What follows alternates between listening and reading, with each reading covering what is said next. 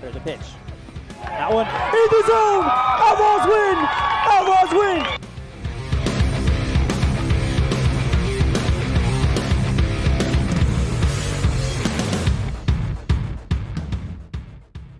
And then there were two. Good afternoon, everybody. Elin Olive and our new voice of the Rich Rebels, Mr. Aaron Poling, coming to you live from the Union broadcast booth here at Ross Kesterson Field. And it's a beautiful day for the final games of the 2022 season, final regular season games for Evanston, as they will get ready to go to state tournament in about 2 weeks' time. Evanston versus Green River in a matchup that has been fun to watch all year and, quite frankly, is a very even matchup. We've got two great games on deck for you. In the meantime, we have our pregame show brought to you by Allstate, the Jones Agency. You're in good hands with Allstate, the Jones Agency. When we come back, we'll have our scene set brought to you by El Paso All-American Mexican Restaurant. After this, on a First Bank of Wyoming presentation of Outlaw Baseball on K9 and Mylocalradio.com. When it comes to protecting what you love, you want an insurance agent that cares more about your world or about what you need. And that's exactly what you get with me, Todd Jones, your Southwest Wyoming Allstate agent. I am an agent who knows what it's like to live in Southwest Wyoming and one who wants to protect our way of life as much as you do. Contact the Jones Allstate Agency today for your free quote, 307-789-1541. Again, that's 307-789-1541. Allstate, you're in good hands. Allstate and affiliates offer products and services subject to availability, terms, and conditions. What do you do when you lose a tooth? Put it under your pillow. Under my pillow. Like a treasure chest so you could put it in. Why do you do that? Because then the tooth fairy comes.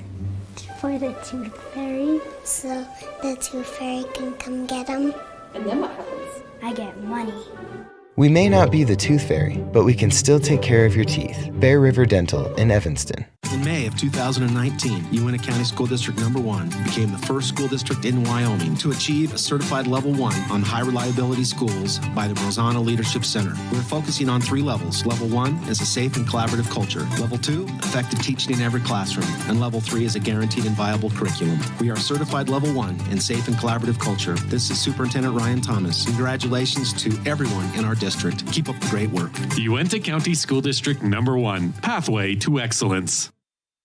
There's nothing better than finding the perfect gift for someone. Whether it's a baby shower, birthday, or anniversary, Ivory and Iron has everything to make gift-giving fun. Come enjoy the beautiful atmosphere, mouth-watering chocolates, and beautiful floral arrangements. Ivory and Iron, 1101 Main Street, Evanston.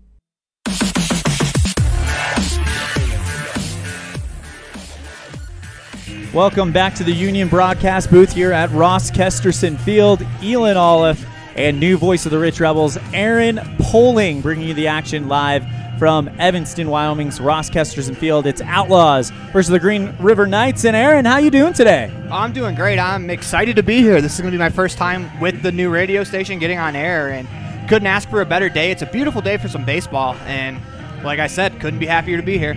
Outlaws and the Knights. This is a team that has been absolutely nipping at each other's heels. It's been fun to watch all year. Let's go ahead and kind of roll through the season series between the Knights and the Outlaws. It started all the way at the very beginning of the season.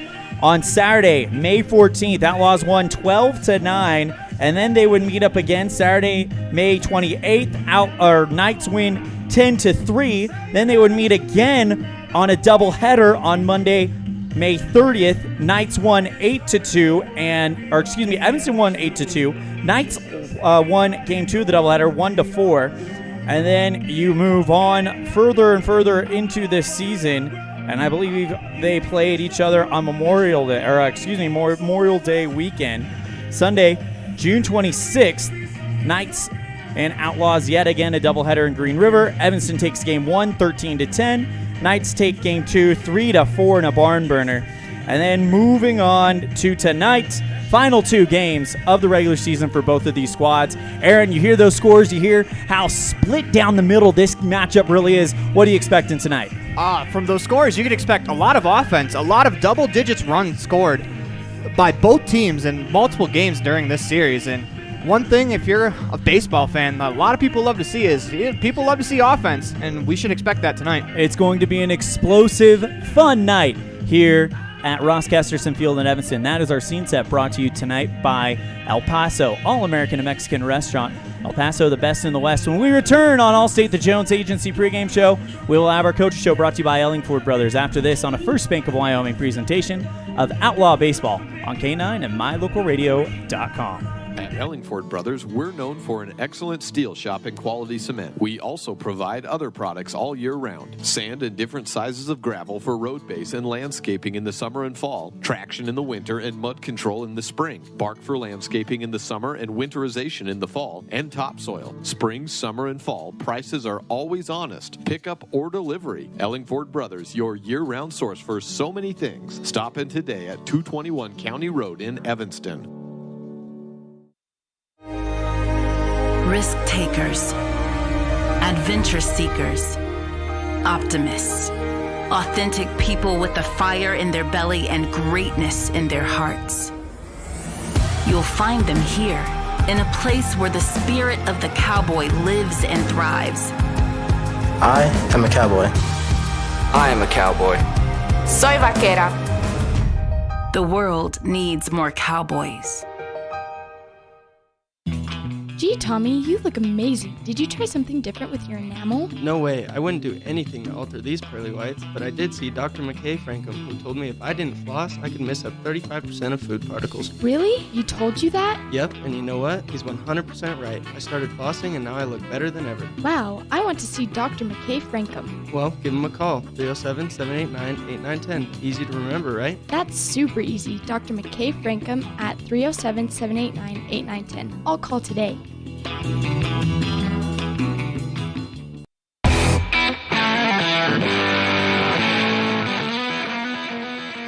Welcome back to the Union broadcast booth. Everything else is just internet. That's Union. Big thank you to them for sponsoring our Outlaws broadcast booth this summer. It's time for our coaches show. We start with coach of the Green River Knights, Mr. Ben Lail. Here's that conversation I had with him shortly before today's game. Here with Green River Knights manager Ben Lail. Coach Lail, for the last couple of years, you guys have been kind of the cream of the single A Southwest, playing really, really good ball. And now you guys come into Evanston. What are you guys looking to accomplish in these final 2 games before the postseason for you guys? You know what? We're going to work on the little things here today. We're going to give some guys some swings that haven't had the chances to swing it very much for us this year, that have grinded for us. We're going to give them an opportunity today. We're going to get back to the basics and try to play the game the right way and just have fun.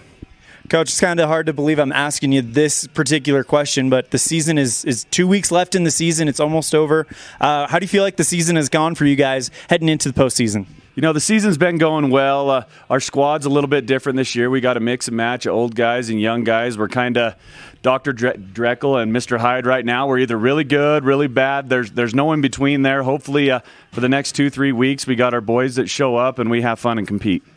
What do you feel like is something you guys are going to have to do today in order to get some wins from the Outlaws this afternoon? I think today and the rest of the season in general, we got to hit the baseball. We hit the baseball. Our pitchers are they're going to throw strikes. They're going to do what we ask them to do. The biggest thing in the game of baseball, you hit the baseball and good things happen. You don't hit the baseball and bad things happen. This is definitely not the first meeting between you guys and the Outlaws. You guys have played quite a few games this year, and it feels like it's kind of gone right down the middle. Anytime there's a doubleheader, it's a split. If it's one game, it's a close game. What do you guys like about coming here and playing the Outlaws? You know, there's a respect thing. Both squads here, we respect each other. We respect everyone's programs, what they're trying to do. Evanston's got a bunch of young kids that are dogs over there. They battle, compete, and it makes my team better. It's just a respect issue. There's good. We get to work on things, both teams, and we have fun while we do it. Now that you guys have seen each other more than a few times, what are some things that when Evanston's on the calendar, you guys are knowing to expect and prep for these games? We expect Hank Allred to hit nukes is what we expect. He's one of the best swingers in the state. He's fun to watch. He's a grinder. I think when he goes, the whole Outlaw team goes. He's a class act, and he represents Evanston really well. We got a lot of respect for him. That's Ben Lael, manager of the Green River Knights. Coach Lael, thank you so much for the time. Good luck tonight. Anything else? No, I appreciate your time and everything you're doing. Thank you. As you heard from Coach Lael in the pregame interview, maximum respect for the Evanston Outlaws, and specifically name dropping Hank Allred, Hammer and Hank, as he has been on a tear lately. Also on a tear, Cohen Morrow has looked absolutely fantastic. Going into the last conference doubleheader, Morrow was a combined 9 for his last 10 and only missed 3, so that now makes him 11 for his last 10 for his last 13, actually. So he's been on quite the tear lately. So Cohen Morrow, Hank Allred, 2 names that we'll definitely talk about a little bit later on in the show. Big thank you to Coach Lael for joining us on the pregame show brought to you by Allstate, the Jones Agency. We're going to go ahead and step aside. When we come back on the Coaches Show brought to you by Ellingford Brothers, we will have Coach Nick Small on a First Bank of Wyoming presentation of Outlaw Baseball on K9 and Mylocalradio.com. As high school sports fans, we know that sometimes you have to drive a long way to get to the next game. If you find yourself on the side of the road, remember that Freeway Tire in Evanston offers service calls and roadside assistance 24 hours a day, 7 days a week. It's a great idea to have your vehicle serviced, tires checked, and oil changed to make sure it's in top shape before your next long drive. Visit Freeway Tire today, your locally owned and operated tire shop. Freeway Tire, 217 Bear River Drive, Evanston. Dealing with computer problems can be frustrating and make you wish for your own personal IT guy. Now, everyone can afford an IT guy. Independent Software Solutions has served customers in Wyoming and Utah for over 20 years. We develop software, handle system and network administration, repair personal and business computers, and sell accessories. Independent Software Solutions is your one-stop computer business solution. Call today, 307-789-1978. Let Independent Software Solutions be your IT guy.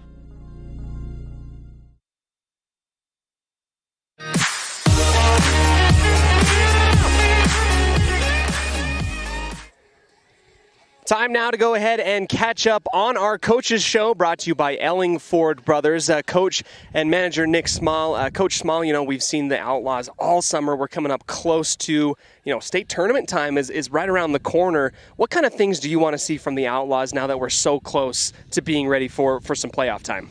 I want to see the routine plays be made, good approaches at the plate, leaving the outs out in the field, and our pitchers hitting their spots. Coach, it's been really fun to cover the Outlaws all year long. What has been one area of improvement that you've seen that you've really, really enjoyed, coaching and seeing with these boys? I think the younger kids coming up, mingling with these older kids, it's been a pretty cool watching these kids bond together this year. Coach, we're going to go ahead and have a double header against the Green River Knights. What kind of relationship do you have with manager Coach Lyle, and what has it been like just coaching against him and just being in the same area with baseball with him? Yeah, Ben's a good dude. He's got a good group of kids over there, and they play good fundamental baseball, and it's a good competitive game every time we play, so it's a good matchup for us.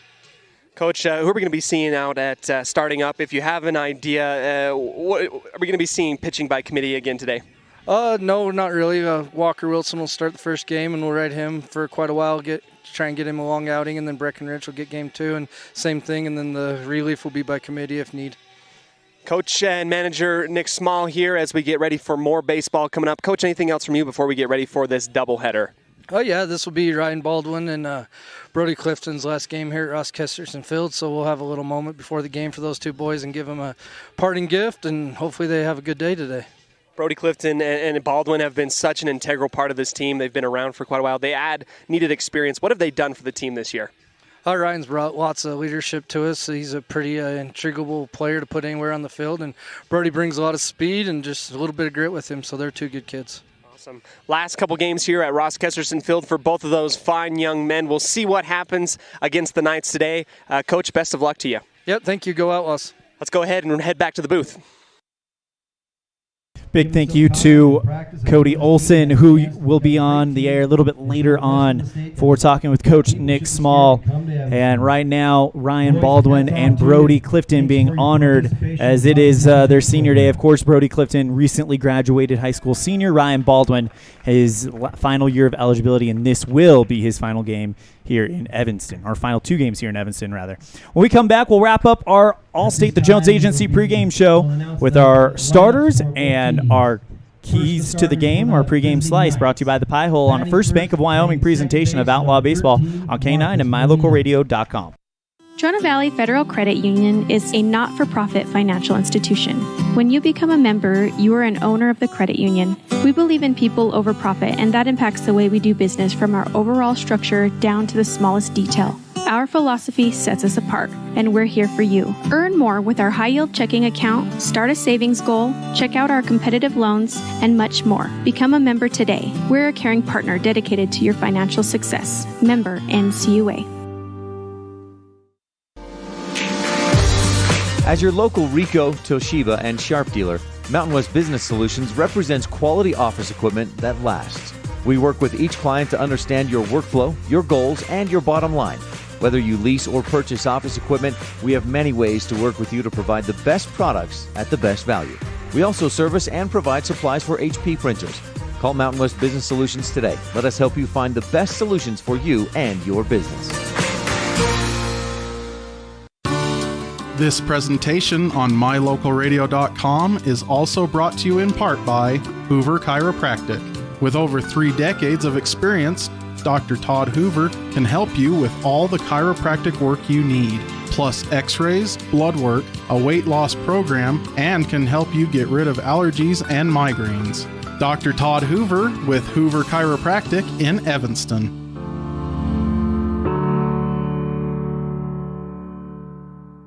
Take a bite into a sweet, delicious fruit pie complimented by the best pie crust ever made when you purchase a pie from the Pie Hole. The menu also includes sandwiches, soups, and salads for lunch or dinner. The Pie Hole, 1023 Main Street in Evanston. Love at first bite. When it comes to protecting what you love, you want an insurance agent that cares more about your world or about what you need. And that's exactly what you get with me, Todd Jones, your Southwest Wyoming Allstate agent. I'm an agent who knows what it's like to live in Southwest Wyoming and one who wants to protect our way of life as much as you do. Contact the Jones Allstate Agency today for your free quote, 307-789-1541. Again, that's 307-789-1541. Allstate, you're in good hands. Allstate and affiliates offer products and services subject to availability, terms, and conditions.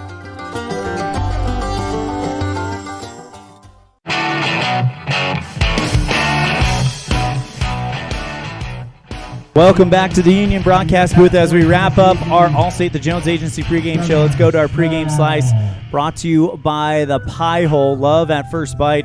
And Aaron Poling, new voice of the Rich Rebels, sitting next to me. And Aaron, when you listen to both of these coaches, one key to the game that seems to overlap is hitting the ball and hitting it well. Yeah, both teams have scored a lot of runs in this series, and it sounds like, listening to both coaches, that sometimes they might not get their best efforts. They might have a bad day, but when the teams show up, they are very evenly matched. That's going to be our pregame slice, brought to you by the Pie Hole. We'll go radio silent for the national anthem.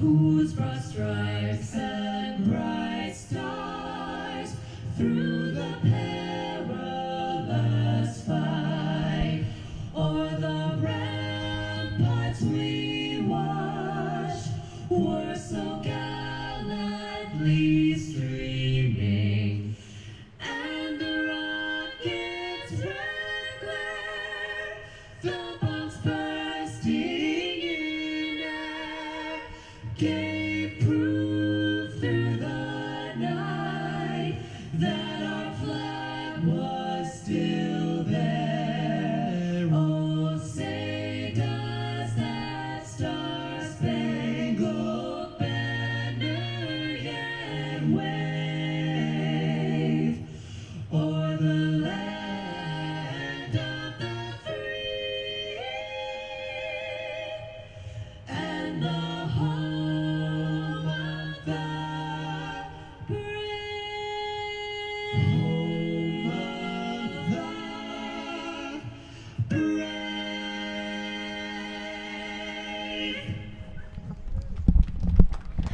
Wrapping things up on our pregame slice, brought to you by the Pie Hole.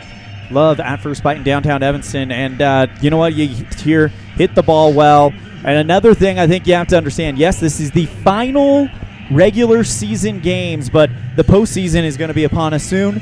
And, of course, both of these teams looking for as much momentum as possible. Aaron, you've been in a situation where you're playing a game before you go into a big tournament.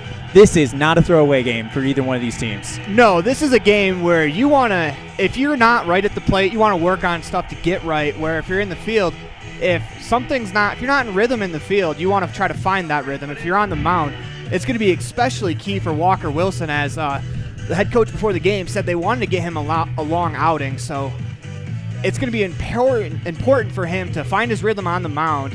It looks like he's a stretch pitcher, and he's just got to get ahead of batters, and that's going to allow him to find a rhythm, and this first inning is going to be key for his outing. That's your pregame slice, brought to you by the Pie Hole. Love it, First Bite. Let's go on and go to our starters here, brought to you by Varsity Inc. Varsity Inc., we're on your team. We'll go and introduce you to the Evanston starter. 40 games pitches, wrong. I had the wrong tab done there. Walker Wilson comes in as the third longest pitcher of the year, 39 2/3 innings pitched, 10 games pitched, 10 starts, a strikeout record of 27, walks 36, and an ERA of 10.41. Those are your starters for Evanston, brought to you by Marcus Molina. Will you turn that cord to where it's pointing up? Brought to you by Varsity Inc. Varsity Inc., we're on your team. First pitch and a swing into left field, and that gets down as Marcus Molina leads off the game with an extra base hit, rounding first and pulling in at second with a leadoff double, and that is not what you want to start off with if you are the Evanston Outlaws. Give credit to Molina. He was not waiting around. He got a pitch to his liking, and he drilled it down the third base line. I'll now bring up Dallin Smith, the left fielder. We'll give you the defensive alignment after the first pitch to him. Wilson delivers inside for ball one. For the Evanston Outlaws, it will be outfield with Cohen Morrow in left, Ryder Wilson in center, Brody Clifton in right. We'll give you the infield after the 1-0.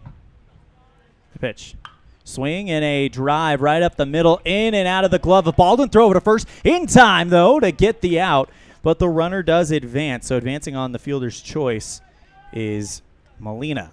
He's over at third. One down for the Outlaws here in the first. Brought to you by Brandon Day with Edward Jones. Good effort there from Baldwin, just to knock that ball down, keep it in front of him, stay with it. He could have panicked, and they still got the out. Key here for Wilson on the mound is to get the next two batters out. You may give up a run, but after a leadoff double, if you can get out of the top of the first inning down only 1-0 after a first pitch double, you'll take that as a coach. Jax Peterson, one of the all-stars on this team. First pitch to Peterson, down low. Great stop by catcher Hank Allred for ball one. Actually, two. Sorry about that. Missed the first pitch. 2 balls, no strikes to Jax Peterson. Ashton Eldridge stands on deck with Quentin Liebelt in the hole. 2-0 on the way. Swing and a pop-up into right field. This one headed towards foul territory, and it'll drop down into the Evanston bullpen. 2 balls, 1 strike. Runner on third is Marcus Molina, who hit a leadoff double to start this game. And anytime you can lead off the game with an extra base hit, that bodes well for getting a run in the opening frame. You can't ask for a much better start there from Molina. 1 pitch, 2 bases. Doesn't get much better than that. 2-1 from Wilson finds the window for strike 2. And we have a ballerina count, 2-2.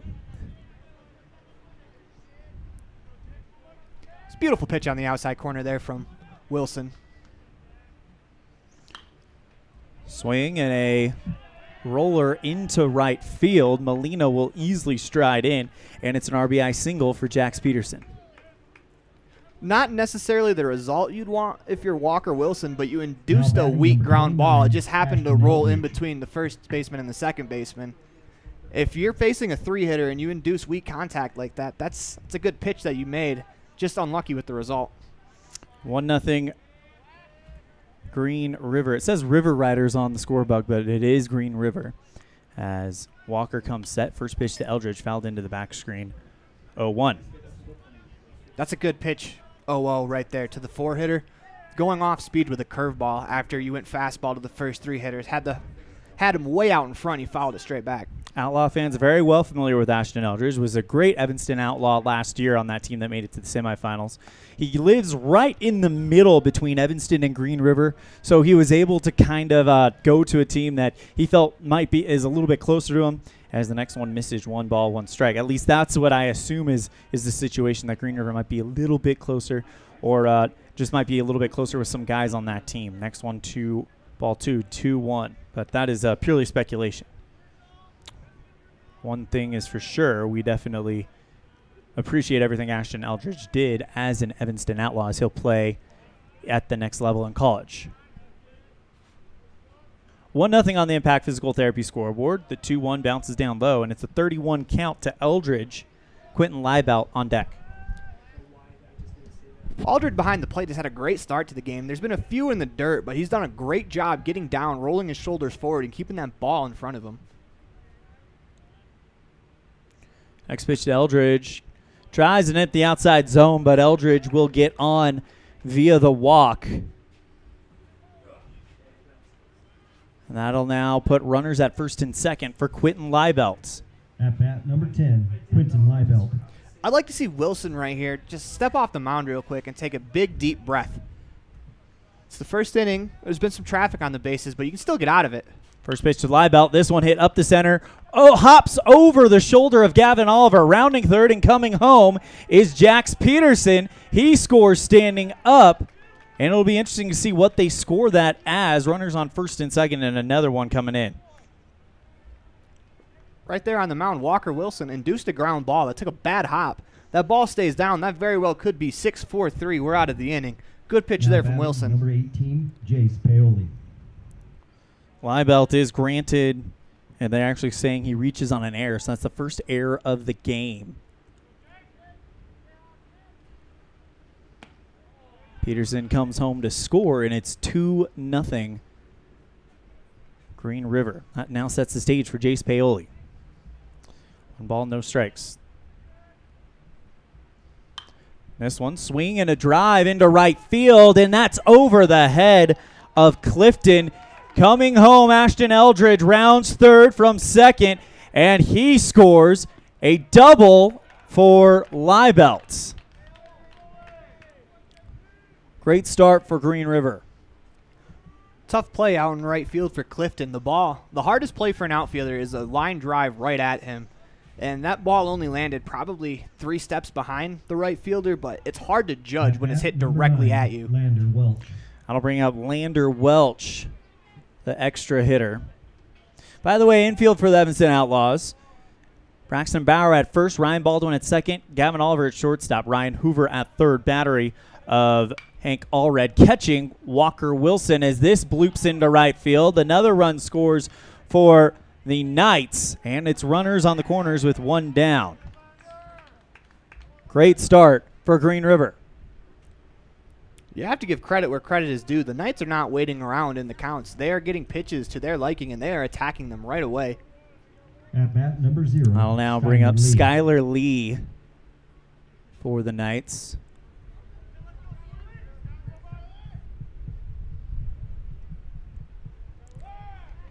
Throw back to first to check up on the runner at first. That is Lander Welch with the RBI single.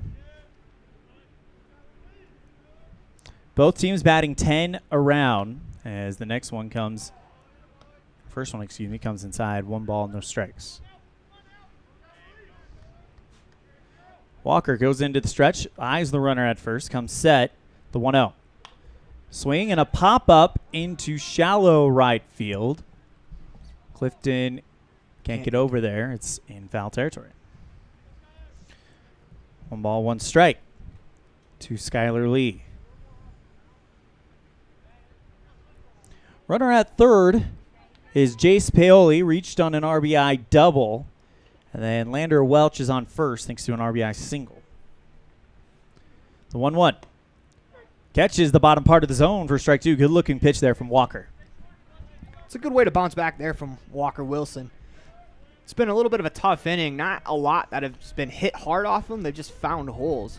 Wilson, the 1-2. Swing and a miss for strike 3, and that's 2 down for the Outlaws. That looked like a beautiful little change piece that had the hitter way out in front.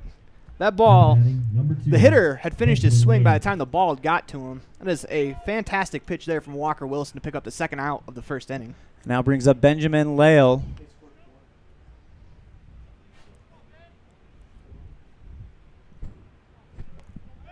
For 4-0 Green River here in the top of the first, brought to you by Brandon Day with Edward Jones. First pitch located outside to Lale for ball 1. It's not a bad miss. Can't get hurt there. You'd rather miss off the plate and down instead of inside and up where the batter can really get a hold of it. If he hits that, he's going to probably pop it up to the first baseman. Wilson checks the runner at first, comes set. Already 22 pitches in this inning. And I think we just got a balk. That is exactly the call. As the runner comes home, it's 5-0, and the runner at first moves to second. I think the umpire called Wilson's shoulders. When he comes into the stretch, he's turned him a little bit a couple times, and this is the first time they caught him doing it. So Bach brings in the runner. All right, second. Swing and a fly ball into left center field. That drops down. Rounding third, coming home, this is Lander Welch. And a RBI single for Benjamin Lale. Once again, that ball was not hit very hard. It just happened to be hit right in between the two outfielders. A lot of tough luck here in the first inning for Walker Wilson. So Lale with the RBI, and that'll bring up Dawson Peters. First pitch to Peterson, down low in the dirt for ball 1. Good hustle behind the plate from Aldred to keep that runner at first. Ball got away from him a little bit, but not far enough where the runner before the runner would test the arm of Aldred behind the plate. Next one finds the zone. 4 strike 1, 1 ball, 1 strike. Looks like we've got a pinch runner at first. Awfully early to bring in a pinch runner unless they've agreed to some type of substitution. Or, catcher. Courtesy runner. Courtesy runner. That's it. 2 balls, 1 strike.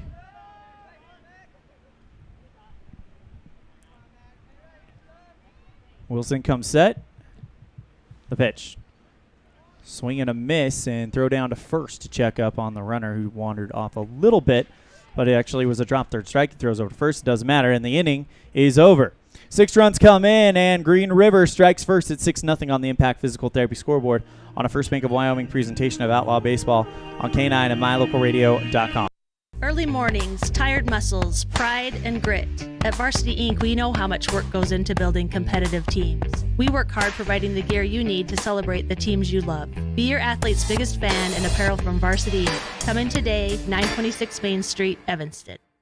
Build your own juicy, mouth-watering hamburgers just like you do at home with 1, 2, or 3 patties at the Down Home Eatery. Also enjoy salads and sandwiches. Down Home Eatery is located on Highway 89. Dine in or carry out. Call 679-2002.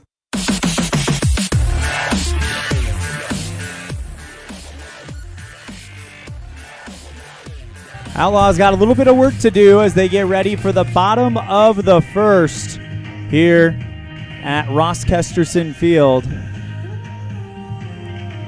As we update the stats here. Tough top half of the first inning for the Outlaws, but they're not out of it. They still have 7 at-bats to go. They can score runs themselves. Oh, yeah, absolutely. And we've actually seen this Outlaw team bring in 6-7 runs in an inning. So Evanston's going to bat 10 around. It'll be Gavin Oliver, Walker Wilson, then Hank Allred bats 3rd, Cohen Morrow bats 4th, Braxton Bauer bats 5th, Ryan Hoover bats 6th, Brody Clifton 7th, Ryan Baldwin 8th, Breckenridge 9th, and Ryder Wilson will be the extra batter. To face Gavin Oliver, it'll be Quentin Liebelt, the pitcher for Green River, with an outfield in left, Dallin Smith, Jace Bailey in center, Dawson Peterson in right.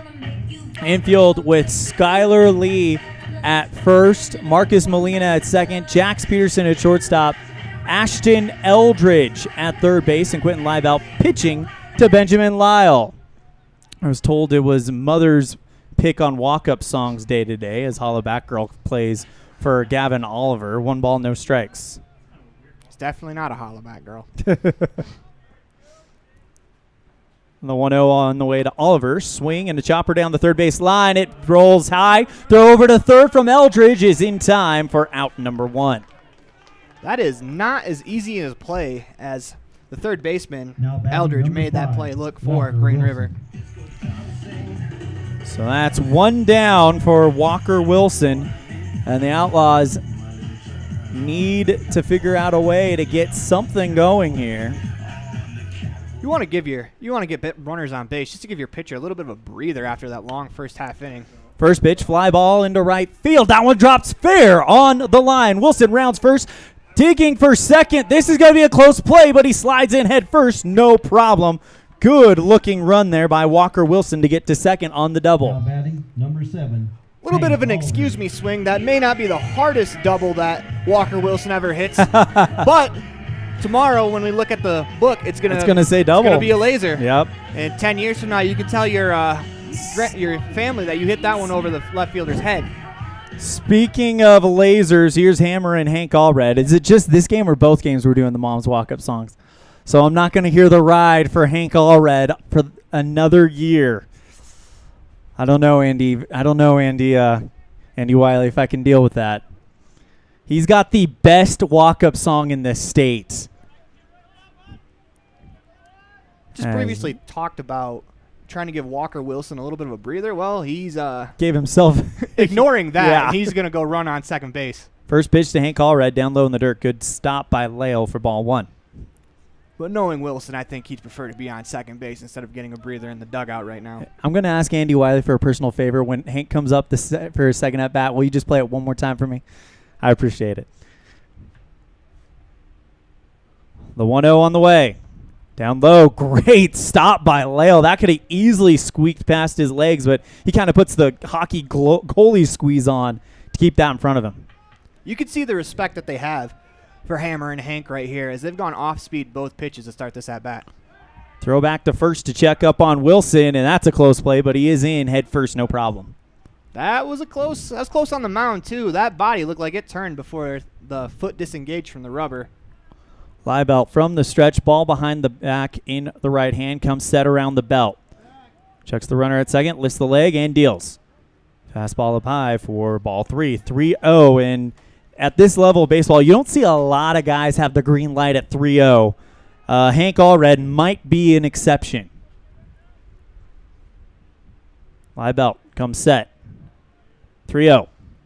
Swing, and that one popped up way high in the elevator shaft. Retreating back is second baseman Ben Arks. That's actually Benjamin Lale playing second. Lale not. I think there might be an incorrect thing there. Anyway, the second baseman makes a great catch for out number 2, and that'll bring up Cohen Morrow. Cohen, who's been on a tear lately. I think it was Molina that made that play at second. Either way, it was a great play by one of the great Knights ball players. First pitch tomorrow, down low for ball 1. Important run out there on second. When you're down this much, just want to scratch across 1 run. If you can hold Green River to 6, but you can score 1 run per inning, you win the game 7-6. The pitch.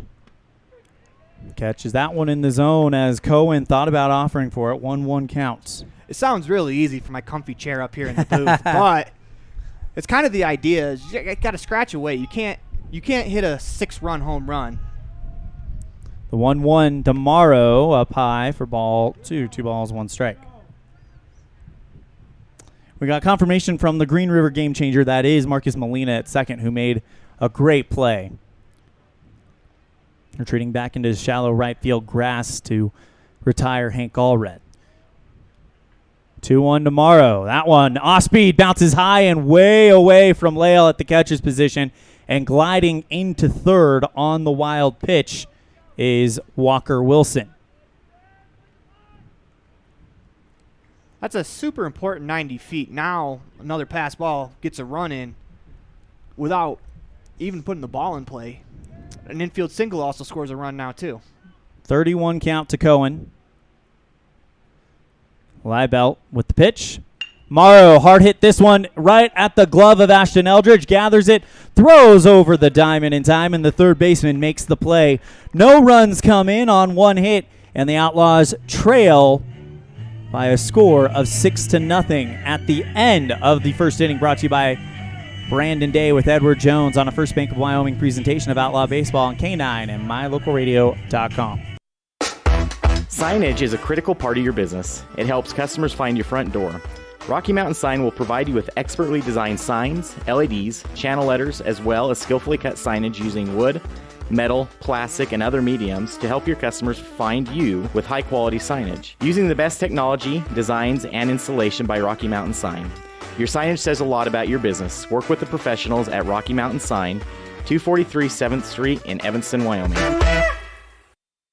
At the Evanston Walmart, you'll find all the tools students need to succeed. Our team is committed to providing quality products and an excellent shopping experience. Stop in today. 125 North 2nd Street, Evanston. Walmart. Save money, live better.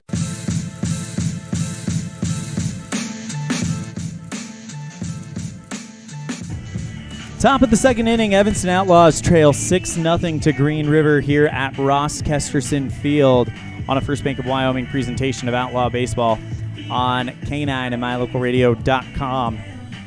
Elin Olive with new voice of the Rich Rebels in Utah, Mr. Aaron Poling.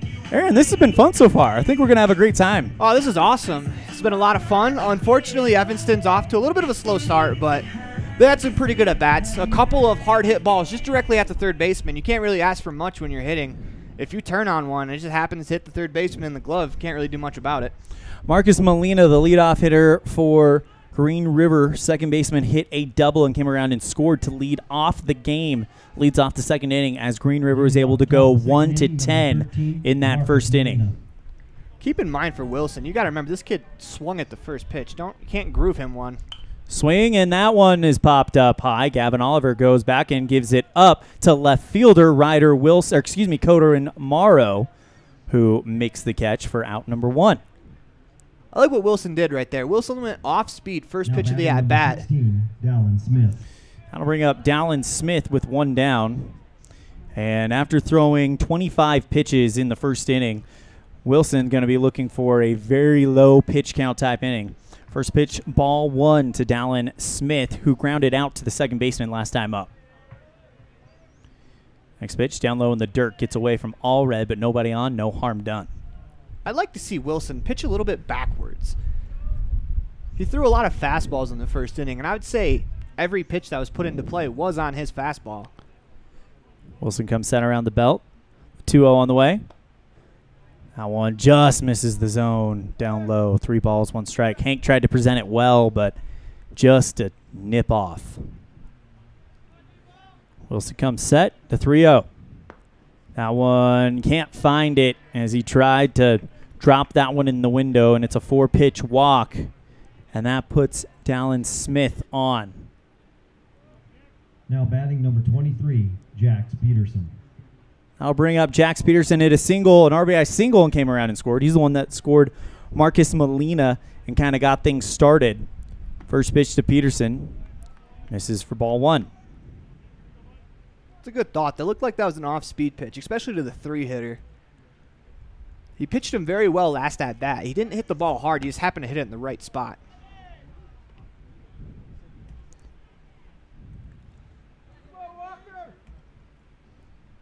Wilson's second pitch of the at-bat is high. 2-0 comes set. Here comes a 2-0 pitch. Ball 3. Yeah, 3 balls, no strikes as that one nearly took a piece of the helmet of Jax Peterson. Wilson, ball behind the back, checks the runner at first, comes set. 3-0 on the way. Catches the bottom part of the zone for strike one. 3 balls, 1 strike. To start. Got to start somewhere. Next one, swing, and that one a roller right at the shortstop and past him. Peterson will reach on the error, and his runners on first and second for the Knights. It's a good swing on that ball, but unfortunately, it was hit at the shortstop. If you can knock that down, that is going to be 2 because of how hard that ball was hit. That ball was past the shortstop before the batter could get out of the box, Peterson. Outlaws trying to look for the double play as they got force at first, second, and third. As it looks like the runner at second, Smith, tying his shoe. Wilson comes set to face off against Ashton Eldridge, who worked a walk last time up, came around and scored part of that 6-run first inning for the Knights. First pitch down low for ball 1. Good snag by Allred. Aldridge's had a great day behind the plate so far. Couple pitches in the dirt. He hasn't allowed one past yet. Runners on first and second. Next one to Allred. Catches the inside part of the zone, and Ashton Eldridge, 1 ball, 1 strike.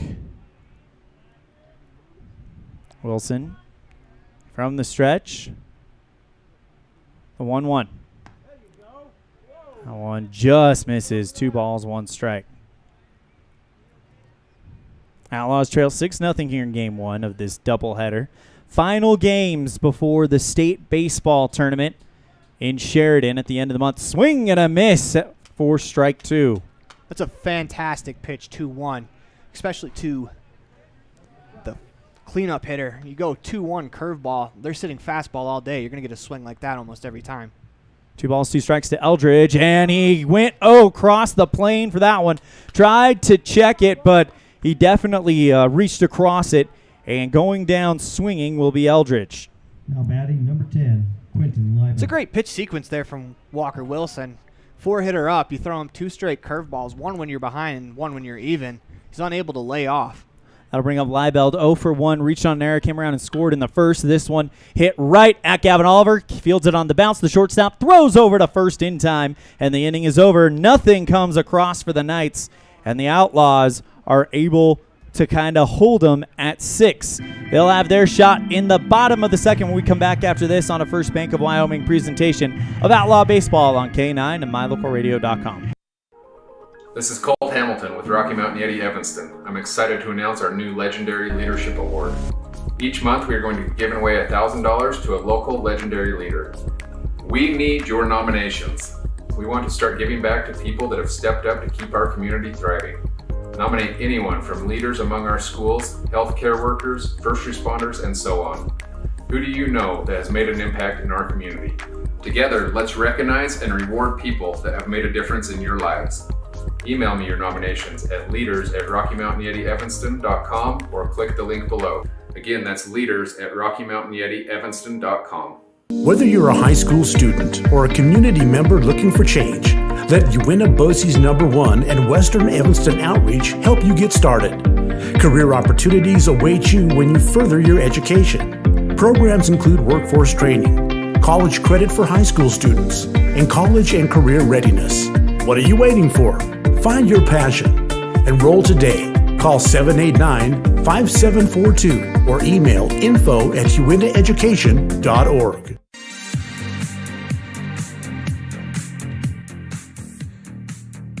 Quinn Liebelt going out for inning number 2 of his shift against the Evanston Outlaws. Evanston still looking for their first run of the game and trail 6-0 after giving up all 6 of those runs in the top of the first. Settled down pretty good defensively in the second inning as Bauer steps into the batter's box. Braxton Bauer, the power hitting first baseman. First pitch from Liebelt to Bauer, way up high over his black helmet for ball 1. I think the Outlaws can take a little bit more of a patient approach here in the second inning. Try to work the pitcher a little more. Make him throw you some strikes. Next one, swing and a miss for strike 1. Bauer definitely trying to drive that one with a swing like that. That's a good 1-0 hack. 1-1. Bauer just a touch behind that one, swing and a miss for strike 2.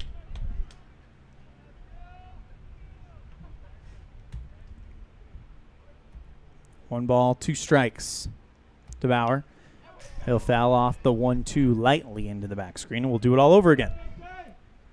It may have been a light foul off, but it's a fantastic one because that was a pitcher's pitch barreling down to the bottom of the zone. The 1-2 to Bauer. Up high, 2 balls, 2 strikes. Bauer trying to work his way back into this one and see if he can get Liebelt to throw him one. Liebelt coming from the windup, glove in front of his face. A la Randy Johnson, kicks and deals the 2-2. That one just misses inside. 3 balls, 2 strikes. This has been a great at-bat to start the inning. No matter the result, this is how you want to start the inning off if you're Braxton Bauer.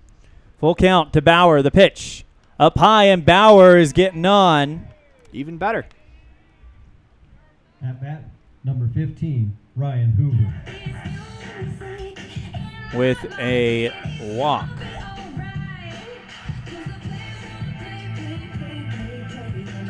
I'll now bring up Ryan Hoover. Hoover, definitely one of the clutch hitters for the Outlaws.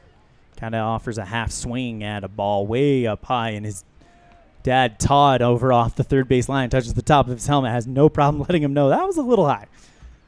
0-1 to Hoover. The pitch from Liebelt. That one inside, 1 ball, 1 strike. Outlaws definitely showing some patience here in the second inning, knowing that they got to get base runners on. The more traffic you can produce against any pitcher, the more likely you're going to score runs, obviously. 1-1 down in the dirt, 2 balls, 1 strike. But there's always that little thought in the back of your mind when there's runners on base that you have to be perfect. And when you try to be perfect, you're not going to be. So look for them to get a pitch to hit here. 2-1, catches the inside part of the zone. 2 balls, 2 strikes. That might have been it because that was a belt-high fastball in the 2-1 count. Liebelt, ball behind the back, checks the runner at first. Comes set, and the righty delivers. Swing and a foul over the third base line, and we'll do it all over again. Good swing there to waste that 2-2, what looked like a curveball that started at the hitter but came back over the middle of the plate. Good swing there to waste it. Liebelt with the 2-2. And takes that one just up high, and it's a full count. Back-to-back full counts to start the second inning. This has been a great approach here from the Outlaws. Evanston trying to get their first wins, trying to snap a 9-game skid. The pitch outside, and it gets away from Leo, but the runners will just hustle over to their assigned bases. Runners on first and second for Brody Clifton, and nobody down. This is a great situation for the Outlaws. Back-to-back, great at-bats. They started off early in the count looking for their pitch, taking hacks at them. And when they got to 2 strikes, they shortened up a little bit as evidence as both players on base fouled off pretty tough pitchers' pitches and were able to work walks. Brody Clifton comes in, his first at-bat of the game.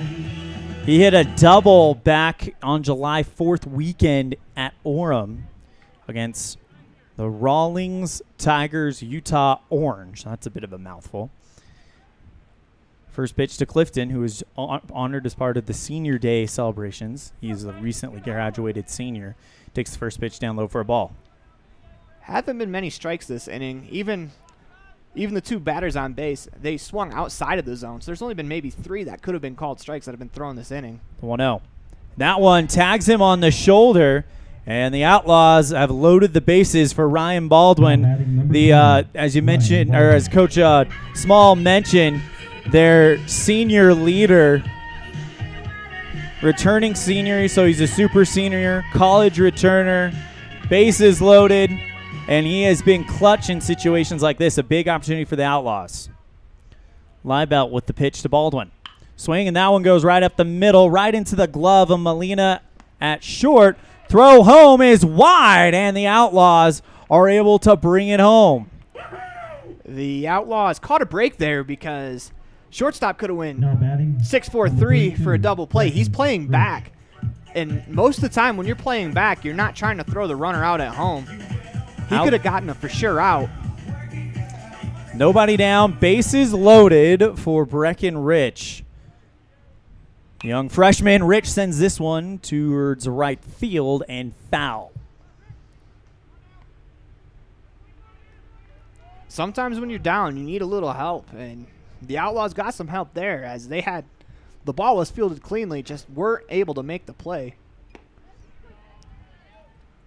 Next one, a swing and a miss. Got a piece of, maybe got a little piece of it.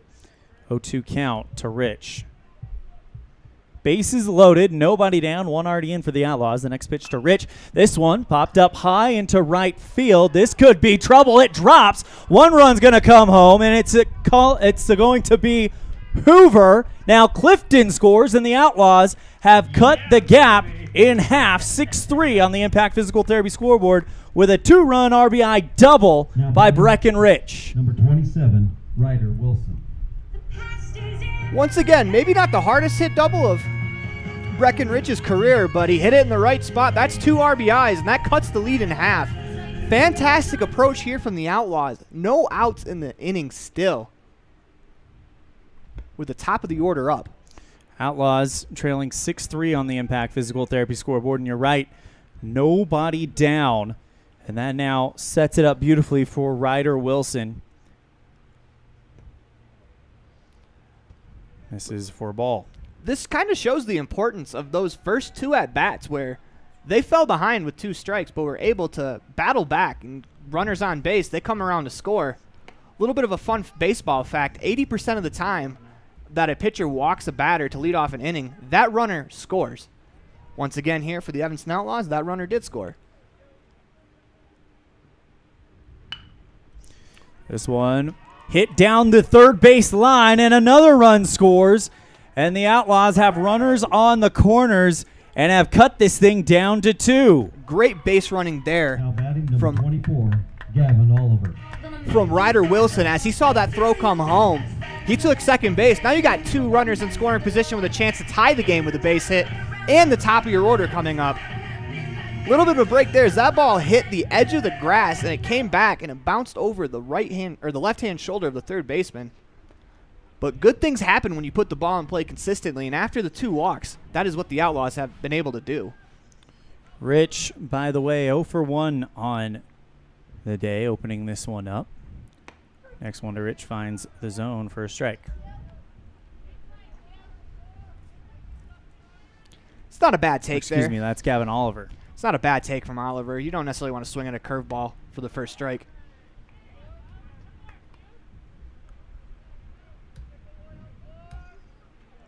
Having trouble with our little scoreboard plug-in that updates the count.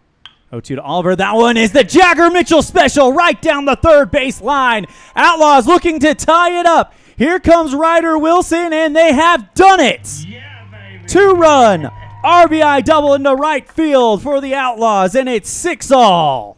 Now batting number 5, Walker Wilson. We go back to the running there from Ryder Wilson. After he had that single, he was able to get himself in the scoring position.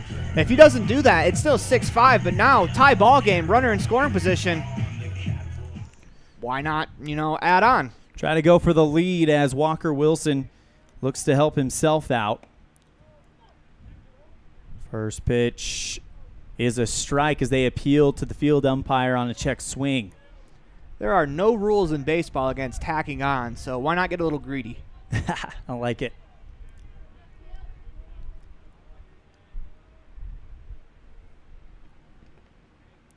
Next one, down in the dirt, 1 ball, 1 strike. Outlaws tied it up, go ahead run in scoring position.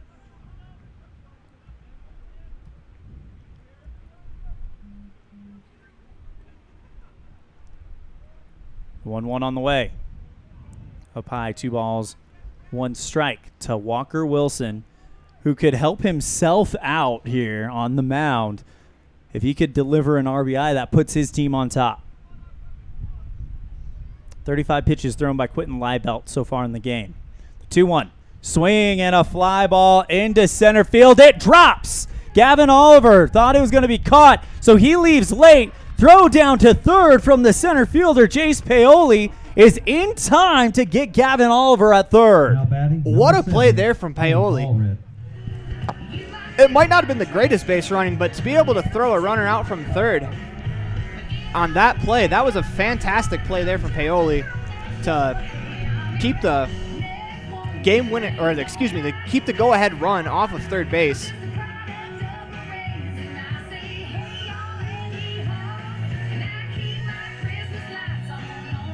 I'll bring up Hank Allred. 0 for 1 today.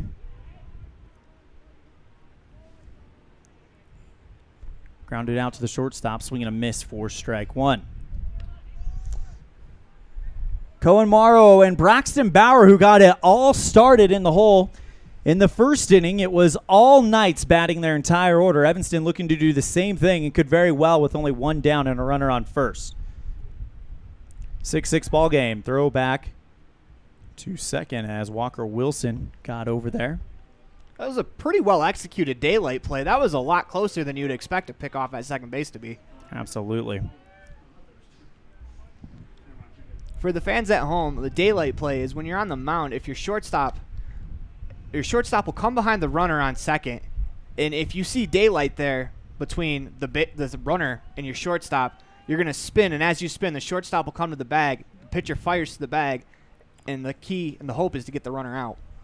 1-1 to Hank Allred after the second pitch misses, and Allred grounds this one into the gap into left field. Walker Wilson is getting the sign, but now puts on the brakes. And runners on the corners for the Outlaws, and now Cohen Morrow will step up to bat. Cohen Morrow. Only one down, and you got to like the chances of Evanston to take the lead of this game. One down, runners on the corners. Could be a big moment for Cohen Morrow. Not a bad decision there from the third base coach to hold the runner. The go-ahead runner. Live out. Comes set, and the pitch. That one outside for ball one. Morrow, the tall right-hander, only a sophomore, will be an incoming junior. Was a big reason why the Evanston Red Devils football team saw the improvement they did, as the 1-0 is an off-speed pitch. Morrow way out in front of that one. Swing and a miss for strike one. With Aldridge stealing second there on the first and third play, you'd like to see the defense maybe do something to try to put a thought into the Outlaws' brains, but they allow the runner to move up. Now it's first and second with the four-hitter up. Swing and a miss for strike two. At one in the dirt.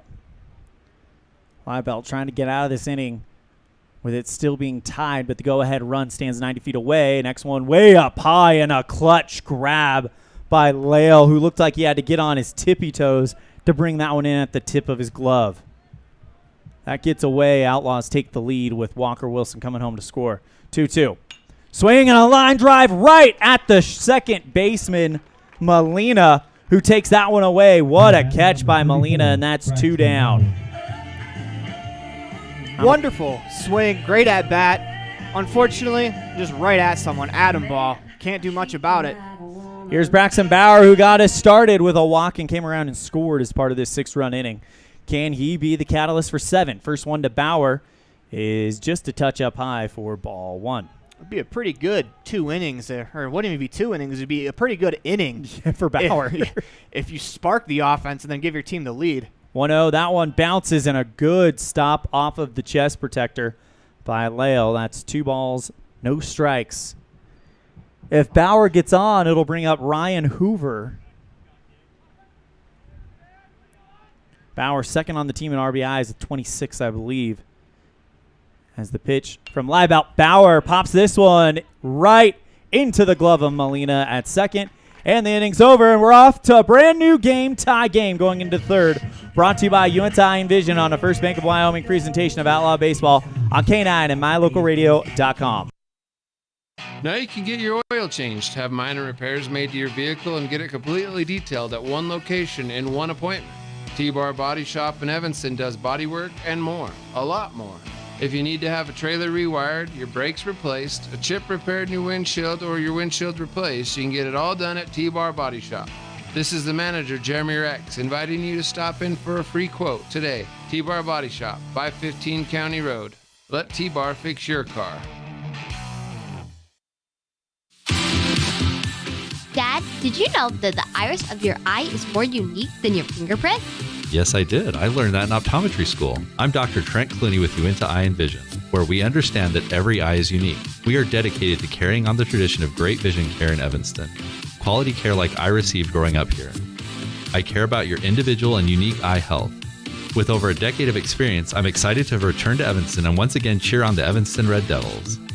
Call my dad at Uinta Eye and Vision to schedule an appointment. 307-789-3937.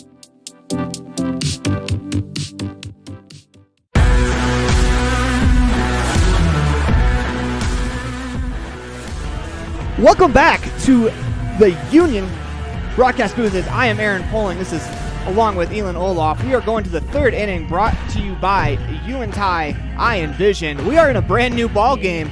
If we would have talked about that maybe an hour ago, might have thought we were crazy, as the Knights have jumped out to a 6-0 lead, followed up by the Evanston Outlaws, erasing that lead in the second inning. Brand new ball game. Walker Wilson, the new breath of life on the mound.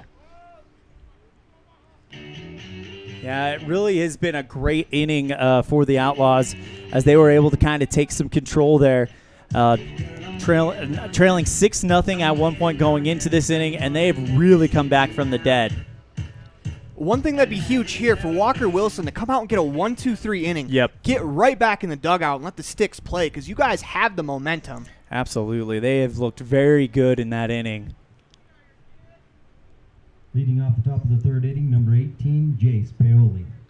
It'll be Paoli, who made a great play in center field. How often do we see this in baseball, Leland, where you make a great play in the outfield, and you're going to lead off the next inning? Paoli fouls that one just over the press box.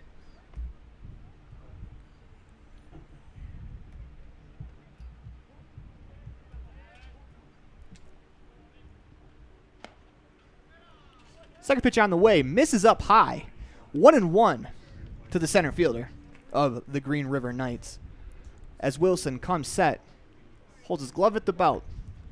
1-1 on the way is fouled off of the umpire. And we're going to take a second, as the ump's going to walk that off. That looked like it caught him right in the shoulder. As the catcher, this is a great move here from Hammer and Hank Aldred, as he walks the ball out to his pitcher just to give the batter, or just give the umpire some time to maybe walk that one off. Yeah, that's never a good feeling at all. It kind of makes you feel a little bit off if you're an umpire. And Jason Mitchell, he's one tough customer, so you know that did not feel great. Great move there by both managers coming out to check to see if the umpire was okay. Give him some couple extra breaths. We have light, so light is not a factor. We'll be able to play all night. Let the ump get some time. Absolutely. We're all set to go. Wilson's 1-2 pitch swung on and missed. He got him on strikes. First out of the inning. Huge at bat there from Walker Wilson as he punches out Paoli to start the top of the third inning. Absolutely. And now Evanston trying to figure out a way to kind of to establish some momentum here. They're currently tied. They were down 6. Swing and a drive out into the center field. That's going to be a single with one out here for Welch. Welch on first base. That'll bring up Lee, the first baseman. Number 0, Skylar Lee. Skylar Lee will hit with a runner on first, one out. Let's see if maybe the Knights will try to start the runners. They haven't done much. They haven't done much on the base paths to try to manufacture some runs. First pitch strike to Lee, 0-1. Wilson's working at a pace, though, where it's hard, if you're a runner, to get a good jump. Holds the ball, comes set. The 0-1 pitch is a ball, 1-1. Another thing that Wilson has done a good job of on the mound is holding the ball in different intervals. Yeah, he's not tipping his pitches at all. It seems like there's no giveaway. He's mixing things up. Might have done it a little bit too much, like you talked about earlier with the shoulders on the balk. But, yeah, he's done a really, really good job being really deceptive. Comes set. The 1-1 pitch. It's a ball up high, 2-1. A seagull has decided to join the festivities on the field as he is flying around. We come set. 2-1 on the way. Is a beautiful pitch on the outside corner. 2-2. Doesn't get much better than that from Walker Wilson. Good-looking breaking ball from the right-hander. Wilson, by the way, 4 strikeouts to only 2 walks, and that has been kind of a key to victory for the Outlaws all year long, is limit those walks. And there's strike 3 right down the front. Right down the front. Beautiful pitch. Now batting number 2. It's a good bounce back there from Wilson as Benjamin Lale.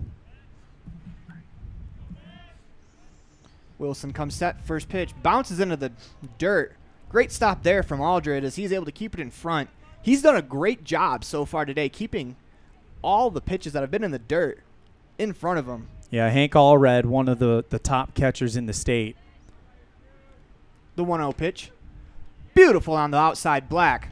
1-1 to Lyle. Lale, by the way, 1 for 1 on the day with a single. In that first inning where Green River got all their runs. The 1-1 pitch is high. 2-1 to the 9-hitter of the Green River Knights. Normally that would be the bottom of the order, but today both teams electing to bat 10, so we have an extra hitter. 2-1 pitch misses up high, 3-1.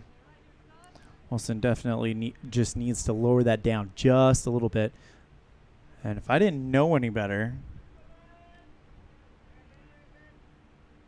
Well, do you know better? I don't know. It looks like Cohen Morrow and Gavin Oliver has switched places as that runner is. on first is on the move. Throw down to second, not in time. That's going to be a stolen base for Lee.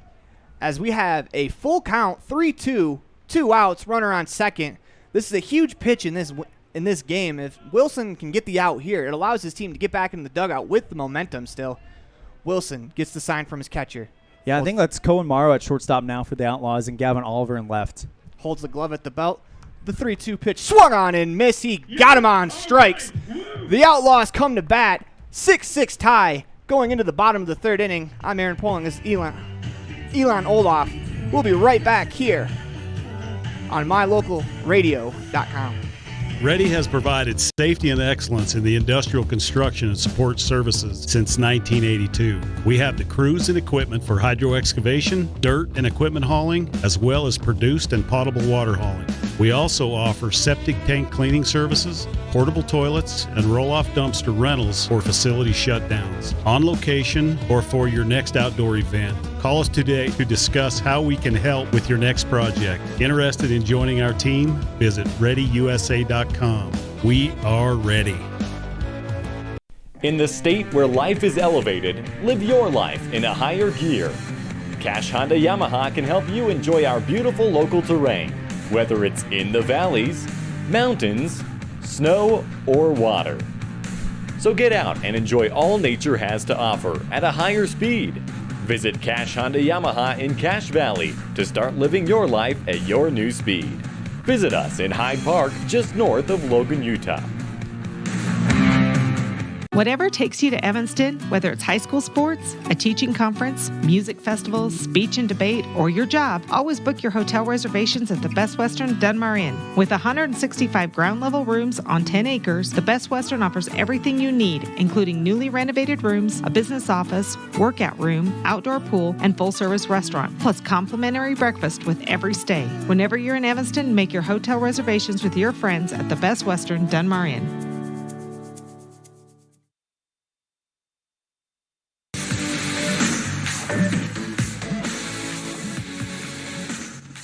Both coaches are now hoping that both teams can clean it up. Evanston allows 6 runs in the bottom of the first, and then Evanston scores 6 runs against Green River in the bottom of the second. As we go to the bottom of the third, brought to you by Uinta Eye and Vision, as the first pitch to Ryan Hoover is fouled off for strike 1.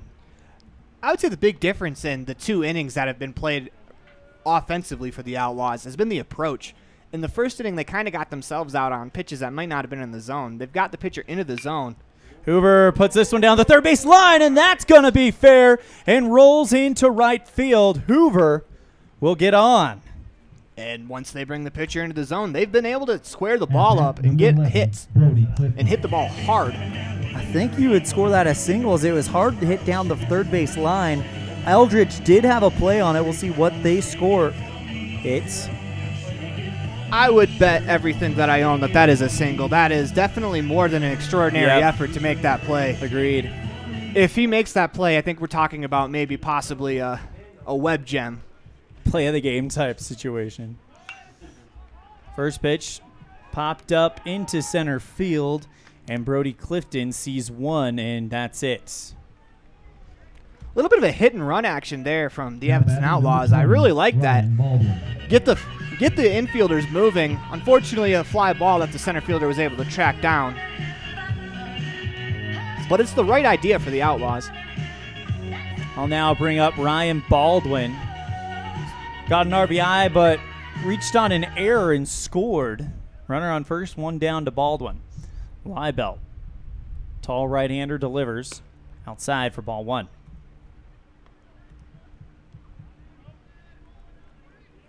Let's see if they put the runner back into motion. One out here. Try to get a runner in the scoring position. Throw back to first to check up on Hoover, and he's back in time, no problem. Pitchers typically have 2 or 3 different pickoff moves. I would say that was probably the A move, as it was quick feet and quick arm there from the Green River pitcher. Liebelt delivers, and that's a liner right back to Eldridge, and they throw over to first to get Hoover. No problem. I don't think Hoover knew that ball was caught as he was hustling to second. Eldridge with a nice heads-up play just throws it over to first to tag up Hoover, and that's the end of the inning. It's still tied going into the fourth on a First Bank of Wyoming presentation of Outlaw Baseball on K9 and mylocalradio.com. Whether you're working with a realtor or you're selling your home by owner, the title company you choose really matters. They handle all the research to make sure there aren't any bad surprises like hidden liens, unpaid taxes, forgery, easement restrictions, or access issues. At First American Title, the staff has a combined 140 years of experience and a 98% excellent customer service rating. Make the right choice. Choose to close with First American Title, 1048 Main Street, Evanston.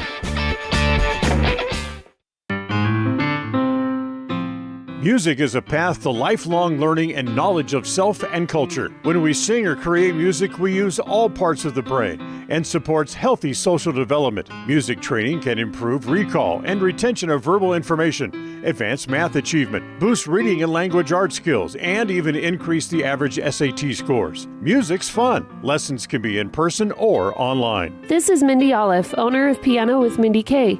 I teach students from 3 to adult.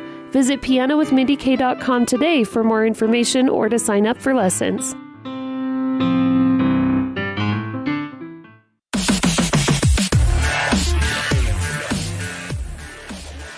Top of the fourth inning, and the Evanston Outlaws and Green River. Well, looked like a blowout for one side, and then Evanston said, you know what, we'll just pick up 6 of our own, and now it's a brand new ball game. 6-6 on the Impact Physical Therapy scoreboard.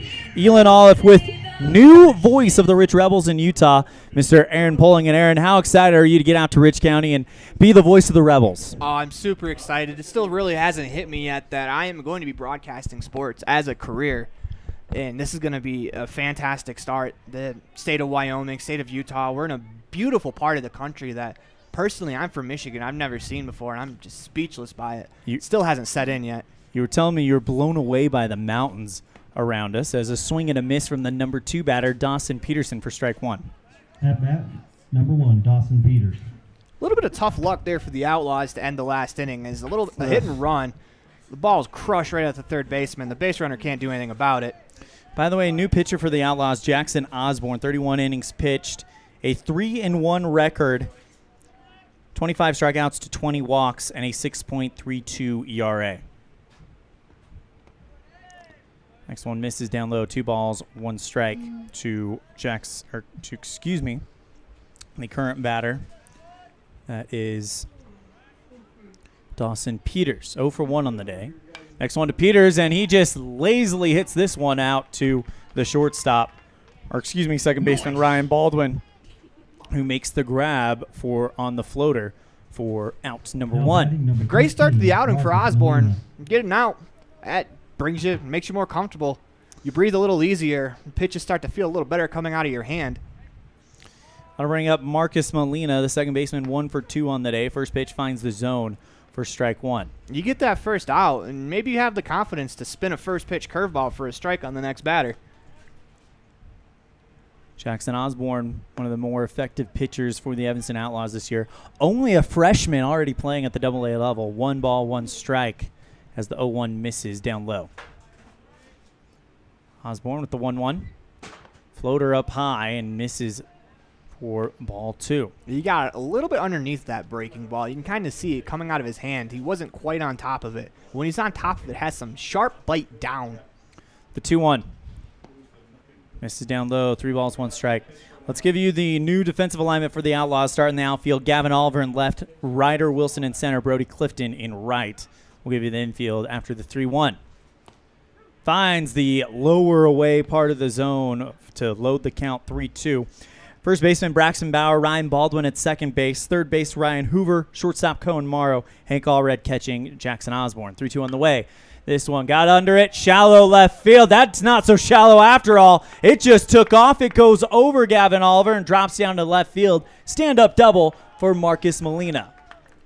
Came with a full count breaking ball there, and some of the dilemmas you run into with a curveball is the spin on the ball when it hits the bat. It does something funny and explodes off the barrel. And I think that ball carried a little further out to left field than I think most people in the ballpark thought. It looked like it just kind of got under it and just floated and floated away. That'll now bring up Dallin Smith. 0 for 1 on the day, swing and a miss for strike 1 at the first one. A little help never hurt anyone as the batter goes after a pitch that's probably about his throat high. Osborne, ball behind the back, kind of juggles it around, comes set around the belt. The 1-1, excuse me. That one down low, now we're 1-1. These are the final games of the regular season for both these teams. Green River will host the regional tournament next week, and Evanston will head to the state tournament in Sheridan, 25th through the 29th, I believe. The pitch, and getting under that one, Smith.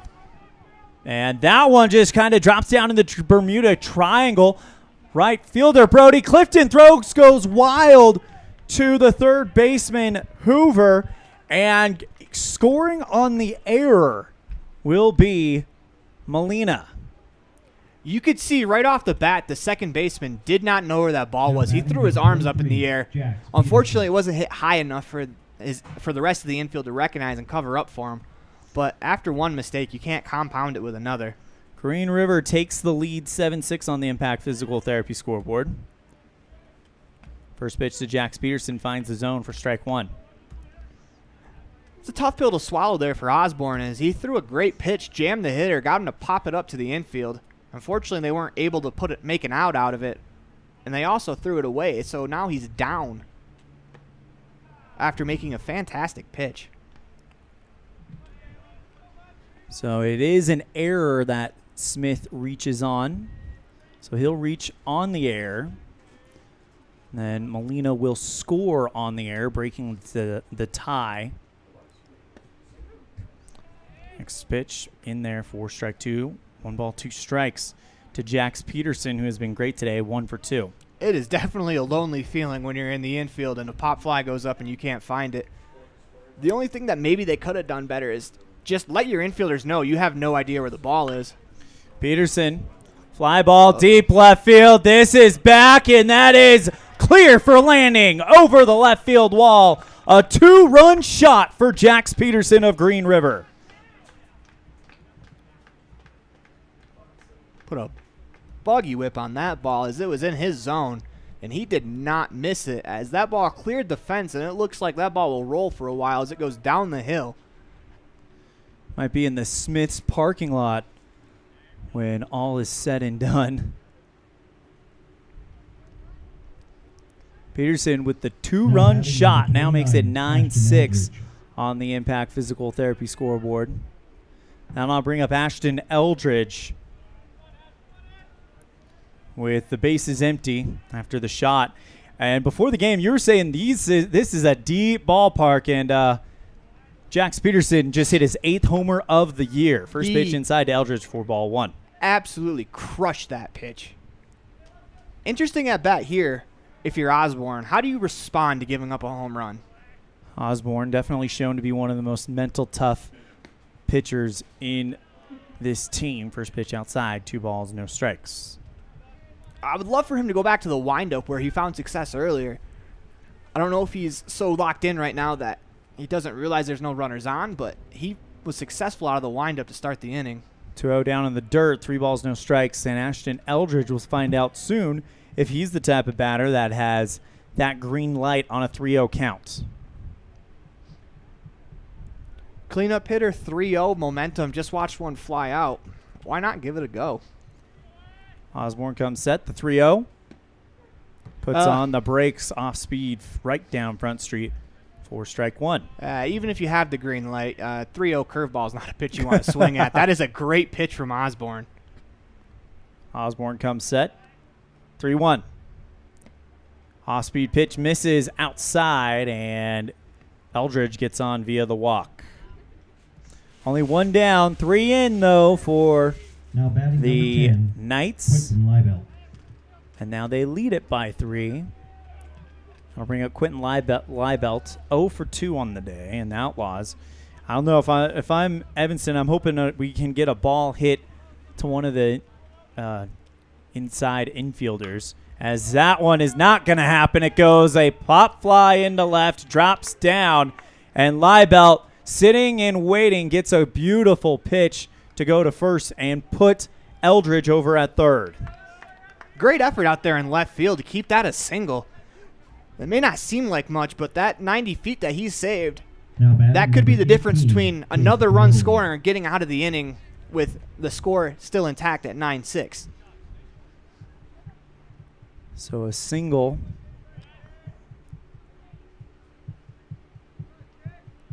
for Quentin Liebelt. First pitch to Jace Paoli, a strike for strike 1. If you're Osborne here, you just got to focus on getting the next 2 hitters.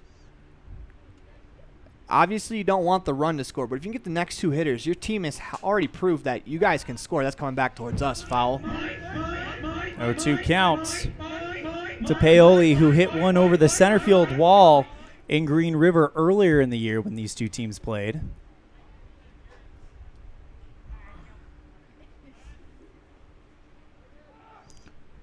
Swing and a miss for strike 3, and it was a attempted steal also at the same time where that sees Liebelt get over there. So 2 down. That was a great breaking ball. That one he definitely got on top of. That started about thigh high, and by the time it got to the plate, it was out of the zone.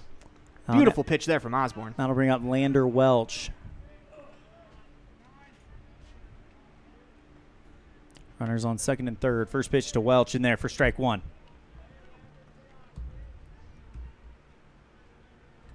This is a big at-bat in this game. If you can get out of it, only down 3, your team scored 6 in 1 inning. 3 should be fine to be able to get in the next 3. Osborne with the 0-1. Got under that one, and it's going to go out of the field of play and just drop down to the left of the Outlaws bullpen. But most importantly, it goes down as a strike. He's got him right where he wants him. It's 0-2. Let's look for Osborne to maybe play around a little bit. Don't necessarily throw something in the strike zone. See if you can get the batter to get himself out. Do you a little bit of a favor. Welch, hot batter, 2 for 2 so far in the day with 2 singles. The 0-2. Breaking ball in the dirt. Good stop by Hank Allred to keep it in front of him.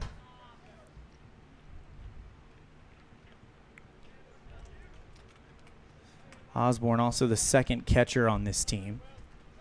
When you're throwing it out of the zone, you still got to make it a competitive pitch where the batter really wants to get at it. 2 for 2. He's feeling great. He's going to be a little over-aggressive here. If you can throw the same curveball you threw to end the last at-bat, you might get him. 1-2, fouled into the screen. As he was way late on that one and just kind of made contact to stay alive. He'll do it all over again. 1 ball, 2 strikes. I don't think this batter should see another fastball this at-bat. That pitch, he jumped out of his shoes at it. If you can throw a breaking ball right here, you'll get him. 1-2, off speed. Good hold off by Welch. As that one goes down low, 2 balls, 2 strikes. Osborne got the whole entire body except for the hands, and the hands are the ones that matter. He was able to hold off, but you could tell he wanted to go after that pitch. 2 balls, 2 strikes to Lander Welch. He's 2 for 2 on the day so far, and a fastball fouled into the back screen. We'll do it all over again. By the way, Osborne already 31 pitches thrown. I believe this is the first inning he's taken over as well, so definitely laboring out there, but he's been effective. Only 3 runs coming in for Green River, and Evanston brought in 6 earlier, so that is definitely not outside the realm of possibility for Evanston to get back. Top of the 4th, 2 down. Runners on 2nd and 3rd. 2-2. That one finds the zone, and he goes down looking. Osborne gets the strikeout he was looking for, and that is the end of the inning. We're off to the bottom of the 4th on a First Bank of Wyoming presentation of Outlaw Baseball on K9 and mylocalradio.com. The best place to stay when you're in Casper, Wyoming is the Come On In Hotel and Suites. This beautiful log hotel offers 5 hot tubs, 1 pool, a fitness center, and fabulous indoor atrium. Offering jacuzzi and fireplace suites, the guest rooms are comfortable and relaxing. Plus, every stay includes a delicious extended continental breakfast. Whenever you're in Casper, stay at the best place. Come On In Hotel and Suites. Come on in today. Come On In Hotel and Suites, Casper. What do you do when you lose a tooth? Put it under your pillow. Under my pillow. Like a treasure chest so you could put it in. Why do you do that? Because then the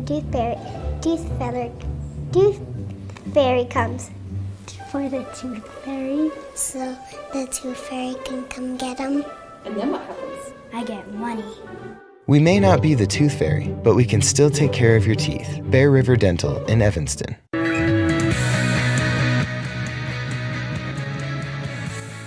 Breckenridge, Ryder Wilson, and Gavin Oliver due up in the inning for the Outlaws here in the bottom of the 4th. 6-6 the score in the Impact Physical Therapy scoreboard. Breckenridge. As Brecken comes in 1 for 1 on the day, an RBI double. That really helped things roll for Evanston. Liebelt back out there for inning number 4 of his shift. First pitch to Rich. Swing and lines that one down the third base line, but just goes foul.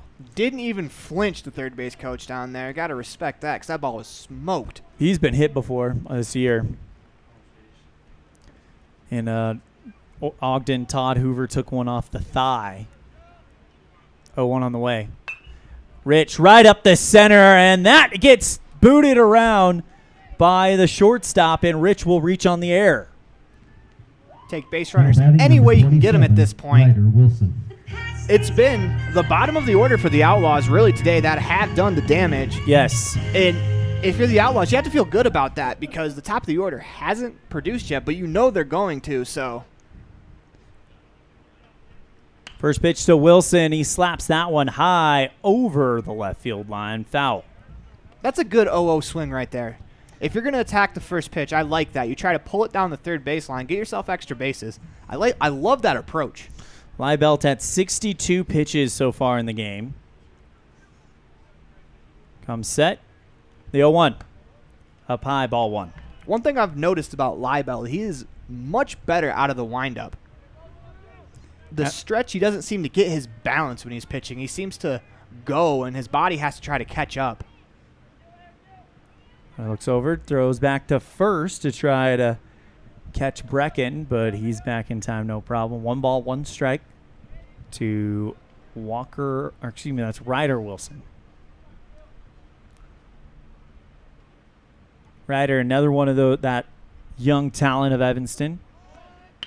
And he sends this one right in the gap between second and third. Brecken puts on the brakes, and the Outlaws just go 1 base at a time. Runners on first and second for Gavin Oliver after the single by Ryder. A little bit of small ball there from the Outlaws. That's the hit and run. The shortstop vacated his position, which I don't think he needed to do that. Usually the second baseman covers on a steal of second when there's a right-handed batter. The shortstop vacated, and that ball was hit right where he was for a single. Oliver with a chance to get the Outlaws back on top. First pitch to Oliver, breaking ball, swing and a miss for strike 1.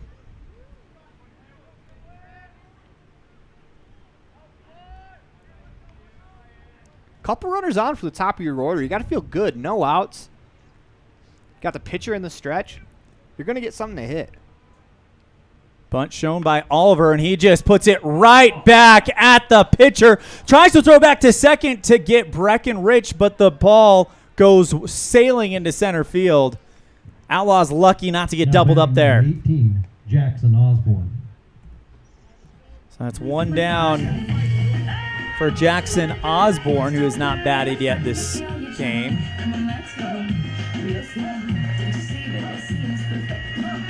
You love the idea of a sacrifice bunt because then your 2 and 3 hitters, especially with Aldred at the plate, maybe 2 outs, but if the runner on second and third, once again, that's another situation where the Outlaws will take that every single at-bat.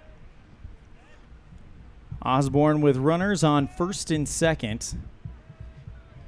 1 ball, no strikes. We may have to ask Oliver, but it almost looked like he was trying to bunt that over the pitcher's head for a hit. 1-0 on the way. Swing, and that one over the pitcher's head and gloved on the bounce by the second baseman. What a play by, that looked like Molina, who was able to glove that one in, but he's just a little bit too late. And now bases loaded for hammering Hank Allred, who is due to do something big. Key for this at-bat for Aldridge, stay within yourself. You're a great hitter. Don't have to press. First pitch to Hank, in there for strike 1. I like that take, especially as a great hitter. That take on the outside corner, you're not gonna really want to try to drive that pitch. You want something more in the zone for you. Allred takes the off speed right down Front Street for strike 2, 0-2 count, and Hank's going to have to put it on here. Liebelt, the 0-2 to Hank Allred.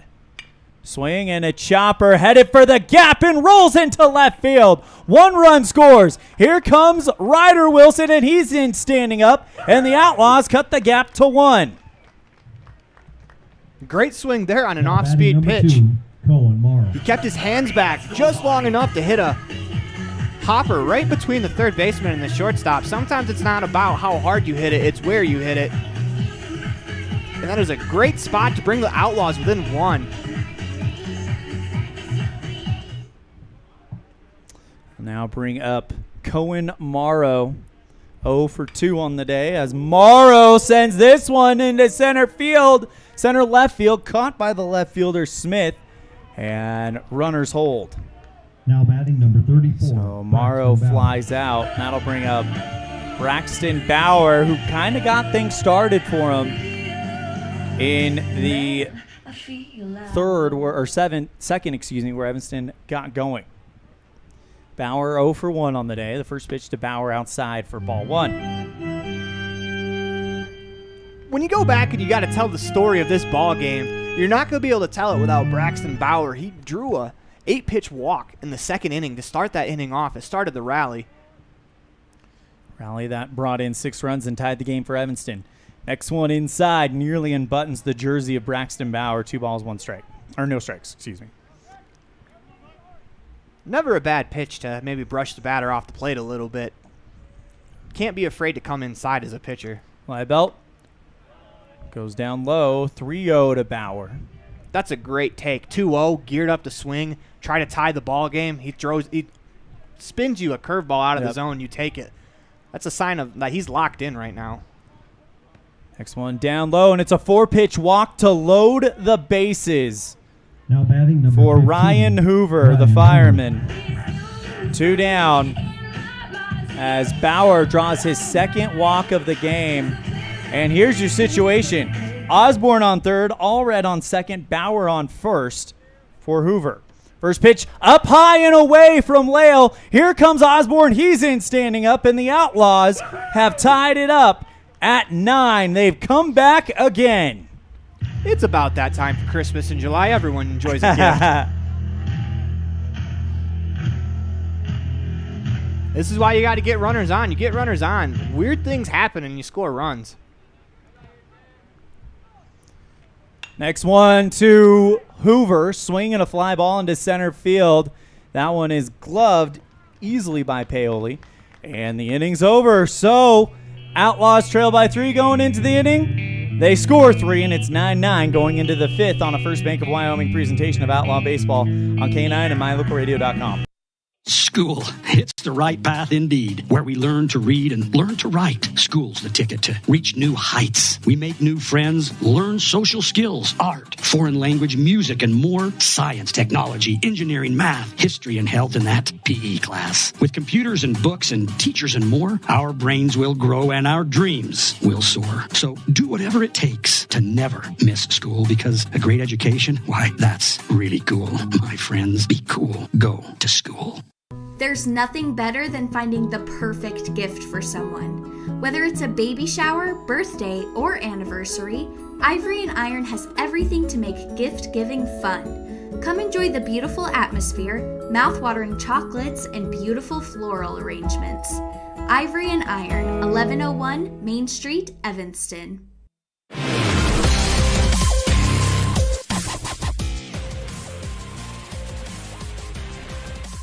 Well, Green River started with 6 runs in the first. Evanston responds with 6 runs in the second.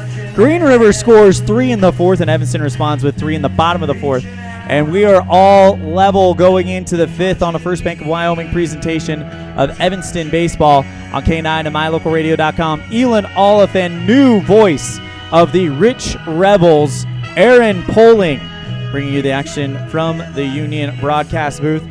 We'll bring you the action of Game 1, and then Game 2, it'll be Dan Hubbard and new voice of the Bridger Valley, Dennis Bedwell, with Cody Olson in Game 2. So you guys get a chance to hang out, spend some time with our new voice of the Bridger Valley, Dennis Bidwell. And Aaron, I've hung out with you. I've hung out with Dennis for the last couple days. I think we've got a with adding myself, Dan Hubbard, and Cody Olson, I think we've got a very strong sports team here at My Local Radio Sports. I am super excited about this team and the small amount of time I've spent with you guys. We've got great people, great sports minds, very good play-by-play broadcasters, and I couldn't be happier to be here.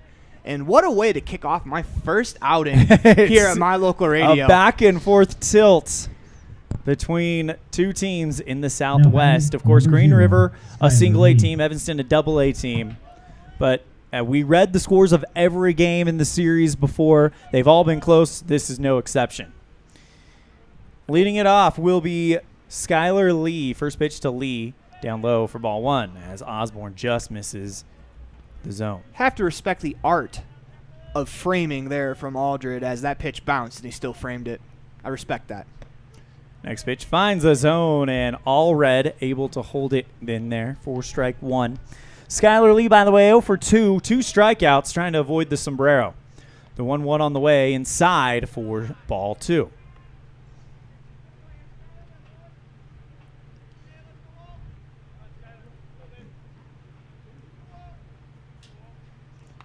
Next one, swing and a miss. That one into the back screen.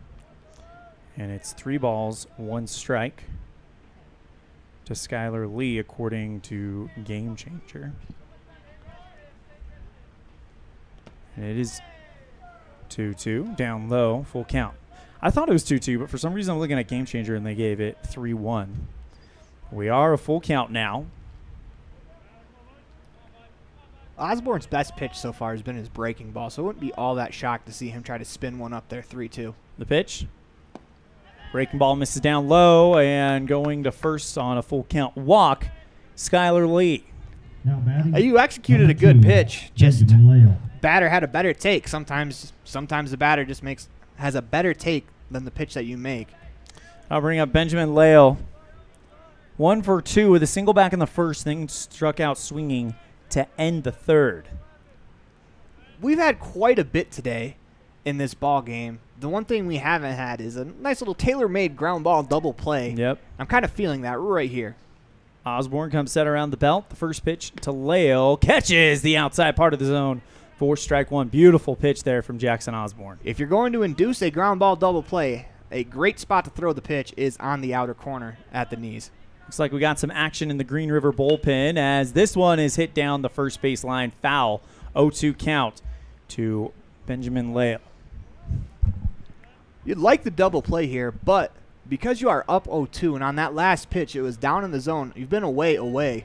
Maybe if you try to sneak a fastball about shoulder high on the inside corner of the plate. Next one misses just barely. 1 ball, 2 strikes. Looks like Osborne was thinking along the same lines as I was. Just the batter was able to hold off. Good pitch there. Dallin Smith in the bullpen right now for Green River. The 1-2 outside. 2 balls, 2 strikes to Benjamin Lale. That was a nasty hook. Lale's body gave up on that pitch. And the only reason it was not a strikeout is because it was off the plate by a couple inches. Great pitch there from Osborne. 2-2. That one catches the zone right down Front Street at the letters of the jersey. And Osborne gets the strikeout via looking. 5, Casey Clark. That is a beautiful sequence on the mound from Osborne. He started off with 3 straight fastballs, showed him the curveball, and then froze him with another fastball. I'll now bring up Dawson Peterson. First pitch to Peterson. Swing and a miss for the left-hander for strike 1. Scratch that. That's number 2, actually. It is number 5. Casey Clark. Had him waving at that pitch. 0-2 again. Once again, don't have to give him anything too good to hit here. See if he can get have the batter get himself out. Next one misses. 2 balls, 1 strike. There is never anything wrong with trying to go above the shoulders with an 0-2 pitch. You can get a lot of swings and misses up there.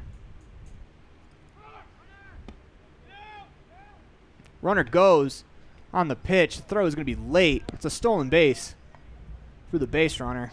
So Skylar Lee makes it over to second on a stolen base. 2-2 count. Let's see what Osborne goes with right here.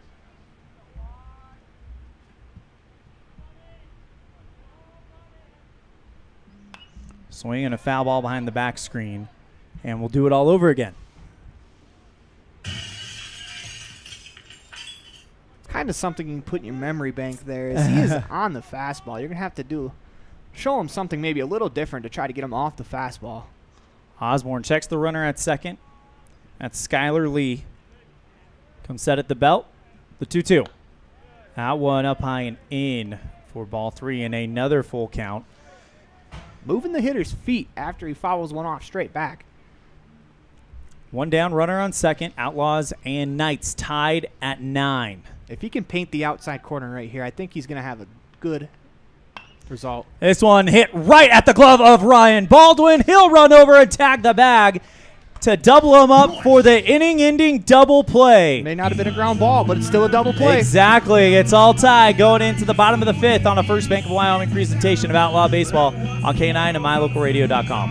The best cement comes from Ellingford Brothers in Evanston. They've been mixing cement for every type of job for generations. Major construction, road and bridge, cement blocks, foundations, sidewalks, curb and gutter, cement steps, septic tanks, and water troughs. No job is too large or too small. Make sure you get the best quality cement available at the best prices. Always get your cement from Ellingford Brothers. Call today. Ellingford Brothers. We know cement. 307-789-1515.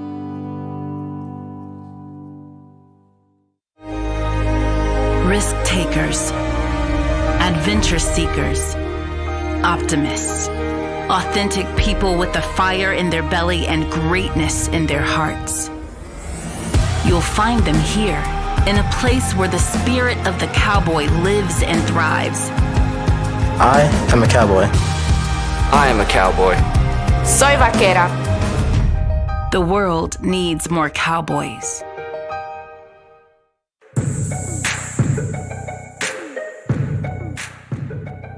What a ball game. 9-9 going into the bottom of the 5th on a First Bank of Wyoming presentation of Outlaw Baseball on K9 and MyLocalRadio.com. Elon Oliphant, new voice of the Rich Rebels, Aaron Poling, joining you live from the Union broadcast booth as Quentin Liebelt will come out for inning number 5 of the day. I have to give it to Liebelt. I mean, it hasn't been maybe his greatest outing ever, but he's out there battling for his teammates, and there's something to love about a kid, even though he might be getting touched up a little bit, going out there every inning and still trying to battle for his teammates. You got to respect a guy like that. It'll be Brody Clifton, Ryan Baldwin, and Brecken Rich do up the 7-8-9 batters. First swing to Clifton, who's 0 for 1, swinging a miss for strike 1.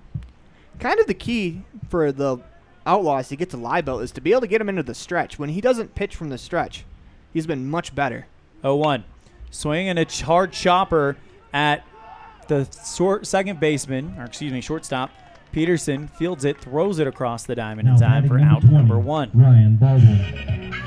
It's a pretty good play there by the shortstop. That's not easy to come get a high chopper and still have the arm strength to throw it across the diamond. He didn't really get a chance to crow hop. He crow hops, the runner safe, but all in one motion, field and throw. That'll bring up Ryan Baldwin, 0 for 2 on the day. First base to Baldwin outside for ball 1. Let's see if Baldwin can make Liebelt work a little bit more after a quick 2-pitch at bat to start the inning off. 82 pitches by Liebelt. Here's 83, and it comes in and hits Baldwin, and he'll take his base. Well, can't really make the pitcher work when he hits you. That'll now bring up Breckenridge, who had a big double back in the second. 1 for 2 with, was it 3 RBIs? 2 RBIs for Rich. Let's see if they put the runner in motion here. Get the infielders moving around a bit. Throw back to first to check up on Baldwin. He's back, no problem. One thing to notice about Liebelt's pickoff move is he doesn't come back over the top. He kind of slings it sidearm. That's going to give you maybe an extra half step. That could be the difference between being thrown out, stealing second. Swing, and this one is going right towards the Union broadcast booth for a foul. Runner was on the move there with that pitch, as it looks like a little more hit and run action. I love the hit and run, especially in high school baseball. You get the infielders moving. They may not be used to that, and, you know, maybe a ground ball at someone gets booted because a second baseman's not where he usually is when he fields it. The 0-1. Off-speed pitch misses outside. 1 ball, 1 strike. That's a great take right there. Liebelt in the stretch. Kind of rolls the ball around in the fingers of his right hand. Comes set around the belt. The 1-1. Swing and fouled into the back screen. 1 ball, 2 strikes. I think Liebelt's doing it as a little bit of a mechanism to vary his timing. He was checking second base. There's not a runner on second base, but he's kind of gotten to a rhythm of where he holds the ball 1, 2, 3 goes, where when he checks second base, maybe that allows to disrupt the timing of the runner. Throw back to first to check up on Baldwin. He's back, no problem. A lot of times in baseball when you're holding a runner, it's not about the pickoffs. It's about varying your timing. If you're not throwing at the same time, a base runner's going to have a hard time getting a read on you. Pretty cleanly played game. 3 hit errors for Evanston, 2 for Green River. Rich sends this one beautifully down the third base line. It's going to roll into the corner, and now Baldwin gets the breaks at third base. A 1-out stand-up double for Breckenridge. Once again, good call there by the third base coach. It looked like the left fielder booted the ball. The ball didn't get that far away from him, though, and he's able to pick it up pretty cleanly, get it to the cutoff man, and by the time the ball was at the cutoff man, there's only a couple steps there from the runner at third base, Baldwin, where he may have been thrown out at home. Good call by the third base coach there. I'll bring up the number 10 batter, Ryder Wilson, 1 for 1 on the day. It also helps when your next hitter's had some great at-bats in the day. Swing and a miss for strike 1. Every hitter in your lineup's important, and here's a chance for your 10 hitter to give you the lead, your first lead of the ballgame. The pitch, that one down in the dirt, and great stop by Lale. 2 balls, 1 strike. Gavin Oliver stands on deck. Runners on second and third, 1 out. A lot of options. Just send this one into the outfield, and the Outlaws should take the lead. 2-1. Breaking ball that starts way up high. Beautiful curveball that just drops and nips the top part of the zone. 2 balls, 2 strikes. The Green River Knights are playing back, so a ground ball here would do the trick too. 2-2. Swing, and that one popped up into foul territory. Eldridge, the third baseman, chases it to the bullpen and watches it drop over the fence. 2 balls, 2 strikes to Ryder Wilson. That's a good job following a borderline pitch at the top of the zone into the apartment complex next door. Live to see another pitch. Maybe it's going to be a better one to hit. Gets under that, the 2-2. This one will stay in. Liebelt comes up, makes the catch right in front of the plate for out number 2. Now batting number 24. That'll now Gavin set the Oliver. stage for Gavin Oliver with a chance to put his team on top. But you got to take the opportunity if you're Gavin Oliver. 0 for 2 on the day. You can't really walk up to the plate saying, I'm going to untie this game. You got to go up there and give a great at-bat. You give a great at-bat, something good's going to happen. First pitch to Oliver, up high and in for ball 1. One thing you worry about with the go-ahead runs in scoring position is maybe a kid pressing a bit. But that take shows I don't think he's pressing. 1-0, swing and a miss at 1 down low for strike 1.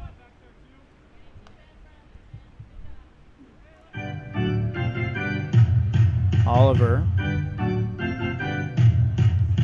still trying to get his first hit of the game. Next one to Gavin inside. 2 balls, 1 strike. That's a very good take right there.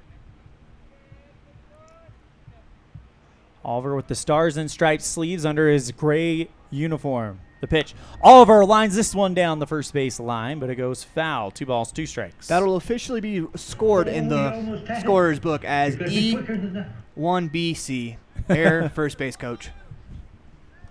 Can I put that on mine? The 2-2 on the way.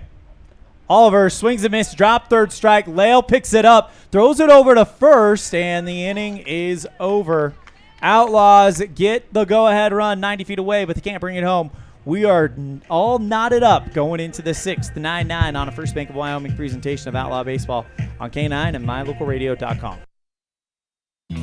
Gee, Tommy, you look amazing. Did you try something different with your enamel? No way. I wouldn't do anything to alter these pearly whites, but I did see Dr. McKay Frankham, who told me if I didn't floss, I could miss up 35% of food particles. Really? You told you that? Yep, and you know what? He's 100% right. I started flossing, and now I look better than ever. Wow, I want to see Dr. McKay Frankham. Well, give him a call, 307-789-8910. Easy to remember, right? That's super easy. Dr. McKay Frankham at 307-789-8910. I'll call today.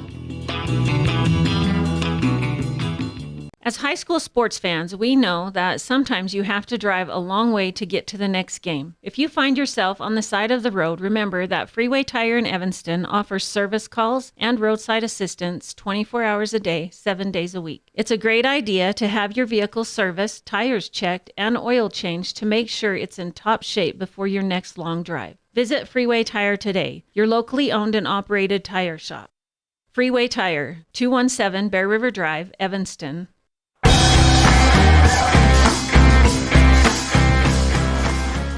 We start the 6th inning the way we started the first, all knotted up.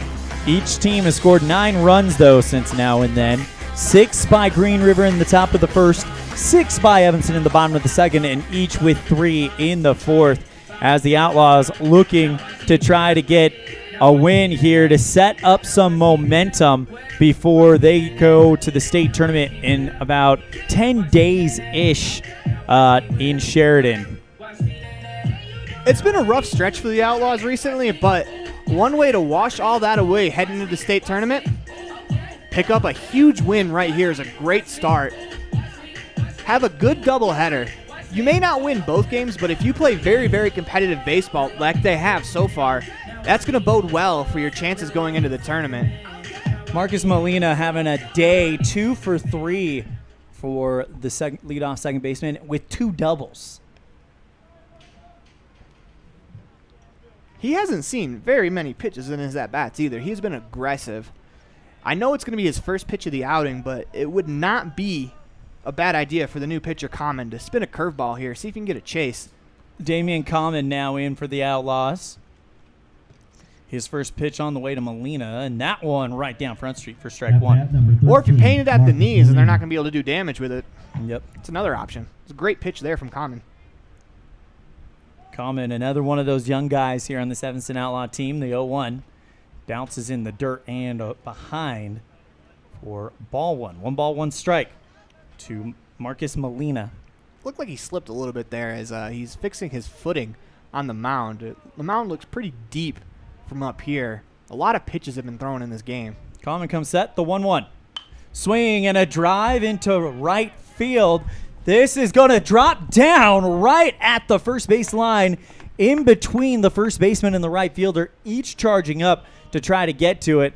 And it wasn't one of those things where they were caught flat-footed. It was just hit right into the Bermuda Triangle. You can't really do much about that. Great pitch on the mound. Got the batter to pop it up, and unfortunately he popped it up right where nobody was. I'll bring up Dallin Smith. He's 0 for 2. A walk, a ground out, and reached on an error.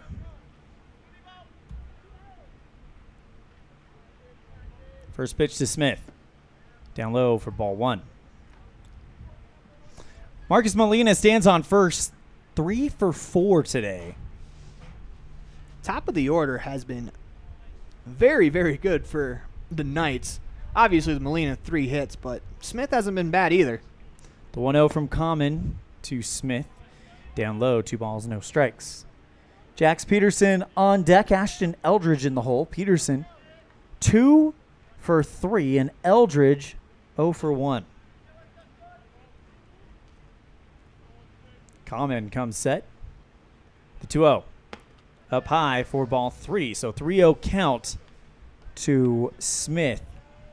One thing I've noticed about, it's been pitchers on both sides. When they get into the stretch and they're doing the slide step, their bodies aren't able to catch up. They're moving their legs, they're exploding, but their bodies are so far behind they're unable to find the zone with consistency. 3-0. Finds the zone right there, as at 3-0, Smith probably doesn't have the green light, and he's holding all the way, so that gives Common a chance to make a pitch to try to get back in this one. He needs to deliver one more to load the count up. 3 ball, 1 strikes to Dallin Smith, the left fielder. The pitch. This one, chopper right at Baldwin at second. Throw it over to first in time for out number 1. While the runner advances. No, they got runner's off the base. We got the runner off the base in a pickle, and they throw him out on the way to third. I think the runner thought he touched second base. When the second baseman got the ball, he never did. Once again, Christmas in July, a gift. So 2 outs for the Outlaws, and it couldn't have come at a better time as home run hitter Jax Peterson steps in.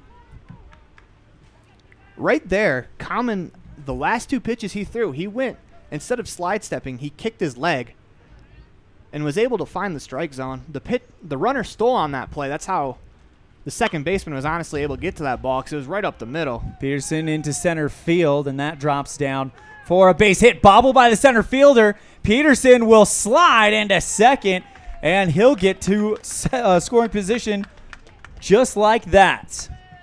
Once again, the mistake on the base paths plays large. That was a for sure single off the bat. That's probably a run scored. 10-9 Green River. But as it stands, it's 2 outs. Top of the 6th inning, 9-9. Evanston with a chance to get out of this inning with a tie. 2 down to Ashton Eldridge, 0 for 1, but he's got 2 walks and a run scored for him. First pitch inside for ball 1. That's a good miss.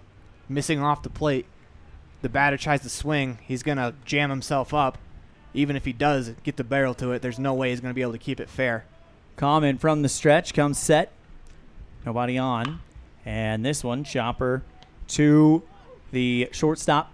Morrow throws it over to first in time. Great dig by Braxton Bauer out of the dirt. And the inning is over. Outlaws hold them. And it's still 9-9 going into the 6th on a bottom of the 6th on a First Bank of Wyoming presentation of Outlaw Baseball on K9 and Mylocalradio.com. The importance of saving and learning how to use money wisely can be taught from a very young age. At Trona Valley Federal Credit Union, we offer youth accounts to help kids learn to save, borrow, and spend responsibly. Our youth accounts are special, just like the kids in our community. Check out our See You Grow, See You Learn, and See You Prosper accounts for kids 0 to 18. These accounts are great to start managing finances. Open a youth account today for $1. TronaValley.com, member NCUA. Receive the best service in the industry when you lease or purchase office equipment from the professional, friendly staff at Mountain West Business Solutions. With a guaranteed quick turnaround time, we will save you money, time, and energy with quality products and customer service that is unmatched in the industry. Serving customers in Wyoming and Utah, Mountain West Business Solutions is a local company with a toll-free number, 866-583-9925. Call us today.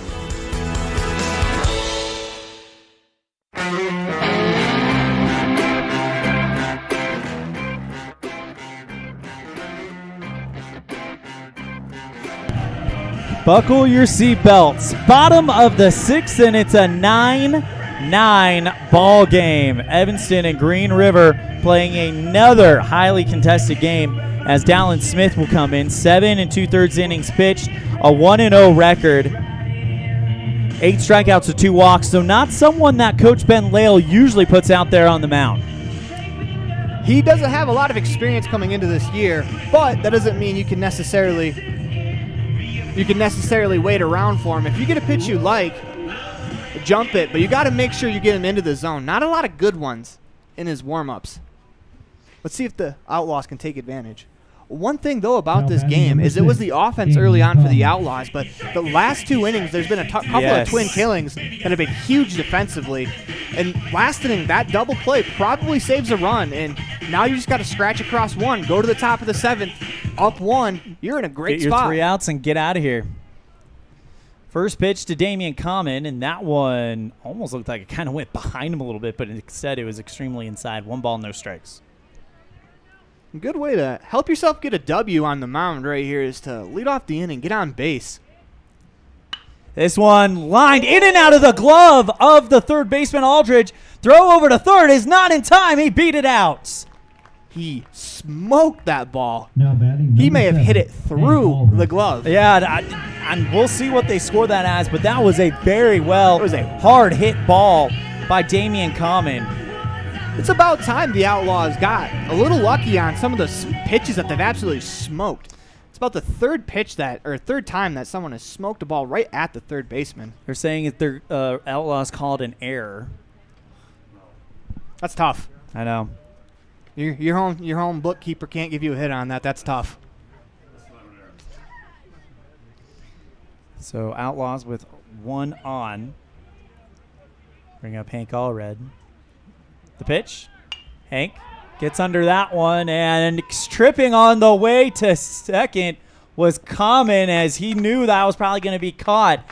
Puts on the brakes a little too quick and then comes back to first as it is indeed caught by the second baseman. Common had a great jump off first base there. He was off before the pitcher moved towards the plate. He got a great read. I know as a hitter you want to be aggressive, but sometimes if you take there, now you have an RBI opportunity, but just missed there from Aldred, or else that ball would have been crushed. Cohen Morrow 0 for 3 on the day. First pitch down low to Lale, and Common takes off for second. The go-ahead run is in scoring position.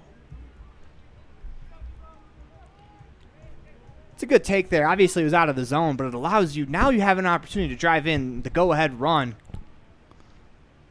Morrow due for a big hit as he is 0 for 3 in this game. 2 balls, no strikes to Morrow. He got himself into a great count. This is the count you want to hit in as a hitter. This is the one where you can really let it go and try to hit it on the ceiling of that, or the roof of that building in center field. Morrow takes the ball 3 down low. 3-0 count. And we'll see what happens here with Braxton Bauer on deck.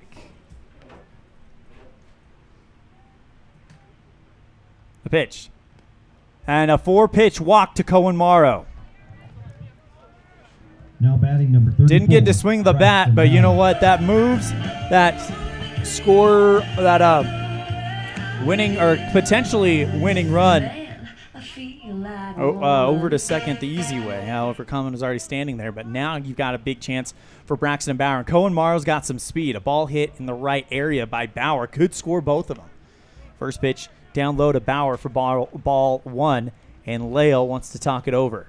One thing we've learned about Braxton Bauer, he is going to stay within himself. If you don't give him a pitch to hit, he will happily take his walk and move that run 90 feet closer to scoring. And we've seen him against over the really, really fast hitters, him and pitchers, him and Walker Wilson, not do too much. Just put the bat to ball and try to poke it into the outfield, turn the pitch against itself. So very smart batter, Braxton Bauer. The 1-0. That one inside, 2 balls, no strikes. And if Bauer gets walks, that loads the bases for Ryan Hoover. Bauer, he looks like a big, strong kid, so he just has to barrel it, and a lot of the work is going to come from the pitcher. 2-0, fouled into the back screen, 2 balls, 1 strike. If you're going to swing 2-0, I want to see you swing like that every time. He was trying to untie this game with 1 swing. Go-ahead runner on second, that's Damian Common. Cohen Morrow on first.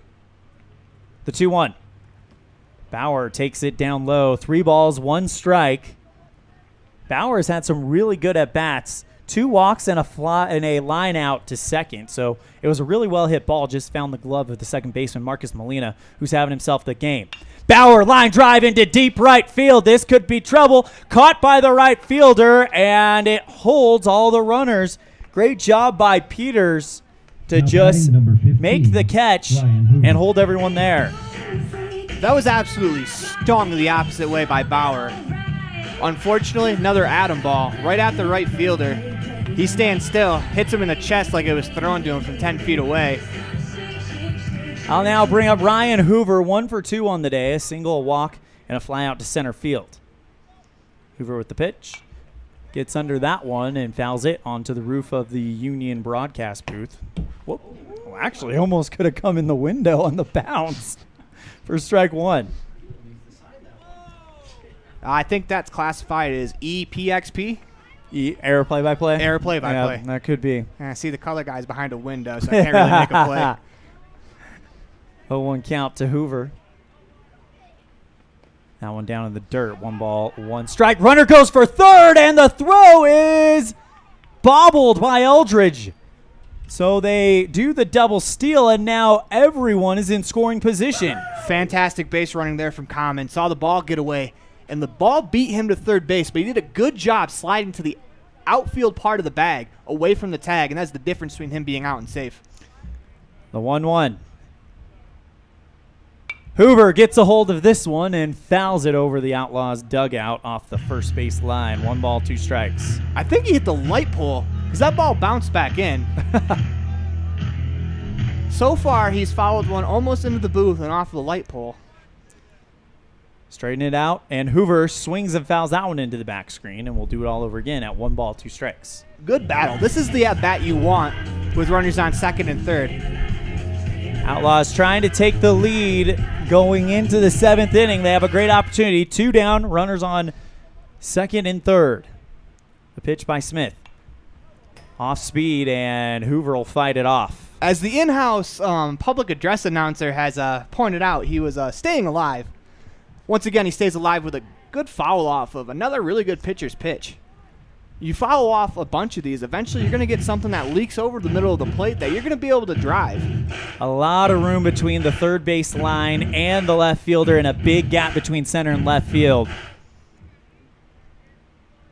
Smith comes set. The 1-2. Swing and a drive into left field. This is retreating back, and that's down. The Outlaws take the lead by 1. Here comes Cohen Morrow jogging in home, and a 2-run RBI stand-up double by Ryan Hoover. That is an incredible at-bat from Ryan Hoover. He fouled off about 4 pitches, and he finally got the pitch he could drive, and he crushed it, one-hopping the fence over the left fielder's head. 11-9 Evanston Outlaws are on top. Their first lead of the ball game. Huge at-bat there from Hoover. Evanston with a 2-run lead, 11-9 on the Impact Physical Therapy scoreboard. And that's the importance right there, like we talked about, of pitches on maybe that are on the outside part of the plate that you really can't really do much with. Just flipping them out of play. I keep doing it, and you finally get your pitch. Clifton fouls that one away. 0-2 count for Brody.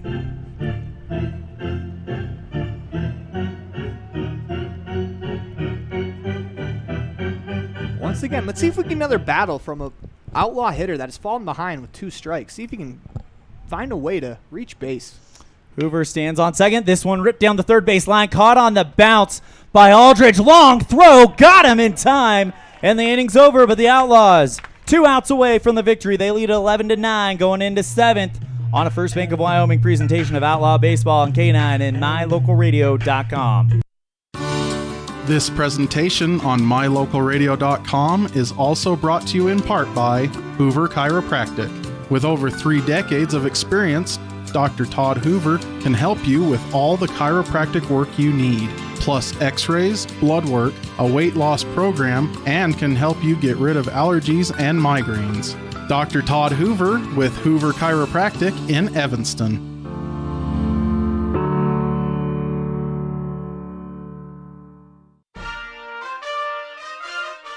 Nothing makes your kid feel like a superstar more than seeing his or her very own Fathead in the stands. Fathead car decals and yard signs are inexpensive and easy to get at Rocky Mountain Sign in Evanston. Whether it's for the big game or to cheer on the high school band, our children make us proud in so many ways. Show your pride today. Go Red Devils. West Star Printing and Rocky Mountain Sign, 243 7th Street, Evanston.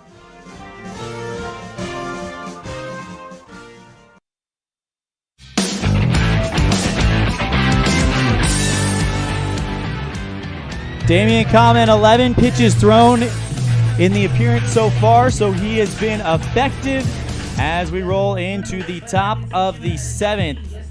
Elon Olive and new voice of the Rich Rebels, Aaron Poling, coming to you live from the Union broadcast booth. And Aaron, your first broadcast on Mylocalradio.com, first sporting event here in Southwest Wyoming. How's this one been for you? It's been a great game. I mean, we've seen a little bit of everything. There's been probably 4 double plays between the two teams. There's been a home run, a lot of really hard hit balls, and some great defensive plays. Now let's see if we can get the pitching to shut it down and get out of here with a win.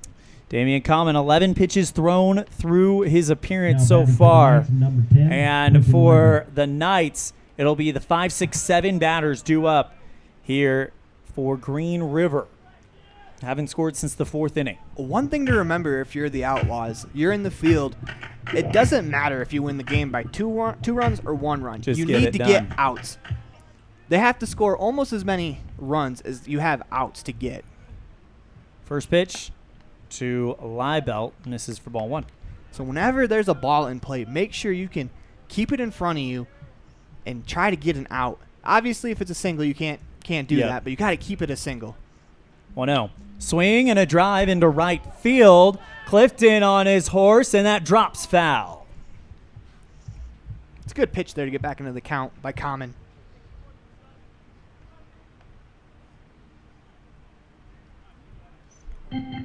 Little curveball that the batter tried to flip into right field. Liebelt 1 for 3. Jace Paoli on deck 1 for 3. And Lander Welch 2 for 3. Those are the 3 batters due up in the 7th here for Green River, the away team. So even if Evanston does give up the lead, they will have final at bats.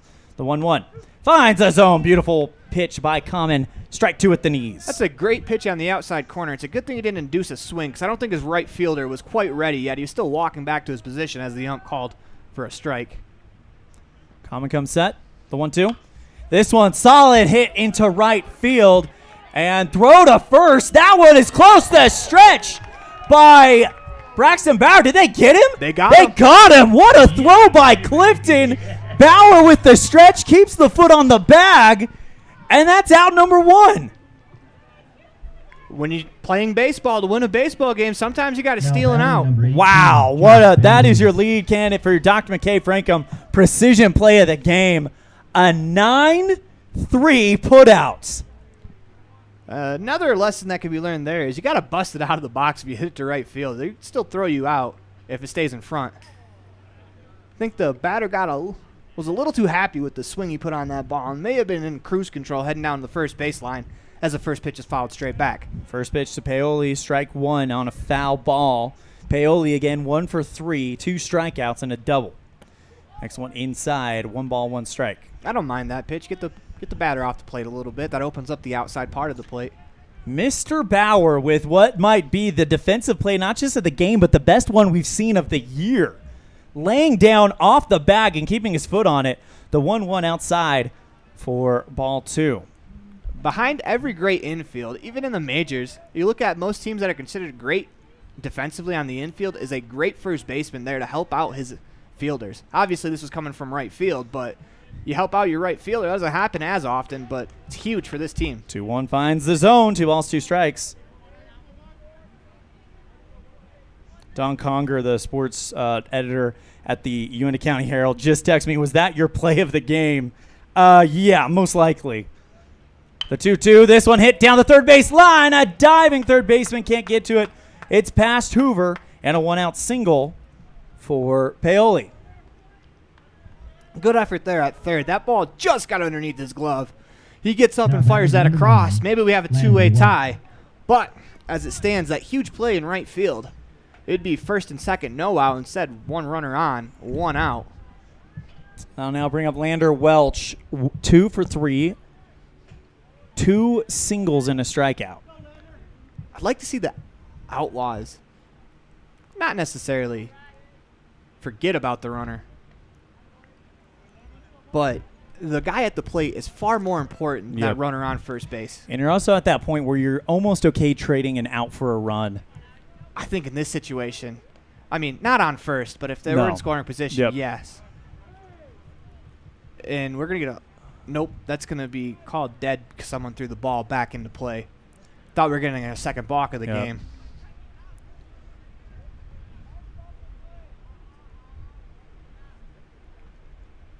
But your focus here has to be to get one out in this at-bat. Yep. 1 down, 1 on, 1 ball, no strikes to Lander Welch. Common comes set, the 1-0. Swing and a drive right into center field, just over a leaping Gavin Oliver, who really put some great effort on it, but it does go down as a single. Now batting number 0, Skylar Good Lee. pick there on the mound. That throw back into the infield was bounced at the ankles of the pitcher, Common. He was able to knock that down. He lets that go by him. Those runners both advance. That'll bring up Skylar Lee, 0 for 2 with 2 strikeouts and a walk. Got to bear down here. Common comes set. And the pitch. Finds the zone right down Front Street for strike 1. It's beautiful. You cannot paint it any better than that. No. Throw back to first to check up on the runner, and he's back in time. Not a bad thought, but I'd like to see him focus a little more on the hitter. Come get the hitter. The runners will work themselves out. Common ball behind the back, comes set around the chest. The 0-1. Kind of dug deep for that pitch. His arm dropped way down. Not exactly a submarine or sidearm, but it came down and then back up. Either way, misses the zone for ball 1. Tells me his timing's a little off. See if he can regain it. Common with the 1-1. Swing and a ground ball down the first base line. Green River waves 1 across. Throw is going to come home, and it's close, but it's just a bit late. Scoring from second base is Skylar Lee. And now you've got runners on the corners, and it's a 1-run ball game. If you're the Outlaws, you got to bring your corner infielders in. If they're running on contact, what's called a contact play, they're running on the ground on contact, you throw them out at home, but you try with your middle infielders to turn a double play. And I really like the leadership of Allred right here. He's pulling his infielders in, and they're going to talk about this. Hank Allred has been here before, knowing that this is a big opportunity to come out and get this win. But you got runners on the corners with 1 down and a 1-run ball game. You still have to make sure of an out here. Yep. If you get a chance for an out, you have to get that out. Brendan Thompson, field umpire, says, all right, that's enough. And that was really greatly initiated by the players themselves. No coaches involved. It was, all right, here's what we're going to do type situation. By the way, Gavin Oliver back at shortstop, Cohen Morrow in left field. See, they're going third base in, middle back. Looks like the middle infielder is going to try to twist one. First pitch fouled over the third base line, rather, for strike 1. And we got an E3BC on the other end. Public address announcer agrees with me. Common. First pitch fastball is fouled down the third baseline. Let's see if Common will come back with something off speed. The 0-1.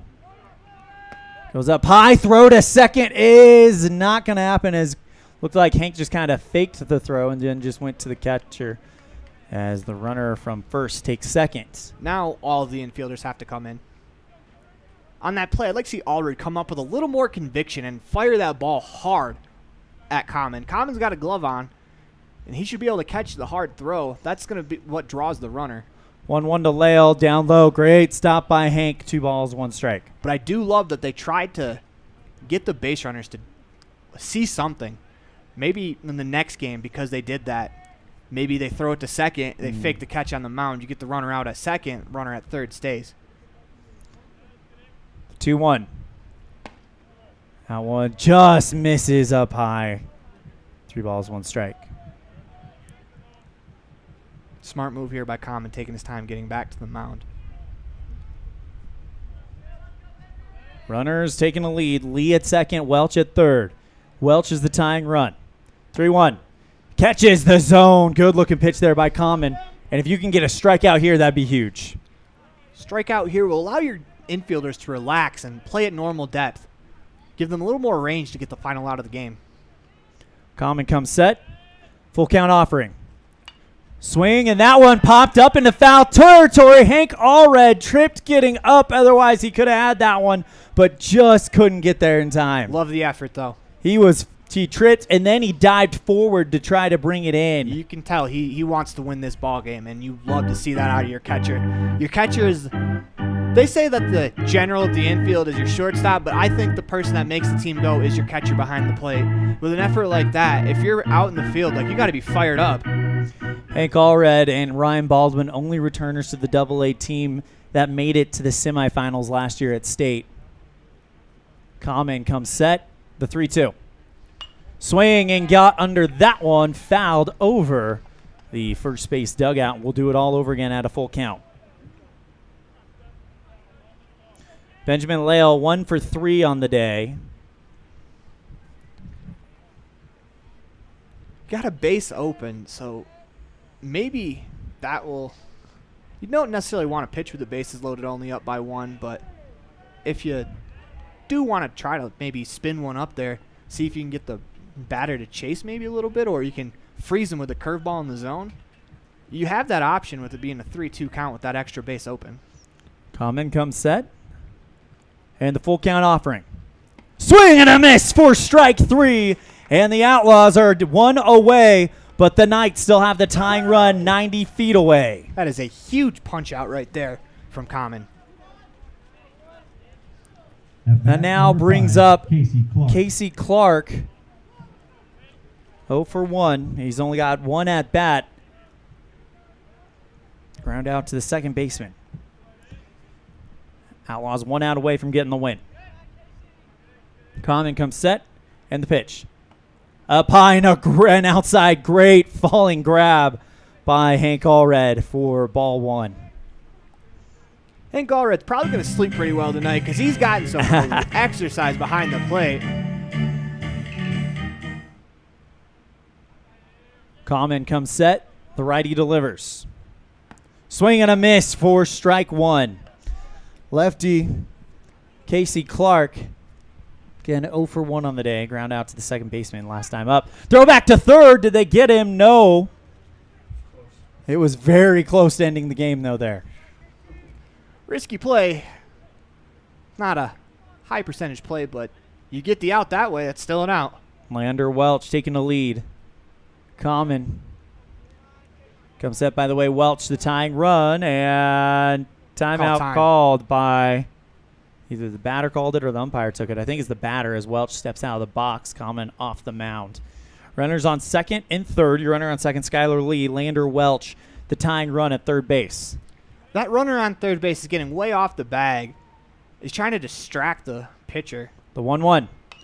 Swing and a foul ball behind the knoll for strike 2, and Green River down to their final strike. You're 1 strike away. You can let the runner on third base dance all he wants. If he thinks he can run home before you can throw a pitch to the plate, you let him do that because you're going to win the ball game because I don't think he's going to be able to. Big opportunity for the Outlaws. Common comes set. Runner was starting to come home. Swing, and that one, pitching down low for ball 2. 2 balls, 2 strikes. And Lander Welch was keeping an eye on him at third. He was full on running towards home. But right there, that proves my point about he still would have been out by 5 feet. Great poise there from Common not to rush his delivery and balk. You could balk real easily in that situation. 2-2. Swing and a grounder in and out of the glove of Common. Common picks it up and he trips and he can't get to the ball, and Green River has tied this game up.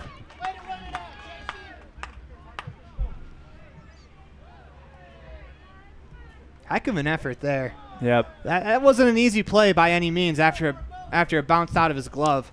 But you got to give credit to the batter. He busted it out of the batter's box down the first baseline. Good leadership there from Oliver to come talk to him and just give him a breath. Just know that, hey, it's okay. That was a tough play. But you still get out of this. You go to the bottom of the 7th. You get the bat with a tie game, chance to win the game at bat. Yep. Bring up the leadoff man, Marcus Molina. First pitch is fouled over the first base line for strike 1. For game 1 was scheduled at 5. Game 2 scheduled at 7. It is 7:09. So we're probably going to be looking at around a 7:45 start for game 2 now. Runners on the corners. Clark on first. Lee on second. Next pitch in there for strike 2. It's a beautiful pitch. 0-2 count to Marcus Molina. Common comes set. And the offering, 0-2. Swing, and that one popped up into foul territory and drops down.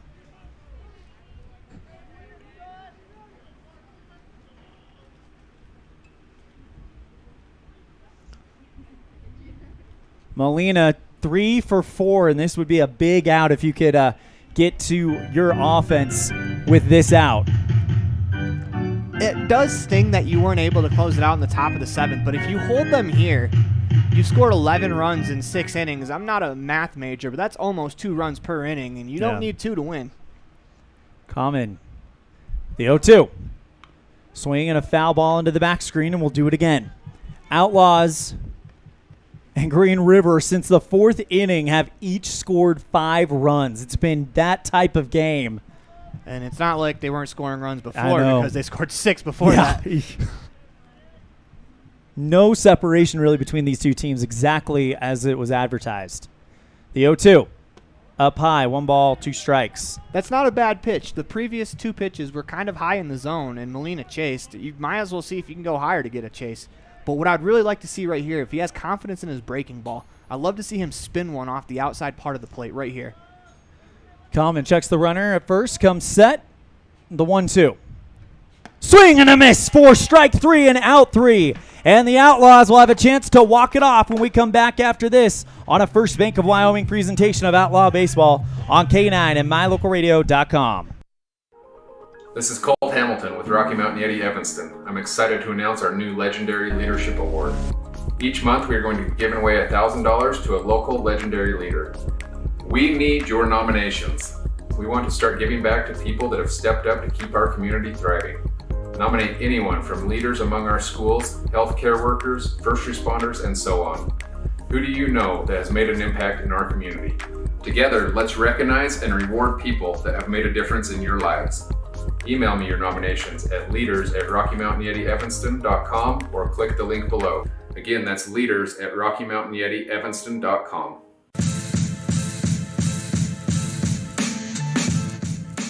Dallin Smith will try to send this game to extra innings. And as if this game hasn't been great enough, we could have an opportunity for a very dramatic ending. This has been a fantastic game. Once again, my first outing for my local radio. I don't think it gets any better.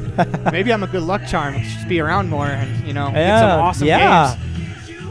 Well, we've got multiple first-timers in the building, so someone's a good luck charm. I was going to say, maybe we rub Dennis's head for luck, and that's what happened. I was about to say, Dennis is going to state baseball with me, so if he's the good luck charm, I'm really happy. We're going to have a great tournament, yeah.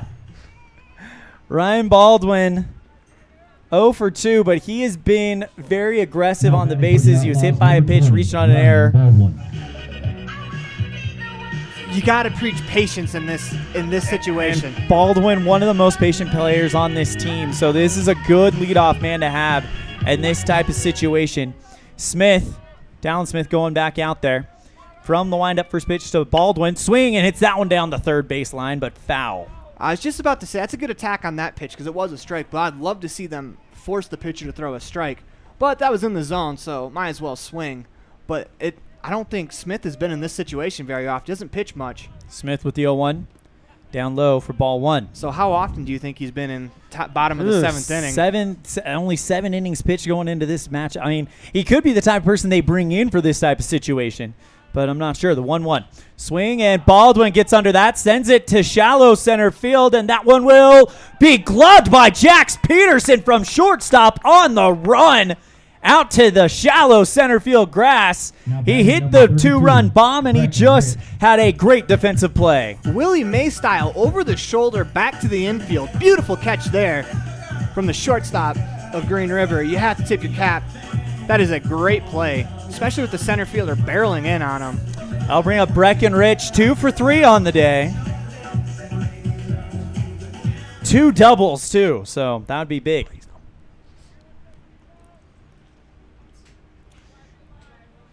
Dallin Smith kicks and deals to Breckenridge. Swing, and that one, he got under it, popped up, and Jax Peterson runs up and makes the grab, and already Evanston down to out number 2, and we might be looking at extra innings. Now batting number 27. You have to work him in this at-bat. You have to work the pitcher this at-bat. At least force him to show you maybe something off speed. That'll bring up the young Ryder Wilson, who's had a good game, 1 for 2 on the day. First pitch to Ryder outside for ball 1. Get a base runner on, and maybe just steal a base, get a runner in scoring position. You never know what can happen. You just need to have that base runner on. The 1-0. Swing, and that one hit down the left field line and fair. Going for second will be Ryder Wilson, and he actually puts on the brakes and comes back to first, but a 1-out single. The winning run is on for Evanston. Great swing, but heck of an effort there from the left fielder. That's down the third baseline. He was able to get to that ball quickly and get it back in, hold the runner to first. Sorry, go ahead. That is a huge play in the grand scheme of things. Gavin Oliver 0 for 3 on the day. And the sophomore, who has played like a superstar this season, has not left that leadoff spot in the batting order once all year, with the exception of his time missed on injury. First pitch to Oliver. Takes that one, throw to second, goes over the glove of Jax Peterson, but Molina is able to field it well on the bounce and getting into scoring position on a stolen base. Ryder Wilson. He's in the leadoff spot for a reason, and it's that reason right now to win the game, because now you got a runner on second. Great jump there, get a stolen base. Oliver gets under that one and fouls it back onto the knoll. 1 ball, 1 strike. Right now, you're down 0-2. If you're Gavin Oliver, just battle. Just fight. We've seen a couple at bats by the Outlaws where they battled and they finally got a pitch they could hit. Winning run in scoring position. That's Ryder Wilson. 1-1 to Gavin Oliver. Swing, and that one is up the middle, fielded by Marcus Molina. Throw over to first in time, and we're off to extra innings. Could this game really go any other way? I don't think it can. This has been a fantastic ball game, and we're getting a little free baseball. We'll have the 8th when we come back after this on a First Bank of Wyoming presentation of Outlaw Baseball on K9 and mylocalradio.com. Now you've got a safe and secure place to store your boat, RV, ATVs, and other vehicles right in town. T-Bar Body Shop offers storage for just $35 per month. Long and short-term storage options are available. Of course, T-Bar Body Shop also offers custom bodywork when you have an accident. We work with your insurance directly and get the job done right. T-Bar Body Shop offers a wide range of services. Stop in today and see all the ways T-Bar can serve you. 515 County Road, Evanston. Let T-Bar fix your car. Folks have many reasons to visit Casper, Wyoming every year, whether it's work, high school sports and activities, a romantic getaway, or business meetings. The best place to stay when you're in Casper is the Come On In Hotel and Suites. A beautiful log hotel offers 5 hot tubs, a pool, fitness center, and a fabulous indoor atrium. You can also reserve meeting rooms for your next event, and each stay includes an extended continental breakfast. Reserve your rooms today at the Come On In Hotel and Suites in Casper, Wyoming. Call 307-472-6300.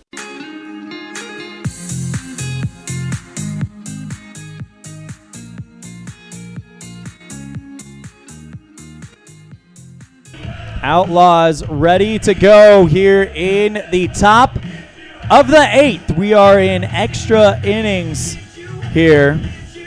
11-11, and really with the way this is game 1 of a doubleheader, guys.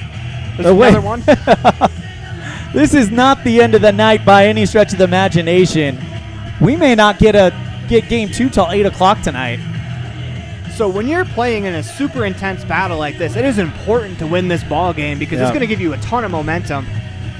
The loser of this game, not that they don't want to play the second game, but it's kind of a drag to get back out there because you just had your heart ripped out. Now you got to go find it, put it back in place, and get ready for a game. It's not an easy thing to do. Braxton Bauer is the new pitcher for the Outlaws.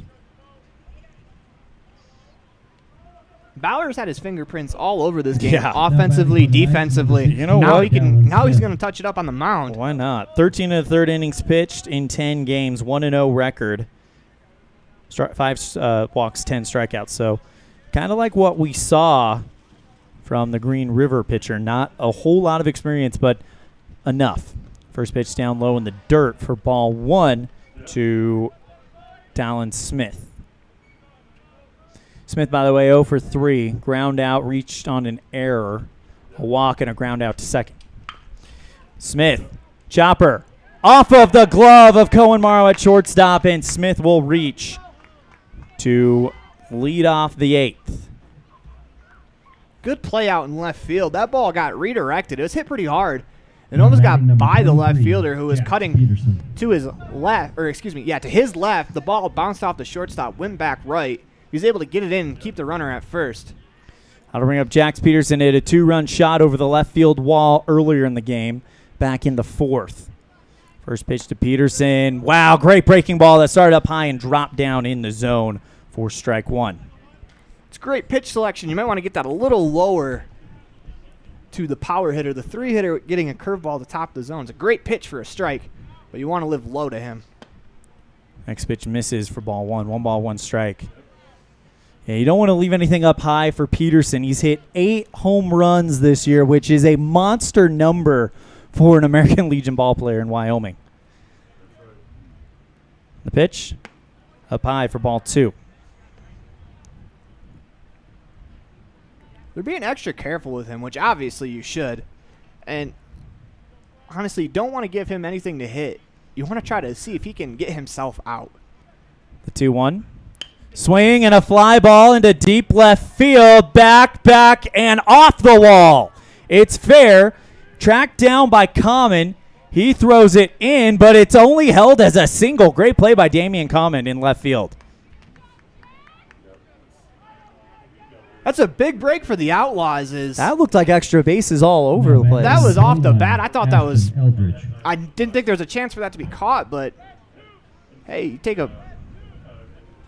get a break, you'll take it when you can get it, especially like we were talking about earlier. Every 90 feet's huge. Yep. Go ahead run in scoring position for Green River, nobody down. That'll bring up Ashton Eldridge, 0 for 2 on the day. First pitch to Eldridge. Down low, thought about offering at it, but thought better. Good stop there by Allred. But back to that last at-bat. That pitch was below his knees, and he spun on that ball, hit it about 329 on the fly. If that fence is about 2 feet shorter, that's a 2-run home run. 1 ball, no strikes to Ashton Eldridge.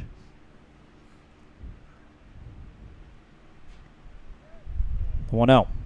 Swing and a miss for strike 1. Good looking pitch there from Braxton Bauer. But sometimes you catch breaks when you're playing at the friendly confines of your home ballpark. And right there, that fence could play a huge factor in this ball game. Gavin Oliver not in the field right now.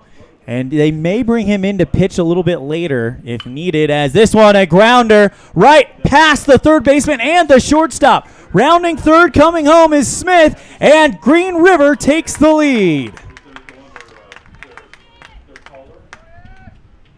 Reached on an error.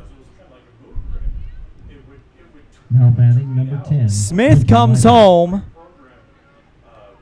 and they take the lead 12-11 on the Impact Physical Therapy scoreboard.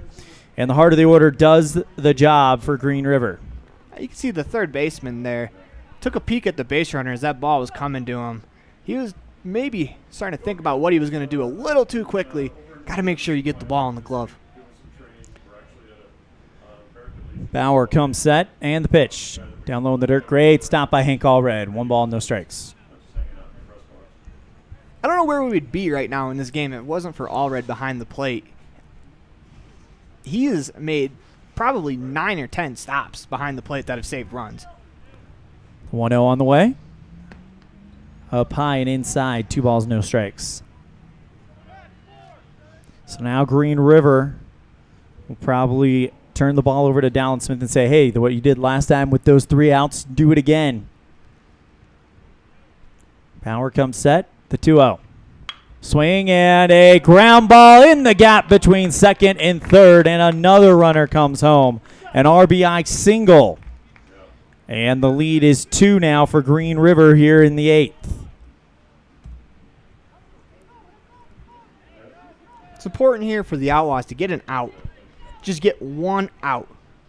Just concentrate on that, get 1 out, and just keep focusing on trying to get in out. It sounds silly, but it's amazing what 1 out can do to quell the momentum of a team. Throw back to second to try to get the runner at second. That's Eldridge. He's back in time, no problem. Ashton Eldridge at second, Quentin Liebelt at first. Jace Paoli, who's 2 for 4 on the day, stands at the plate. Bauer, the first pitch to Paoli. Swing and a drive into center field. Ryder Wilson retreats back, and that's going to drop down. Picked up on the bounce by Common. 1 run's coming home, and it's 3-run lead for Green River. Heck of a swing there from Paoli. He had an opportunity earlier in the game to drive in a big run. Was unable to come through. Here he comes through, scores a add-on run. That is a huge run for the Knights. That'll put up runners on second and third with nobody down for Lander Welch.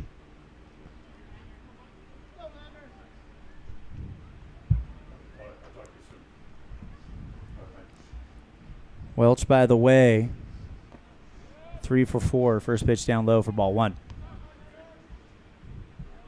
The outfielder was still moving back to his position on that play. I'd like to see the Outlaws pitchers give their defense a little time to get back to their spots. Or if you're an outfielder and you're not back to your spot, you got to be yelling your head off, let your pitcher know. 1-0. Swing and a chopper at the third baseman. Hoover throws across the diamond in time for out number 1, and the runners hold. It's a good play there by Hoover. He didn't waste any time getting that ball across the diamond, as it looked like the runner on third was inching off, thinking about going on the throw. Great play there by Hoover at third base. That'll bring up Skylar Lee, 1 for 3 with a single today. 2 strikeouts, though, on the docket for him. Runners on second and third. Liebelt on third, Paoli on second. First pitch started inside and worked its way back into the zone for strike 1. Good pitch from Braxton Bauer. Not a bad time to spin one up there. Definitely was not expecting that in the batter's box. Outlaws trail by 3 here in the first extra inning. 14-11. Swing and a miss by Lee for strike 2. 0-2 count. 1 down. Runners in scoring position. Bauer found that curveball right there. That's back-to-back nasty raking balls. The 0-2. Right there in the zone. Catches Lee looking, and the Outlaws quickly get their second out. You talked about getting that first out. Could light up some things, and that's what we just saw. Beautiful pitch there to freeze the hitter. He had no chance. That ball was by him before he could react. Lael 1 for 4 on the day. First pitch to him. Swing and pops that one right back to the pitcher on the bounce. Catches it, throws over to first, and the inning is over. Outlaws got to score 3 in order to send it to the 9th or 5 to win the game. We'll see what happens in the bottom of the 8th when we come back after this on a First Bank of Wyoming presentation of Outlaw Baseball on K9 and mylocalradio.com. Early mornings, tired muscles, pride, and grit. At Varsity Inc., we know how much work goes into building competitive teams. We work hard providing the gear you need to celebrate the teams you love. Be your athlete's biggest fan in apparel from Varsity Inc. Come in today, 926 Main Street, Evanston. Build your own juicy, mouth-watering hamburgers just like you do at home with 1, 2, or 3 patties at the Down Home Eatery. Also enjoy salads and sandwiches. Down Home Eatery is located on Highway 89. Dine in or carry out. Call 679-2002.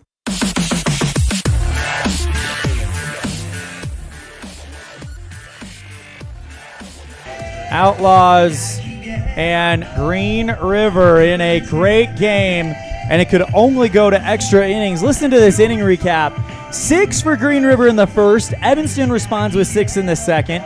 3 for each team in the fourth. Evanston scores 2 in the sixth. Green River scores 2 in the seventh to tie it up, send us to extra innings, and then they just scored 3 in the eighth to put them in the driver's seat here in the bottom of the eighth. However, for the Outlaws, it's the group that you want. For Evanston, it is the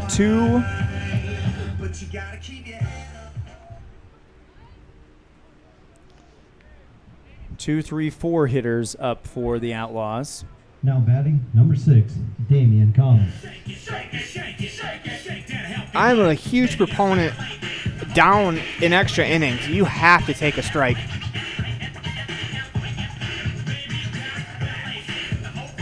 Take a strike, step out of the batter's box, take a bunch of deep breaths. Freeze the pitcher a bit. Don't let him get into a rhythm.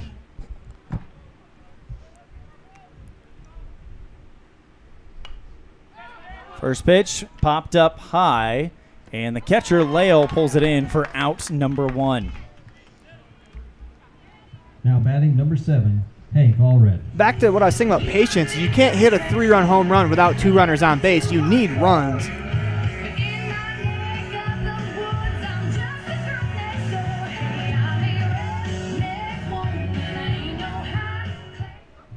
I'll now bring up Hank Allred. The pitch to Hank, up high for ball 1. But if you're the Green River Knights, this is the perfect time to go ahead and try to attack Allred because there's nobody on. Yep. You're up 3. 1-0 on the way. Swing and fouled right back into, it looked like umpire Jason Mitchell. 1 ball, 1 strike. So this kind of reminds me of a Barry Bonds story. Barry Bonds made an all-star team with Eric Gagne, and Bonds was talking about how nobody pitches to him because he's the best hitter on the planet. Gagne told him, if I face you up 2 with no one on, I'll throw to you. 1-1. That one up high, 2 balls, 1 strike. Lo and behold, 2 years later, Gagne faces Barry Bonds, top of the 9th, up 2, throws to Bonds, Bonds hits it into the river. 2-1 count to Allred. Swing and a chopper headed for the gap between second and third, and it'll get there.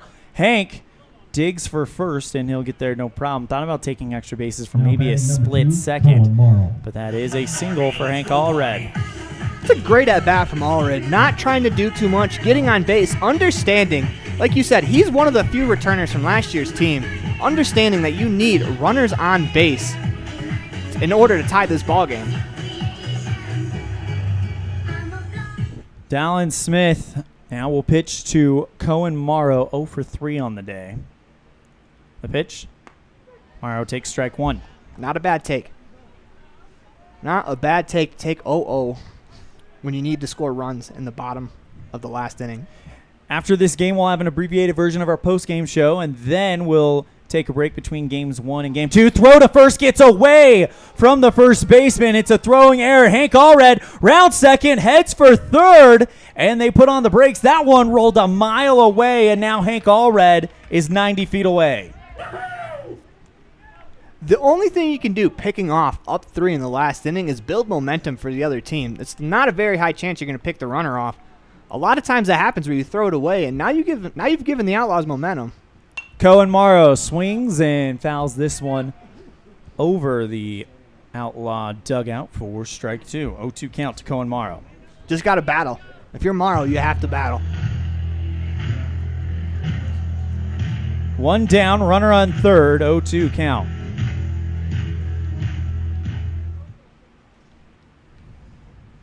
Smith delivers. Swing and a foul into the back screen. We'll do it all over again. He was out in front, but a great job there, keeping his hands back just enough to get a piece of that ball. And this is going to be, indeed, a late night as we are approaching 7:30 right now. 0-2 on the way. Down in the dirt. Good stop there by the catcher, Leo. Both these catchers have been fantastic behind the plate. I cannot stress enough how good they've been. especially to our radio listeners who haven't been able to visually see the blocks they've made. They've been great. The 1-2. Up high, 2 balls, 2 strikes. Just got to keep battling. These are the fun at-bats. These are the ones you dream about. Smith comes set. The 2-2. Swing, and Morrow pops that one up. Jax Peterson, the shortstop, runs up, makes the grab for out number 2. I'll now bring up Braxton Bauer. Now batting number 34, Braxton with Bauer. 2 down. Despite having 2 outs, you got to continue to keep having good at-bats. Keep battling, keep fighting, keep scratching. It's like what Ryan Baldwin said in his, senior night interview. He said, remember, the game is not over till the final out of the final inning. First pitch to Bauer, ripped that one down the third baseline, and a bare hand grab by Todd Hoover, the third base coach. Flips it to the third baseman, picks his runner off, but it doesn't count because coaches can't play baseball. By rule. 0-1 count to Bauer. Swing and a deep drive into right field, but this is foul. Outlaws down to their final strike of Game 1 of this doubleheader. Game 2 will get started about 30 minutes after the conclusion of Game 1. And if Game 1 is any indication, we're going to have a great night at Game 2. The 0-2.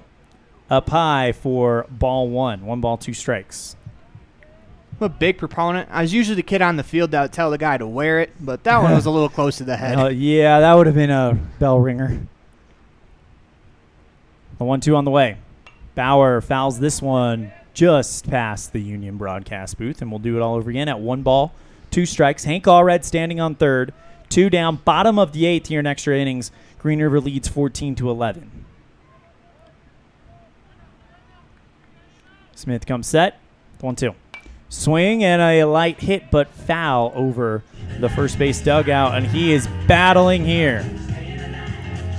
Smith, 45 pitches in 3 innings. They've made him work. Give credit to Smith, though. He hasn't pitched very often. He's thrown probably 2 of the bigger innings. He has been in high-pressure situations since coming in. The 1-2 to Bowers. The shadows envelop him. Down low in the dirt. Great stop by Lael. 2 balls, 2 strikes. Ballerina count 2-2. Think about the shadows.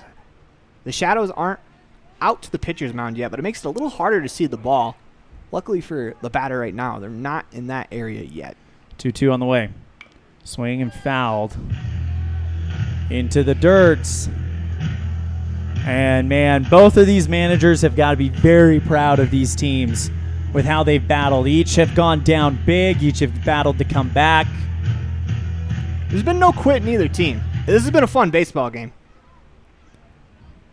Smith with the 2-2. Swing and a chopper at Jax Peterson at shortstop. Throws across the diamond, and he puts the cap on what has been a classic. Final score in 8 innings, Green River 14, Evanston 11. We'll be right back after this with our postgame show on a First Bank of Wyoming presentation of Outlaw Baseball on K9 and Mylocalradio.com. Now you've got a safe and secure place to store your boat, RV, ATVs, and other vehicles right in town. T-Bar Body Shop offers storage for just $35 per month. Long and short-term storage options are available. Of course, T-Bar Body Shop also offers custom body work when you have an accident. We work with your insurance directly and get the job done right. T-Bar Body Shop offers a wide range of services. Stop in today and see how the ways T-Bar can serve you. 515 County Road, Evanston. Let T-Bar fix your car. Folks have many reasons to visit Casper, Wyoming every year, whether it's work, high school sports and activities, a romantic getaway, or business meetings. The best place to stay when you're in Casper is the Come On In Hotel and Suites. A beautiful log hotel offers 5 hot tubs, a pool, fitness center, and a fabulous indoor atrium. You can also reserve meeting rooms for your next event, and each stay includes an extended continental breakfast. Reserve your rooms today at the Come On In Hotel and Suites in Casper, Wyoming. Call 307-472-6300.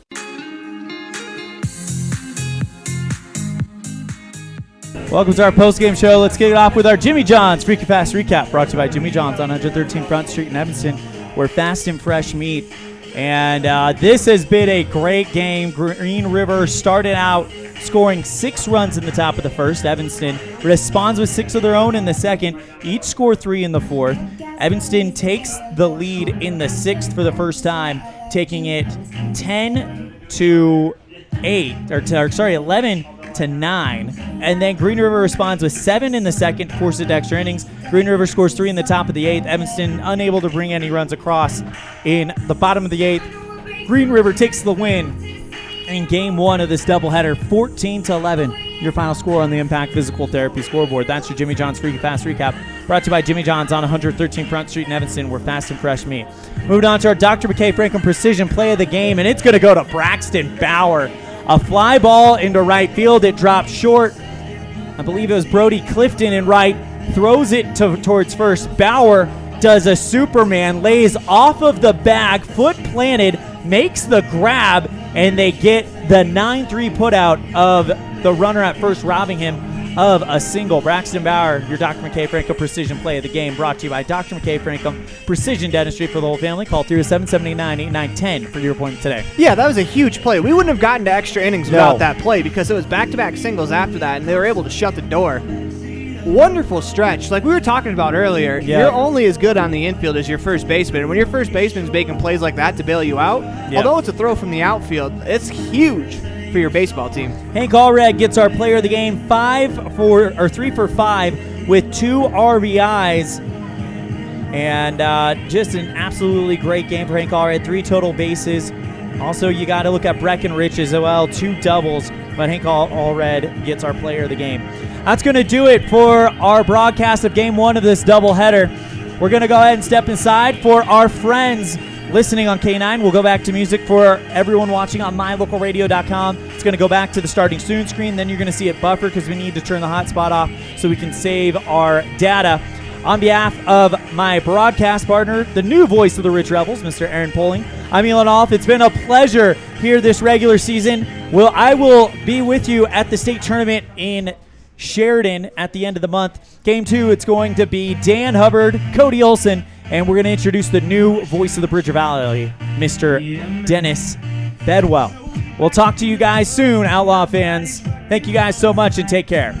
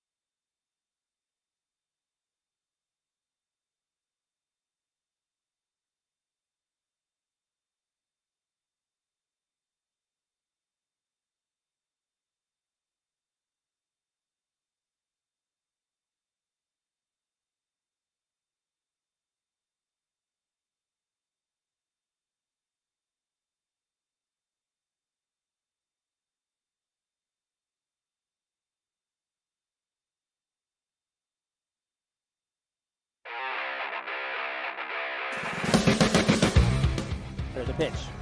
That one in the zone! Outlaws win! Outlaws win!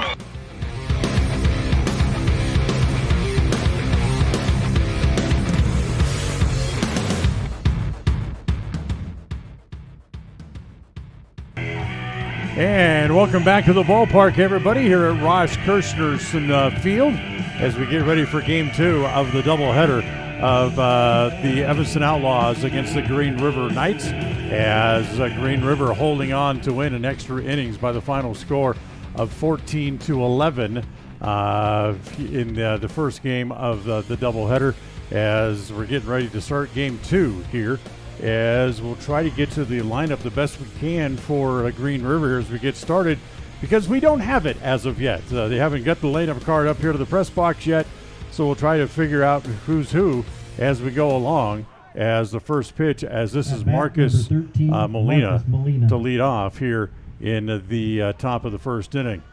First pitch to Molina, swung on and missed. Breckenridge on the mound for Evanston here in the nightcap of the doubleheader. And the next pitch swung on and missed as well. And it's 0-2.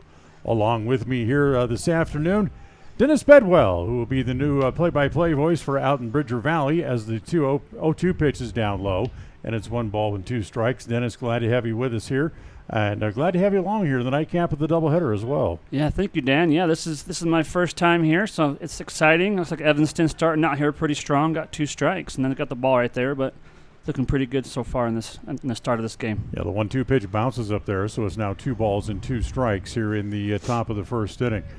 So 3 runs late for Green River in the top of the 8th inning to push them over the top as they pounded out 21 hits in that win as the 2-2 pitch misses down and away and the count runs full 3-2. Molina in the first game of the doubleheader, it was 3 for 5 overall, and the 3-2 pitch hit in the air toward left center field, hit pretty well.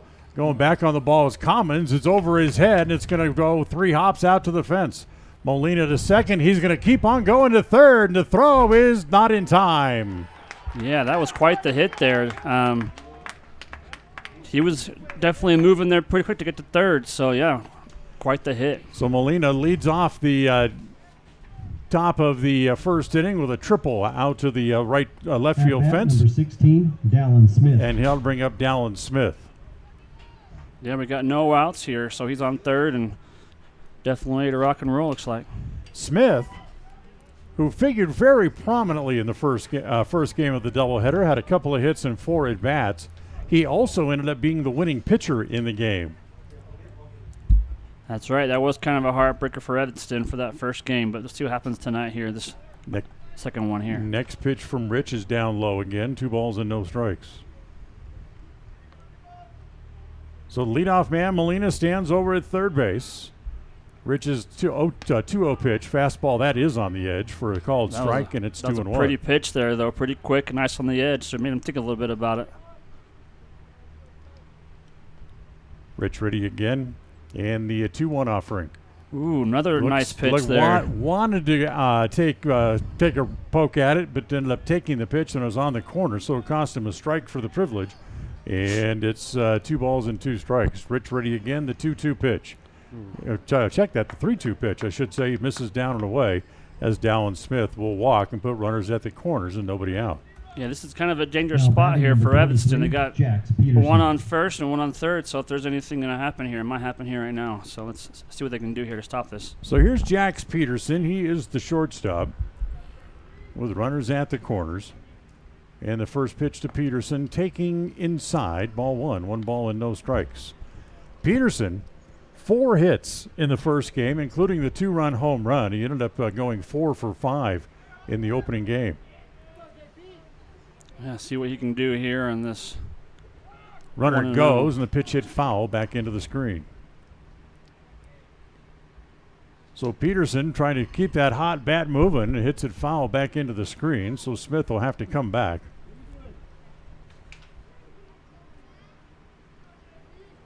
So runners at the corners, still nobody out. Just the top of the first inning of game 2 of the doubleheader. Rich ready, comes home again. That one misses inside off the edge.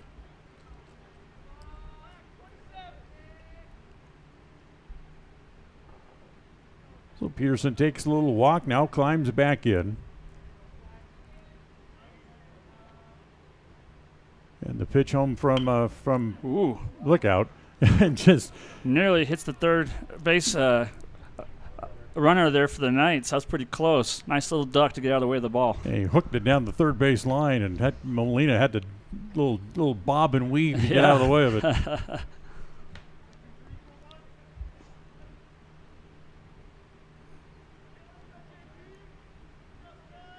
So Peterson back up there again. Rich ready, sets, checks the runners off speed, pokes it back to the box. Rich holds the runners and goes back over to first. Boy, that threw was it close. high. Yeah, as Bauer had to go up and get it, but was able to make the out at first base. It's a good thing he's a little bit taller.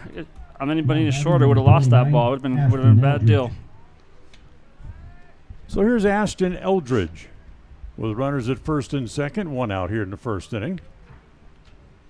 Eldridge, the former member of the Evanston Outlaws, was 1 for 3 in the first game, but also walked a couple of times against his former mates. And the first pitch is a fastball up, ball one. 1 ball and no strikes. That was pretty close there to being a strike there. So see if we can drop it down a little bit and get down to that strike zone a little better for us. Rich working quickly, which is nice because this game gets started about 7:55 game time here this evening. As the pitch outside again. Runners down from their leads. Molina down the line from third. Smith away from second. The next pitch popped up, foul. Ooh, that's going to hit us. That's maybe. That's going to be back up here on the roof. Ooh. Pretty close to hitting us here on the roof, yeah. So there we go. As it bounces its way back downstairs. So Eldridge will climb back up into the box. Got 2 balls, one strike here. Looks like with that foul ball. 2 balls and a strike on Eldridge. Rich with a new ball, holds it behind his back, now sets at the belt in the 2-1. Breaking ball in the dirt, nice save by the catcher Osborne to keep it out in front of home plate. No further advancement by either runner. He's been doing a lot tonight with those dirt, so yeah, he's been doing pretty good at that tonight. So he's been helping his team out pretty well. Rich ready again, looks back over at third, now comes home again. The pitch is over for a strike. Boy, got the high strike call. That was a little bit, I was wondering. And runs the count full, 3-2.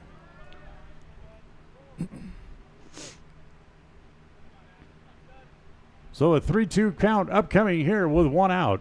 And the 3-2 pitch to Eldridge. Fastball high, load the bases.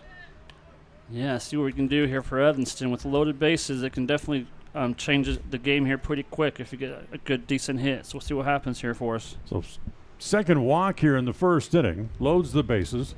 And now here is Quentin Leibelt. Leibelt, the center fielder, with a pair of hits in the first game. Reached on an error, and we get a little visit out to the mound. Yeah, coach is probably trying to calm him down a little bit, see what's going on, and see if we can get him back into the zone again here for us. So Rich is working quickly, and maybe just a little bit too quickly. And the coach comes out and wants to slow him down just a little bit, have him get back within himself. Exactly, get back in that zone, calm down a little bit. Game's still early. So here's Leibelt up to the plate. And the first pitch with the bases full is on the inside corner. Pretty close there, that strike zone.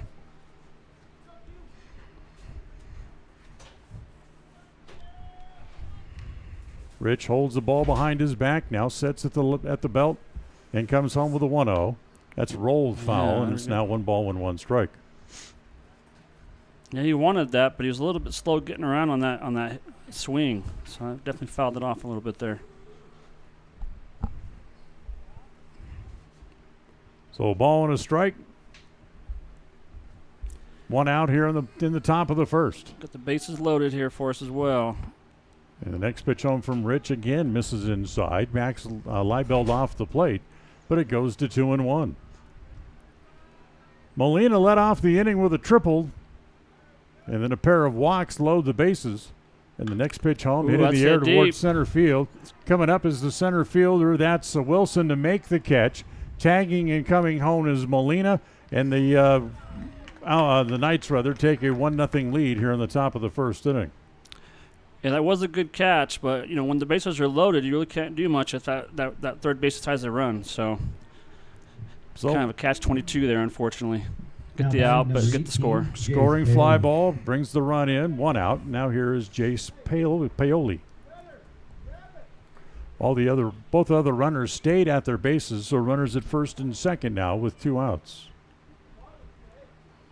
Stepped off the pitcher's mound there, took a little break, it looks like. Took a little breather. So Jace Paoli at the plate. And the first pitch to Paoli, fastball for a strike. Good pitch. Yeah, that was definitely a quick one down the middle. So that's definitely a pretty one for sure.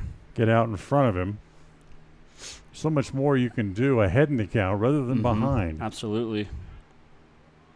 The 0-1 bounces up there. Again, another nice save by Osborne, and it's a ball and a strike. Yeah, he's definitely the MVP of the dirt tonight for sure. He's been doing a lot of that for them tonight. Little ball and a strike, and Rich will turn and bluff back to second base to chase the runner Smith back to the bag.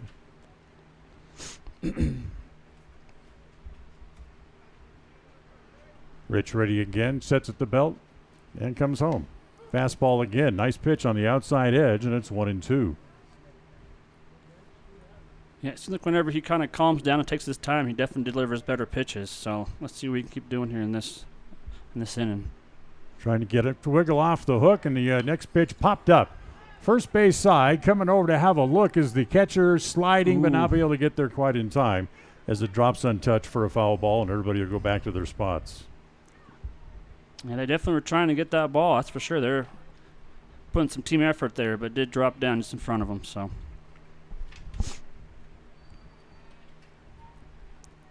a ball and 2 strikes as Paoli climbs back in the box. 1 run home here in the top of the inning. Rich ready. Here comes the 1-2. Bounces up there. Another nice save. And again, no further advancement as Osborne does a great job to keep the ball out in front of him.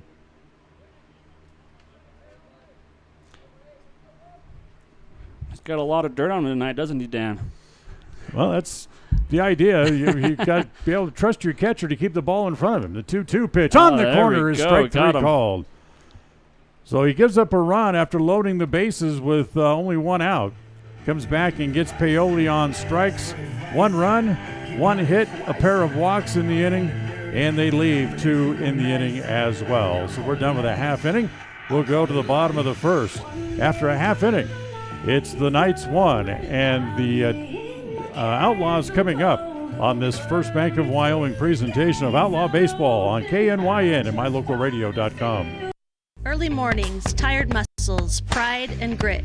At Varsity Inc., we know how much work goes into building competitive teams. We work hard providing the gear you need to celebrate the teams you love. Be your athlete's biggest fan in apparel from Varsity Inc. Come in today, 926 Main Street, Evanston.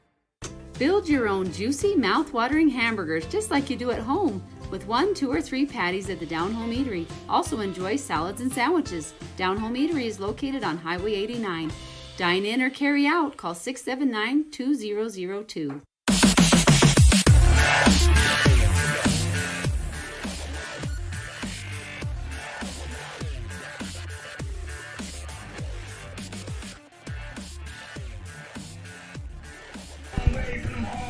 Bottom of the first inning. Let's give you the Evanston lineup here, as the Evanston lineup is brought to you by Varsity Inc. Get all of your Red Devil gear at Varsity Inc. on Main Street. Varsity Inc., we're on your team. Is here in the second game of the doubleheader for the Evanston Outlaws. Walker Wilson will lead off. He's in center field. Ryan Baldwin's the second baseman. He'll hit second. Hank Allred hits third. He's at third base.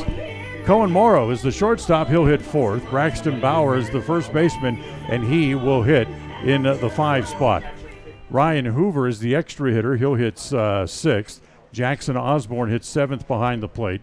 Damian Common is the left fielder. He'll hit in the 8th spot. Brecken Rich is the pitcher. He'll bat 9th. And Brody Clifton hits in the 10 spot, and he is in right field. So here's Walker Wilson to lead off for the Outlaws here in the bottom of the first inning as they trail 1-0. As Molina, first pitch home is squirted foul over on the first base side, and it's 0-1. Molina, who in the first game of the doubleheader here today had just 1 hit, made the most of it as he doubled home a pair of runs in that 6-run second inning for the Outlaws. Next pitch rolled foul over by the third base dugout, and it's 0-2. Got the lights on tonight, looks like already, so it's going to be a late one, I think, here, Dan. Yeah, the game doesn't start until 5 minutes of 8. We're going to be here a while. Yeah, exactly. Molina ahead of Wilson in the 0-2 pitch. Hit in the air, short center. Up comes the center fielder.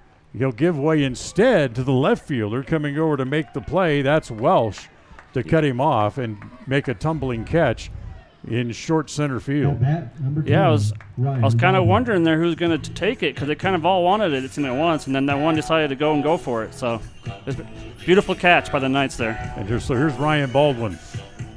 Baldwin 3 for 5 in the first game, coming up here for the first time here in the nightcap. Molina working out of the stretch, even though there's nobody on base, and the first pitch swung on and missed. Molina with a very interesting delivery, Dennis. You'll notice that just as he starts to come home to the plate, instead of just striding, he takes his front foot and just kind of flips it out in the air. That's kind of interesting, isn't it? Off-speed pitch, swung on and missed, and it's 0-2. Definitely a unique way, that's for sure. He's like a mom doing the dishes and snapping a towel at the dog who won't leave her alone. Ground ball to third. Eldridge bobbles, gloves, throws to first, not in time, and he'll draw an error. Yeah, that was definitely some good running by the Outlaws there. He wasn't going to give him that out, so that was a good job.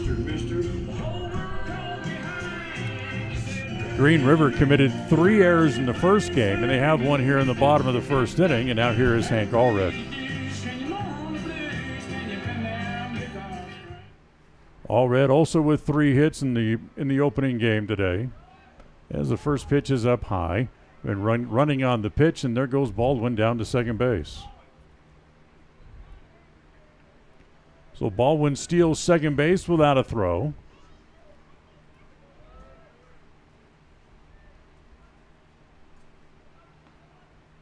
The 1-0 swung on and missed. Allred with a big hack comes up empty. And it's a ball and a strike.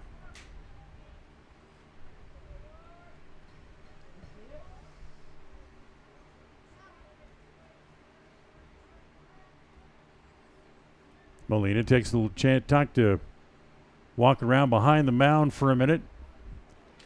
Take a look at Baldwin, who walks back toward the base. Second baseman Smith kind of sneaks in behind him a little bit. Now retreats back to his position, and the next pitch bounces up there again, this time to Allred, and it's 2 balls and a strike.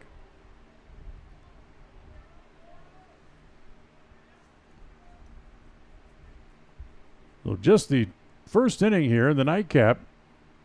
Settle in with us. We're going to be here a while. Next pitch hit in the air. Short center. Up comes the center fielder, Leibelt, who'll call off the left fielder this time and make the play for the second out. So 2 outs, and now here's Conan Morrow. Morrow, who struggled in the first game, even though Evanston had 14 hits in the opener. Morrow was on the outside looking in as he was 0 for 4 with a walk in the game. Looking for his first hit of the day, and the first pitch grounded foul outside of third. It foul, and it's 0-1. We want to thank the folks at the Jones Agency and the Allstate as they're our pregame sponsor, and with a abbreviated time between games, didn't really have much of a pregame show for the second game. Well, we thank them for their involvement in outlaw baseball as the pitch is hit foul. And it's 0 balls and 2 strikes now on Morrow.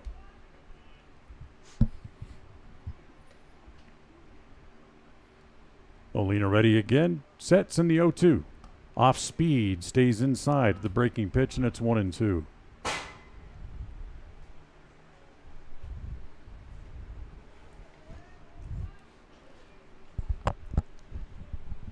So Morrow trying to pick up a 2-out hit and tie the game up with a runner away from second base, and the pitch hit foul.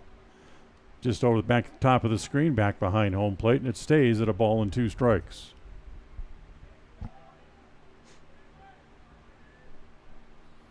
The outfield pretty much straight away here against Morrow with 2 outs. Molina ready again. Comes home, 1-2, and it's behind him.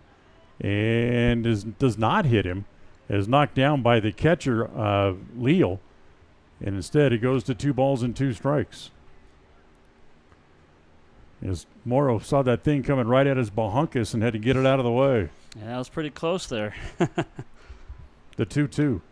Again, now runs it outside, now runs the count full, 3-2.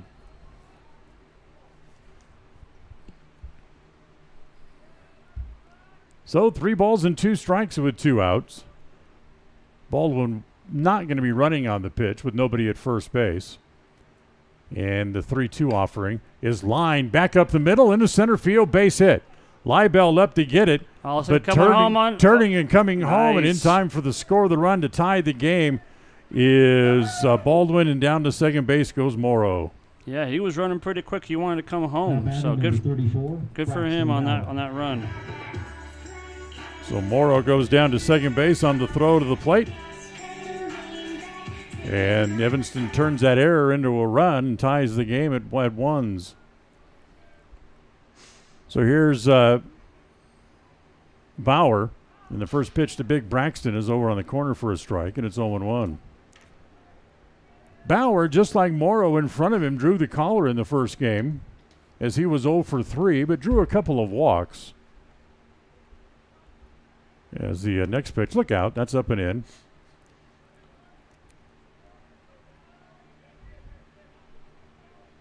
One ball and 1 strike.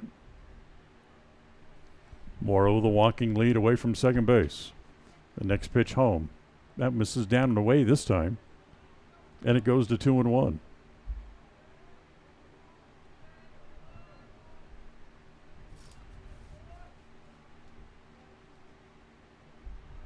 Morrow looks back at Molina, I should say, looks back at Morrow. The next pitch is up high, and that's 2-1. Bauer, who showed a good eye in the first game with those 2 walks that he had, Dennis, and so far here he's being able to lay off the bad pitches here. Yeah, he's not really showing much action there, as you see here as he walks now. So. As down to third base as Morrow takes third, as the pitch in the dirt, and Bauer, with his third walk of the day, heads down to first base. So there'll be runners at the corners now with 2 outs. And that'll bring up the extra hitter, as both teams again will hit 10 men in their lineups this evening, as Ryan Hoover comes up. Hoover with a pair of hits in the first game, swings and misses, and it's 0-1. Yeah, that was a little low. I'm not sure why he swung at that one, but I guess you got to do what you got to do sometimes. Hoover, who drove in a pair of runs with a double in the 6th inning that helped tie the game late for Evanston, but next pitch is on the corner for a strike, and it's 0-2.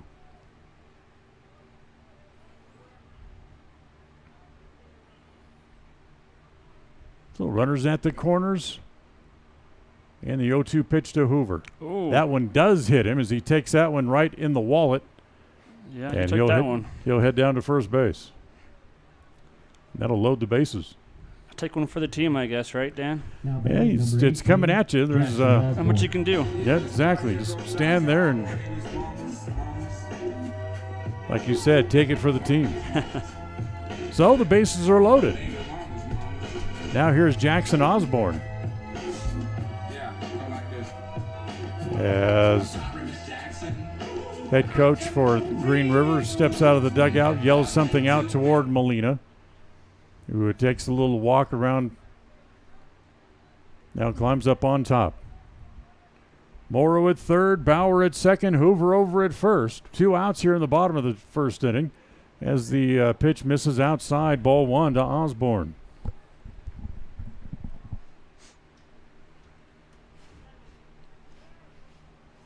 Osborne, who came in late and finished the game going 1 for 3. There's a pitch hit foul, and it's a ball and a strike. We all know whose car alarm that was. Was going off all night at the hotel. Next pitch hit foul again. Oh, I don't think it was not a foul ball. It was coming home as Morrow. Yeah, he was ready for that one, wasn't he, Dan? They're going to say that got through the catcher. So it'll be a pass ball to allow Morrow to come in. Everybody moves up 90 feet. So runners at second and third. Now 2 runs home in the inning here for the Outlaws, and they end up back on top here, 2-1, with 2 outs here in bottom of the inning. Now they're going to ask, because I thought the ball was fouled. As now the plate umpire is going to walk out and talk to the base umpire. I'm sure that was at the prompting of the Green River dugout, but he says nope. He stands with his call as the call stands.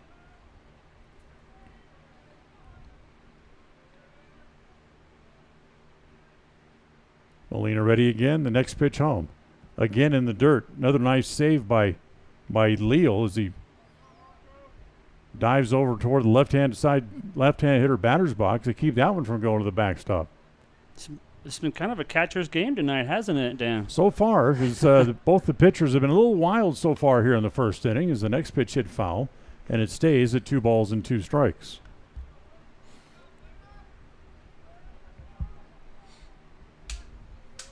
So Osborne back up there, 2-2. New ball again for Molina. Bauer at third, Hoover out at second, and the 2-2 offering. Hit in the air at right center field. Coming in the center field of the second baseman is Smith going out, and Smith able to make the catch for out number 3, but not before the Outlaws score 2 in the inning. 2 runs, 1 hit, an error, a walk, and a hit batter. As we'll go to the second inning. After 1, it's Evanston 2, Green River 1 in this presentation of First Bank of Wyoming presentations of Outlaw Baseball on KNYN and Mylocalradio.com. Signage is a critical part of your business. It helps customers find your front door. Rocky Mountain Sign will provide you with expertly designed signs, LEDs, channel letters, as well as skillfully cut signage using wood, metal, plastic, and other mediums to help your customers find you with high-quality signage. Using the best technology, designs, and installation by Rocky Mountain Sign. Your signage says a lot about your business. Work with the professionals at Rocky Mountain Sign, 243 7th Street in Evanston, Wyoming. At the Evanston Walmart, you'll find all the tools students need to succeed. Our team is committed to providing quality products and an excellent shopping experience. Stop in today, 125 North 2nd Street, Evanston. Walmart. Save money, live better.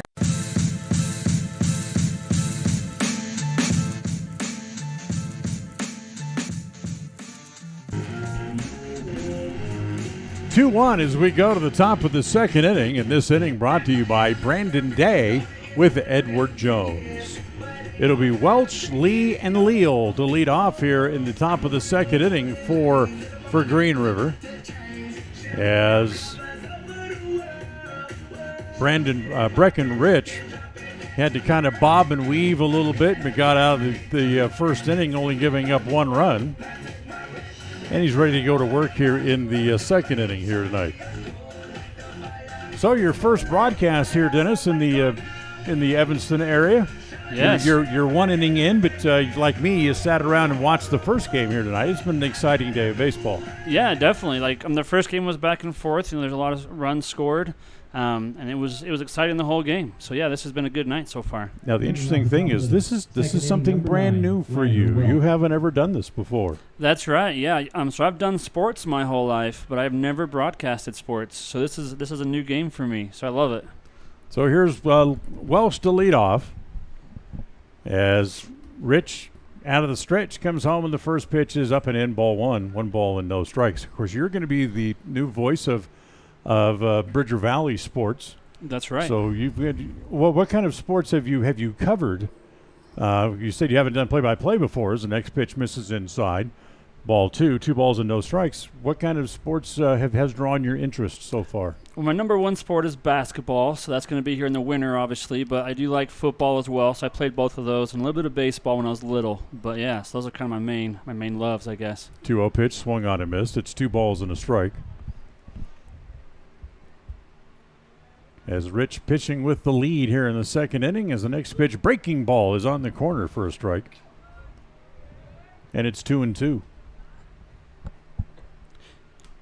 You're the veteran down at this, aren't you? You've been doing this for a little bit. I've been around a while, yeah. I'm the old grizzled veteran, I guess, as Welch just reaches out and pokes that one back through the middle into center field for a hit. Second hit of the game for Green River, and for Welsh, his 4th hit of the day. So here is Skylar Lee. At bat, number 0, Skylar Lee. Lee with an RBI single, also a walk in the first game. He was 1 for 4. So up there now with a man at first base.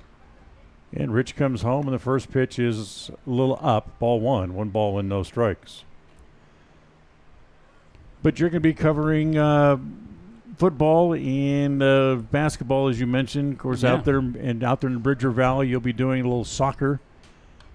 Pitch hit foul back to the screen. It's 1-1. Yeah, so there'll be definitely a variety of sports I'll be able to learn a little more in depth. That's for sure. Yeah, it is definitely a learning profession that you have chosen. Yeah, I'm excited. Ball and a strike. Next pitch to Lee, hit in the air towards short center field. Coming up and over is the center fielder Wilson to make the catch. Thought about throwing back in behind the runner, but Welch able to get back into first base. So there's 1 out, and that'll bring up Benjamin Leal. That's probably smart not throwing that. You never know what's going to happen. You may get an error on that, so you never know. Yeah, absolutely. Tonight's game also brought to you in part by our friends at El Paso All-American and Mexican Restaurant. El Paso, best in the West. And before coming home, Rich is going to back off and look back over to first base. Because we were over at El Paso yesterday for lunch. Yes, it was very good. Very good. Enjoyed it very much so. Yeah, very delicious food there for sure. You got that burrito, and I think you fed a family of 3 with that burrito you had yesterday. As the pitch to Leo was a called strike. It was definitely a family or a meal for 2, I would say for sure.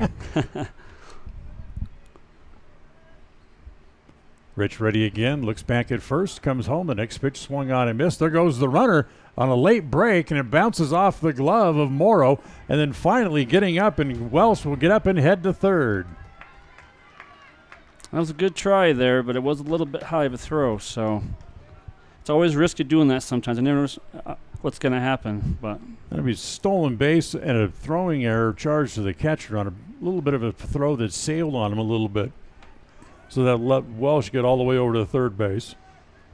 So the tying run 90 feet away with 1 out. And the next pitch home, Leo takes that pitch down and away. And it's 1 ball and 1 strike.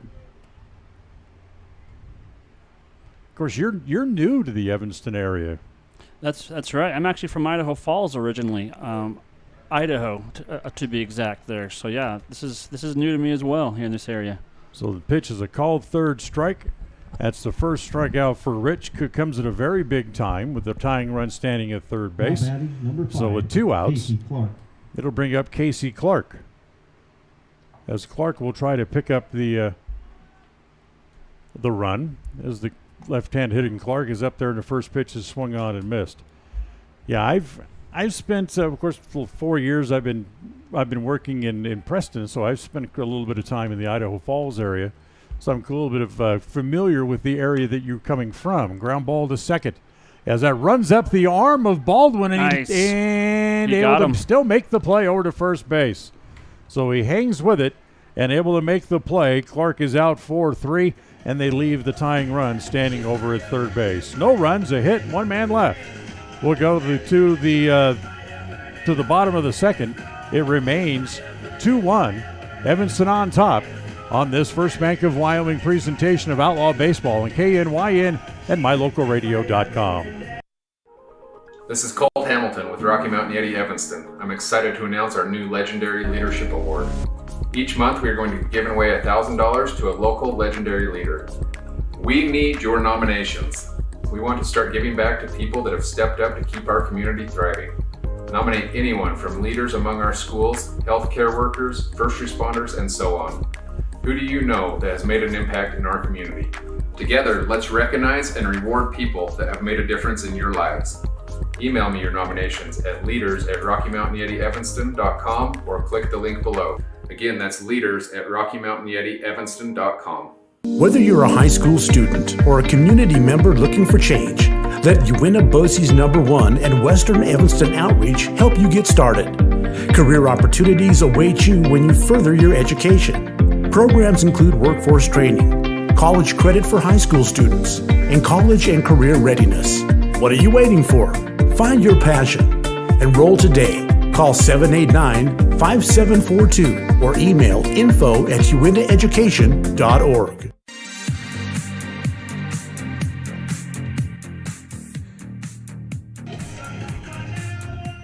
Bottom of the second inning, Outlaws up 2-1 as they come up here, as it'll be Damian Common, Brecken Rich, and then Brody Clifton, the 8, 9, and 10 in the lineup, if you will, as the first pitch is rolled foul, and it's 0-1.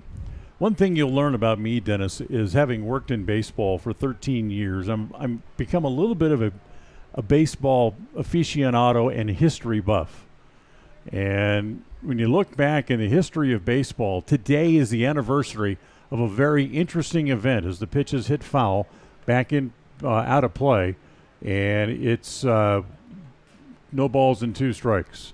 You have any idea what today is the anniversary of? You know, I actually do not know, Dan, but you can definitely educate me for sure. Next pitch is down low, ball 1 ball and 2 strikes. Well, back in Chicago, the owners of the Chicago White Sox were really well known for coming up with some very strange promotions over the years. The pitch is rolled foul again, and it stays at 1-2. And it was on this date in 1979 that they teamed together with the local radio station, and with disco music being the big craze of the day, they wanted to do something to show their displeasure with disco as the pitch is inside and hits Common on the back, and he'll head down to first base. And that brings up Brecken Rich, second hit batter of the night for Molina. So they held what they called Disco Demolition Night. Oh, okay. And the local DJ was on the air. We've talked about it for weeks and got all of their listeners to bring all of their disco records to the ballpark as the runner goes, and it's throw down not in time. Common steals second base. The pitch to the plate was a ball. So they got all of these disco records they collected, and they took it out into center field in between games of a doubleheader, and they put them in what was essentially supposed to be a coffin as that ball's lined into left field. That'll be a base hit. Coming to third base is Common as well. They're going to send him in. The throw is cut off, and Common will score, and it's 3-1. That was a beautiful run by Common there. At bat number 11. So Rich with the RBI single, and that'll bring up Brody Clifton. So the disc jockey in between games of the doubleheader stirred the crowd up into a frenzy, and they got all these records out there. And it was supposed to be just a small little thing. Well, whatever they stuck in this coffin with all the records blew up. Oh, geez. Along with all the records. As bunted back toward the mound, they'll look to Molina looks to second, but he'll go to first in time for the out. Clifton's out 1-3 on the sacrifice bunt. And moving up to second base is Rich. So we'll go back to the top of the order, and here comes Walker Wilson. So it blew these records everywhere. And with all the people in the stands there who came as representative or listeners of the radio station, they got so excited they basically stormed the field as a ground ball to short. That runs up the arm of Peterson, has to pick it up and throw, not in time. That'll be an error again on the shortstop.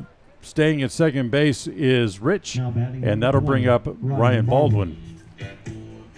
Well, security couldn't get the people off the field. They tore up the field. Of course, there was those records everywhere, and they couldn't do anything about it. They spent 15, 20 minutes trying to clear the field, and finally the White Sox had to forfeit the second game of the doubleheader because they couldn't get the people off the field. And when they did, the field wasn't in playing condition. Oh, as wow. Little looper into short center field. They'll go back to second base, not in time, and the bases are loaded again for the Outlaws here with now batting number 7. Here in the inning. So you're saying the moral of the story is do not put records inside of a coffin and then blow it up. I'm not sure what the moral is, but it's certainly don't mix DJs, alcohol, and explosives. That's probably a good idea there, Dan. Probably a good idea. So here's Allred As the first pitch is down low, ball one. 1 run home here in the inning. Rich is at third, Clifton at second, and Walker at first. As the next pitch misses again, ball 2, 2-0.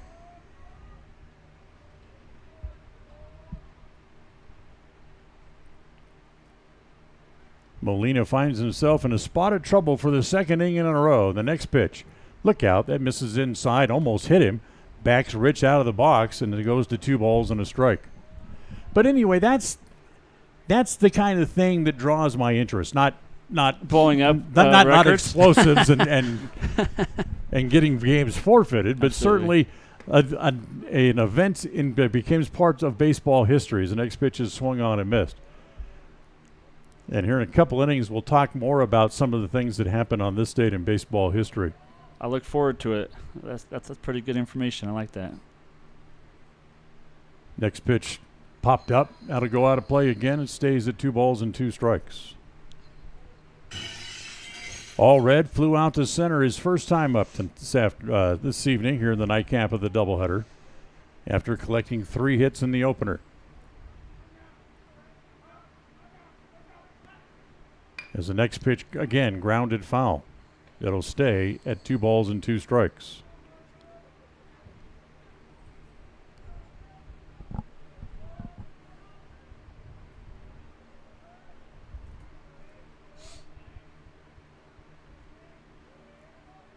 Next pitch, again, misses up high. So that runs the count full with the bases loaded. And certainly All Red will look for something that he can put in play and hit it hard somewhere. Molina ready. Comes home. Ooh. Hit along the left field line. Long run for the left fielder, Welsh. And down into the corner. The ball goes foul down into the corner. Did not have home run distance. Yeah, that outfielder almost ran through that fence. It looked like he was trying to get there, but it was hit pretty far out. Yep. So 330 down the line, down into that corner, as the ball did not quite make it to the outfield fence, but it was foul anyway, and All Red back up to the plate. And again, the pitch home to All Red, and that is outside, ball 4. That'll force a run in. that's definitely not something that Molina wanted right there, but Now batting, I guess number it 2, happens. Colin Morrow. So an easy RBI as Rich comes home.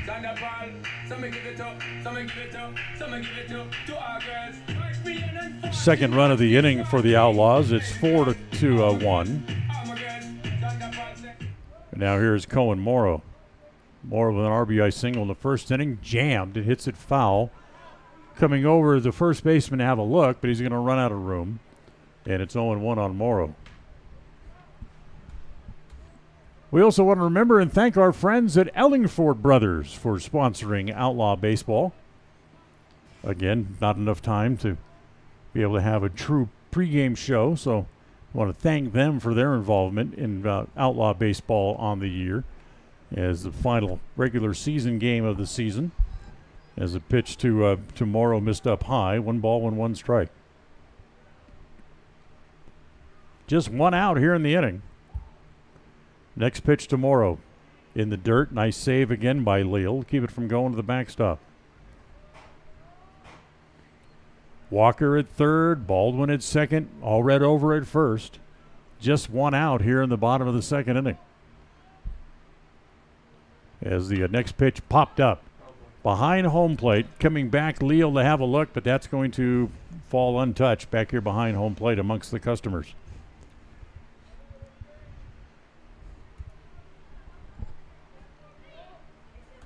So 2-2 on Morrow. Left-hander throwing down in the bullpen for the Knights. As the next pitch swung on and missed as Morrow goes down on strikes. So that's 2 outs here in the inning. Now batting, number 34, Braxton Bauer. Here's Braxton Bauer. One of your biggest and most strongest and powerful hitters on the team. And probably also one of your hungriest after drawing the collar in the opener and walking his first time up here in the second game and takes the first pitch up high. Ball 1, 1 ball and no strikes. Yeah, I'm sure he's wanting that nice pitch down the middle to be able to hit that nice homer, right? Certainly looking for something to turn on. Oh, Like there that, you go. as he pulls it down the line. That's going to go toward the corner as the left fielder they're Welsh coming cuts it home off. here, looks like. 1 run in, 2 runs in. They're going to send Allred to the Nice. plate. He's coming home, and he Oh. will be out at the plate. Give Bauer a couple of RBIs on the double, and Allred thrown out trying to score. So 4 runs in the inning here for the Outlaws. And Allred thrown out trying to come home for the third out in the inning, as Bauer will end up at second base with the 2 RBI double. So 4 runs in the inning as the Outlaws now open up a 6-1 lead after 2, as we'll make our way to the third. Outlaws leading by a score of 6-1 on this First Bank of Wyoming presentation of Outlaw Baseball on KNYN and mylocalradio.com. Now you can get your oil changed, have minor repairs made to your vehicle, and get it completely detailed at one location in one appointment. T-Bar Body Shop in Evanston does body work and more, a lot more. If you need to have a trailer rewired, your brakes replaced, a chip repaired in your windshield, or your windshield replaced, you can get it all done at T-Bar Body Shop. This is the manager, Jeremy Rex, inviting you to stop in for a free quote today. T-Bar Body Shop, 515 County Road. Let T-Bar fix your car. Dad, did you know that the iris of your eye is more unique than your fingerprint? Yes, I did. I learned that in optometry school. I'm Dr. Trent Clooney with Uinta Eye and Vision, where we understand that every eye is unique. We are dedicated to carrying on the tradition of great vision care in Evanston. Quality care like I received growing up here. I care about your individual and unique eye health. With over a decade of experience, I'm excited to return to Evanston and once again cheer on the Evanston Red Devils. Call my dad at Uinta Eye and Vision to schedule an appointment. 307-789-3937.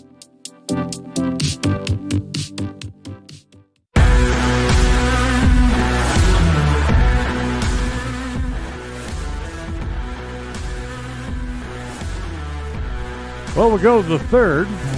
Outlaws leading 6-1. And here in the third inning brought to you by Uinta Eye and Vision. Our vision is to improve yours. So here in the top of the third, as the Outlaws scored 4 runs on 1 hit. That was it. Big chopper over the head of the third baseman, backed up by Morrow, goes off his glove and out into left field. That'll be a base hit to lead off here in the top of the third inning. So Molina opens the inning with a hit. Dallin Smith. He's 2 for 2 with a triple and now a single here in the game.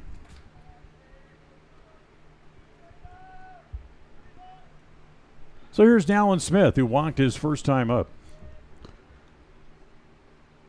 First pitch misses down low, ball 1. We also want to thank Mr. Brendan Day here with Edward Jones as well for helping us here with this broadcast. So definitely thank you very much. Next pitch home, as that's high, or runner goes, and it's going to not be in time as Molina steals second base. So Molina will be at second base. Still nobody out here in the inning. As Smith up at the plate, having walked his first time up. Rich Reddy comes home again. That next pitch misses and down low, little and in. 2 balls and a strike. Let's see what else is happening around the world of baseball tonight. Check some scores around the big leagues as the Blue Jays at home tonight against the Phillies. They play in the 8th inning, and the Jays on top 4-3 as the pitch over on the corner for a strike, and it's 2-2. Also in the 8th inning, down in Tampa, the Rays leading the Red Sox 3-2, and the Guardians being shut out at home by the White Sox 4-0. That game also in the 8th inning as that pitch swung on and missed.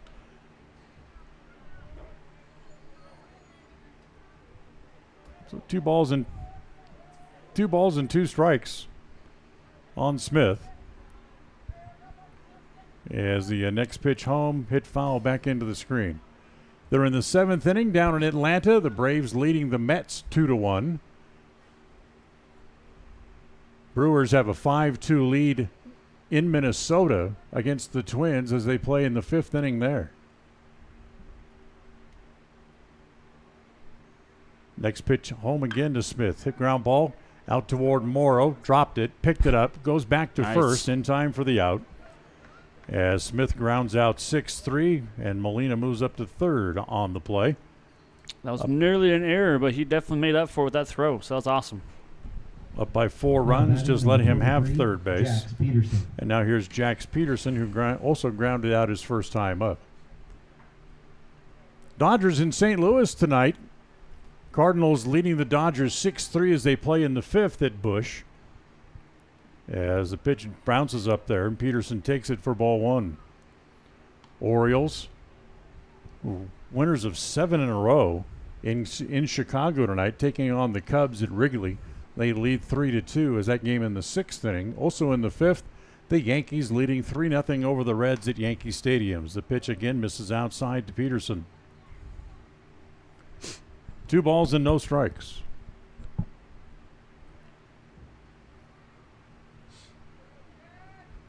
Here's the 2-0 pitch.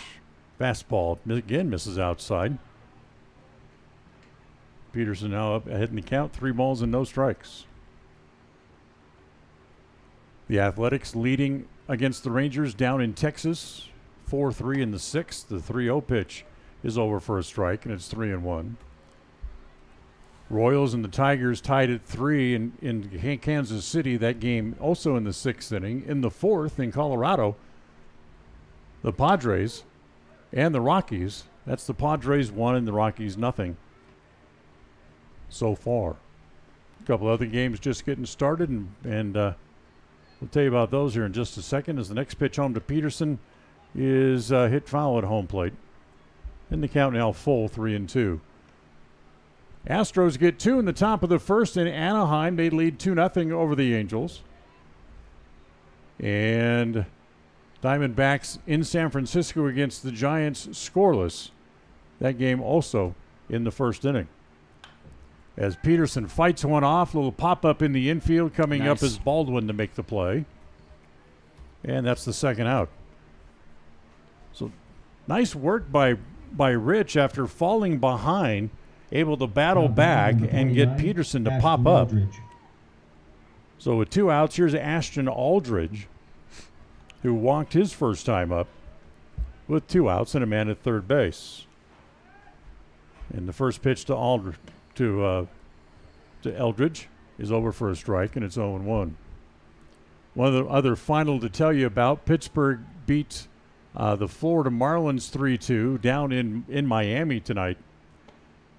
And one game postponed. That's the Mariners at the Nationals. The game was rained out. And that's your look at the Major League scoreboard here on this Tuesday. Next pitch to Eldridge, swung on and missed, and it's 1-2. That was a pretty speedy one down there, Dan. He meant business with that one. So now he's a pitch away from getting out of the inning. Rich ready, the 1-2. Ground ball foul just outside of first as Eldridge tried to steer one toward right field and hit it foul. Stays at 1 ball and 2 strikes. Molina, who led off the inning with a single, got as far as third base, still standing there now with 2 outs coming down the line. And the 1-2 pitch. Breaking ball missed, 2-2.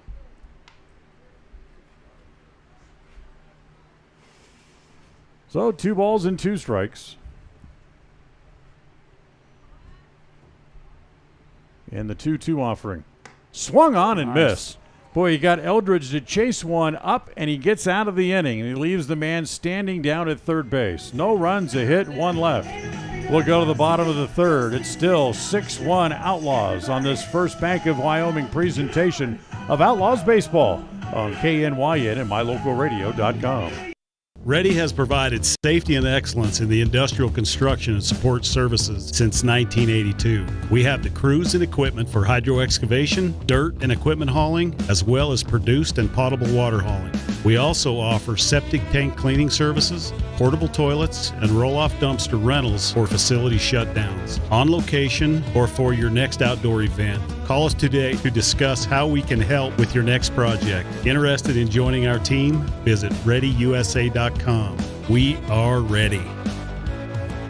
In the state where life is elevated, live your life in a higher gear.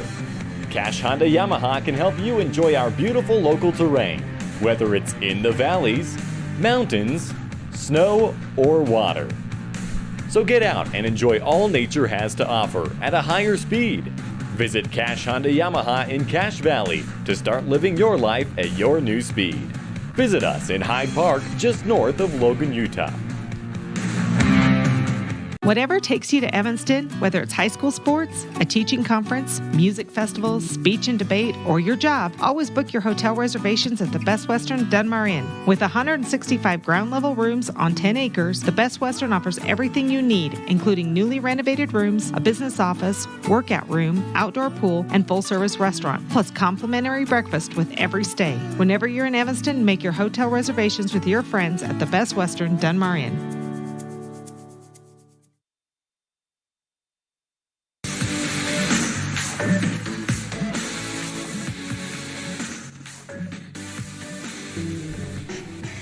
Welcome back here out to the Evanston game here. Let's just thank Varsity Inc. Get all your Red Devil gear at Varsity Inc. on Main Street. Varsity Inc., we're on your team. All right, we'll go to the bottom of the third. Thank you, Dennis. 6-1. The Outlaws on top. And it's Hoover, Osborne, and Common to hit here in the third. And the first pitch is a one-hopper out toward the shortstop. Peterson gobbles that up, plays it across. One pitch, one out here in the third. Now batting So one out, 18, and that'll bring up Jackson Osborne. So it's been quite a year for the Outlaws. A season of lessons learned. And they've unfortunately taken their lumps at times, but that's how you learn in this game. As the first pitch to Osborne is hit foul. A team that, when you talk to the coaching staff, they'll openly admit they're young but growing, and growing as a team and learning more every day. As the next pitch misses inside, 1-1 strike. And one of those lessons you have to learn is how to close out a game with a lead, like at the game earlier today. They weren't quite able to and let it get away in 8 innings. Yeah, that was a little bit of a heartbreaker. They were really close in the end, and then it just didn't work out quite well for them. So ball driven to left center. The Welsh can't chase it down, and Osborne will hustle into second base with a one-out double here in the third. But I think they will learn from that, though, I think, tonight. So hopefully that'll help them out. I'm going into the playoffs there. So number 6. Yeah, that's they are hard lessons. This is a hard game. Absolutely. And we think of it as the game that we played as kids, but when you play it when you get older, up into this age group and beyond, it is a game that'll take your tears away at times. As the pitch is over for a strike, check that ball 1. Yeah, absolutely. Like Bart Giamatti said in his book, it's a game designed to take your breath away at times, and it most certainly does. Yep, definitely. As the pitch down low, ball 2, 2 balls and no strikes on Damian Common. Common hit by a pitch, scored a run during that 4-run second inning. As the next pitch, again, misses up and in.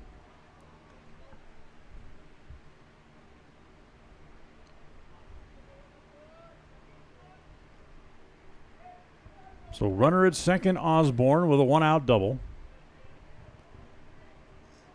Common ahead in the count, 3-0, and that pitch is over for a strike, and it's 3-1. Common taking all the way.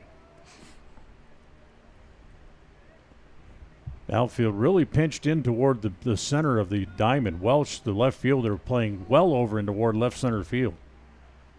As that one pulled on two hops toward the third baseman. Eldridge picks it up, drops it, picks it up, drops it again.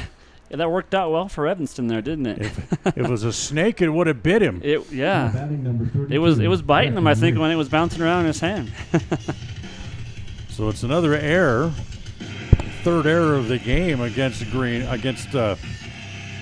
River, after having 3 errors in the opener today as well. So here's Rich with runners at first and second, as the first pitch to Rich is on the inside corner for a strike.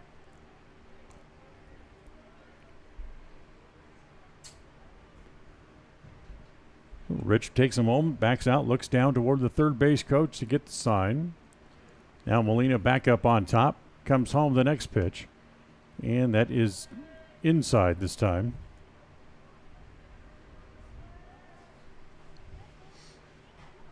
So again, they'll look down to third base. Up by 4 runs, you wouldn't think they would put too much of a play on, but it's still early enough that you still want to build a bigger lead if possible, as that pitch is going to be rolled foul down toward third. Great catch by Coach Hoover. That's right, Coach Hoover able to stab that one. Nice. Indeed. Yeah, they definitely scored pretty quick earlier tonight, so you never know. So you definitely want to get that bigger lead if you want to be comfortable. Yeah, so. that's the one thing about the first game, and even so far in the first 2 innings of the second game, runs have come in bunches. Absolutely. As that pitch is up. As there was plenty of crooked numbers held or put up on the scoreboard in the first game tonight. Each team had a 6-run inning. Each team had a 3-run inning. Ground ball goes into left field for a base hit. Here comes Osborne around third, and they're going to hold him there. And for the third time in 3 innings tonight, the Outlaws have the bases loaded. Now batting number So with 11, 1 out, Brody Coach Clifton. Hoover plays it safe, holds the runner at third base. And Brody Clifton will come up.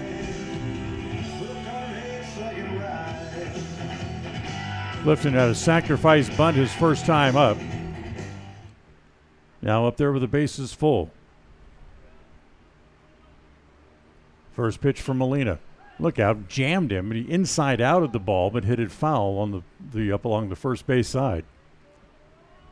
Had to hit that ball right off his thumbnails. Yeah, that was pretty close, wasn't it, inside? So Osborne's at third, Common at second, Rich over at first. And here's Clifton trying to pick him up.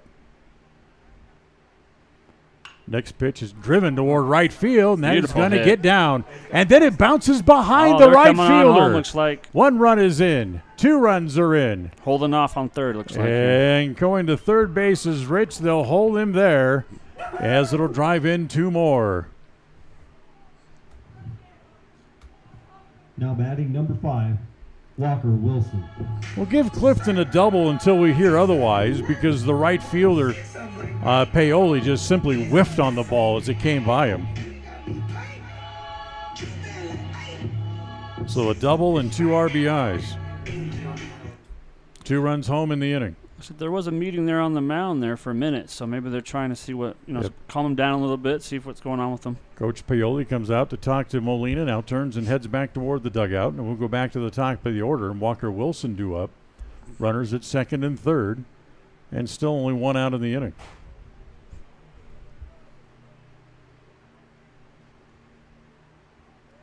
Two runs on 3 hits. And the first pitch to Wilson misses inside, ball 1.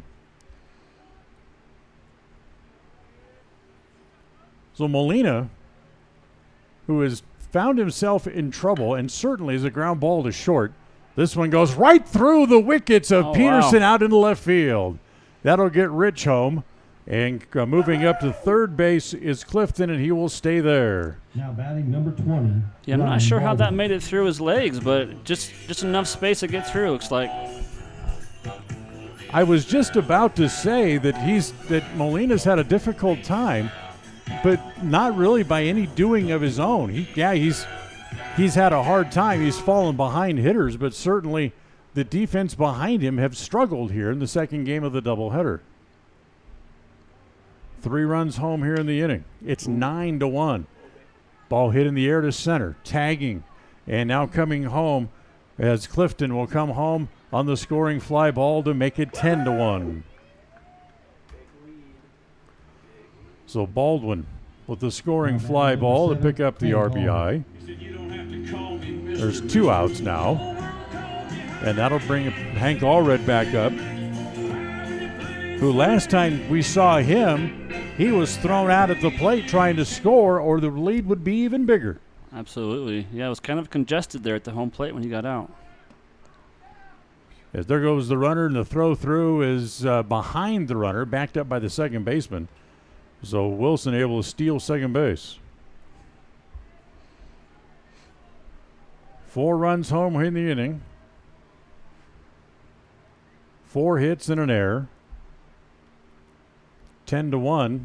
Evanston on top. Breaking ball misses in this time to Allred. And it's 2 balls and no strikes. Allred flew out to center, also walked with the bases loaded, drive in a run. The easiest RBI he's had the whole year.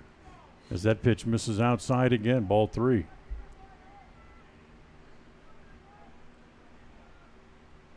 Yeah, the sun's finally gone down here, Dan. It's starting to cool down a little bit, huh? Lights are finally starting to take a little bit more effect here at the ballpark. Pitch home to Allred again, misses inside.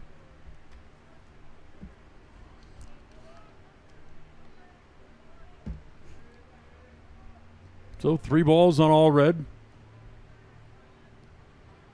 Molina ready again. In comes home. And the next pitch hit in the air to short left. Coming up, the left fielder Welsh. The shortstop is Peterson going out.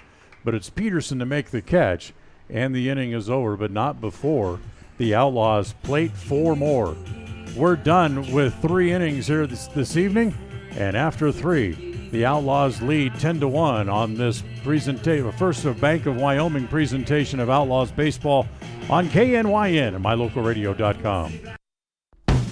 Whether you're working with a realtor or you're selling your home by owner, the title company you choose really matters. They handle all the research to make sure there aren't any bad surprises like hidden liens, unpaid taxes, forgery, easement restrictions, or access issues. At First American Title, the staff has a combined 140 years of experience and a 98% excellent customer service rating. Make the right choice. Choose to close with First American Title, 1048 Main Street, Evanston.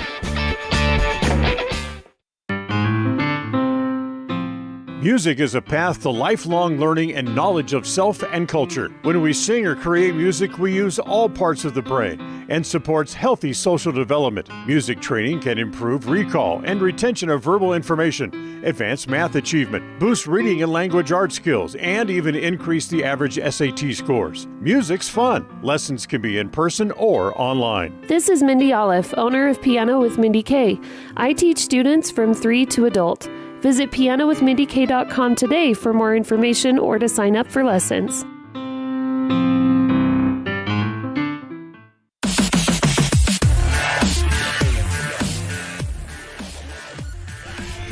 Evanston up 10-1 as we go to the 4th.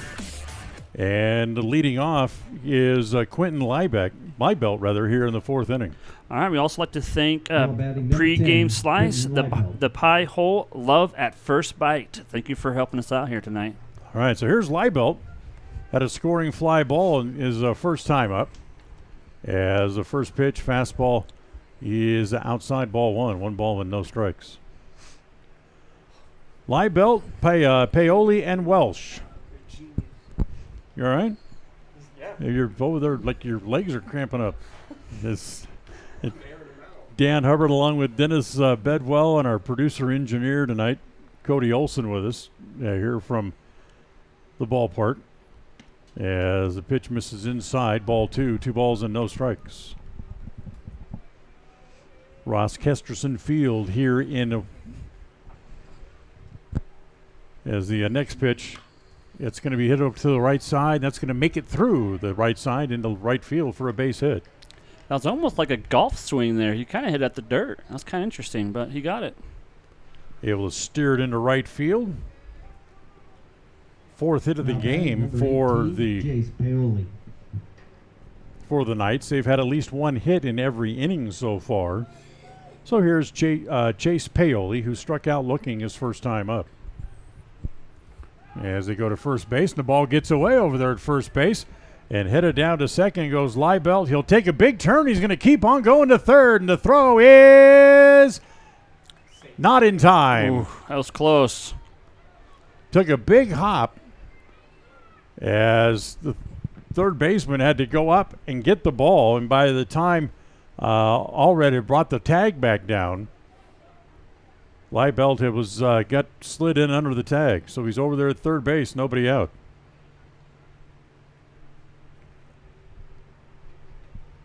Next pitch, look out, up and in, hits him in the helmet, and he'll head down to first base. So Paoli takes one off the noggin. He tried ducking there, but wasn't quite fast enough. Now batting, number First 9, hit batter tonight for Welsh. Rich. And Lander Welsh will now come up. Runners at the corners.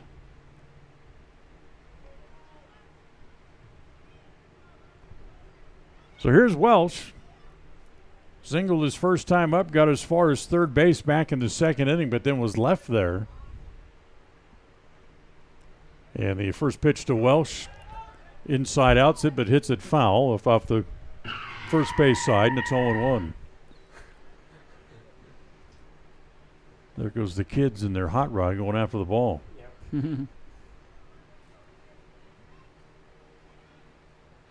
Rich ready.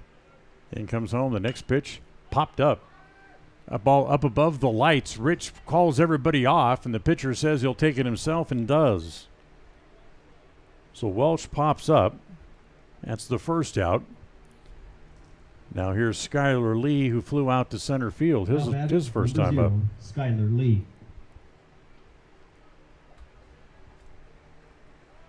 Lee's had a bit of a tough day. 1 for 4 in the opener.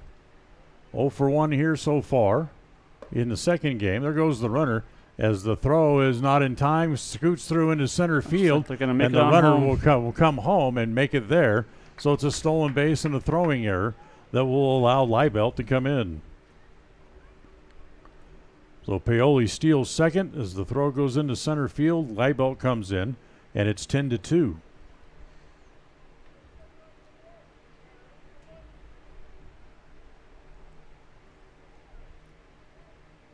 That's the first error I have here in the nightcap for Evanston, as that pitch popped up behind third. Allred looking up into that dark sky and able to make the play in foul territory for the out.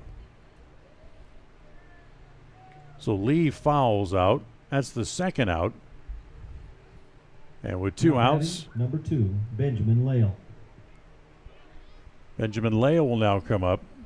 He also was a strikeout victim his first time up here this evening. And the first pitch misses outside. Ball 1, backhanded by Osborne. Paoli stays at second base. 2 outs, top of the fourth. 10-2, Evanston on top after dropping a tough one in the openers. A pitch on the outside edge for a strike, and it's 1-1.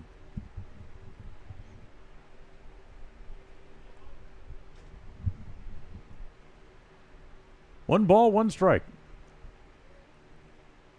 Next pitch hit in the air to left. Having to go back on the ball is Common, still going back, has plenty of room, able to make the catch, and the inning is over as Leal flies out to left. 1 run in the inning on 1 hit batter, and 1 error against Evanston, and they leave 1 on base as well. We'll go to the bottom of the fourth. The Outlaws up 10-2 on this first Bank of Wyoming presentation of Outlaw Baseball on KNYN and Mylocalradio.com. The best place to stay when you're in Casper, Wyoming is the Come On In Hotel and Suites. This beautiful log hotel offers 5 hot tubs, 1 pool, a fitness center, and fabulous indoor atrium. Offering jacuzzi and fireplace suites, the guest rooms are comfortable and relaxing. Plus, every stay includes a delicious extended continental breakfast. Whenever you're in Casper, stay at the best place. Come On In Hotel and Suites. Come on in today. Come On In Hotel and Suites, Casper. What do you do when you lose a tooth? Put it under your pillow. Under my pillow. Like a treasure chest so you could put it in? Why do you do that? Because then the tooth fairy comes. For the tooth fairy, so the tooth fairy can come get them. And then what happens? I get money. We may not be the tooth fairy, but we can still take care of your teeth. Bear River Dental in Evanston.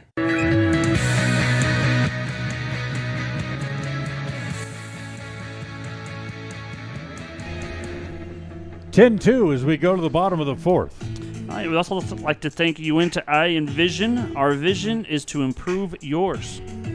New pitcher here for Green River as we go to the bottom of the fourth. Casey Clark comes in as he will pick up for Marcus Molina, who went 3 innings, gave up 6 hits, 10 runs, but not all of them his fault as the Knights defense played a little fast and loose with the baseball behind him as well.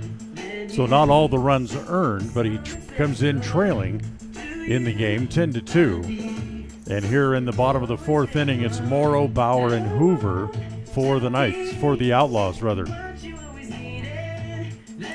Well, Dennis, we mentioned we're going to talk about some more things that happened in baseball history, and we'll talk about another one of those right now.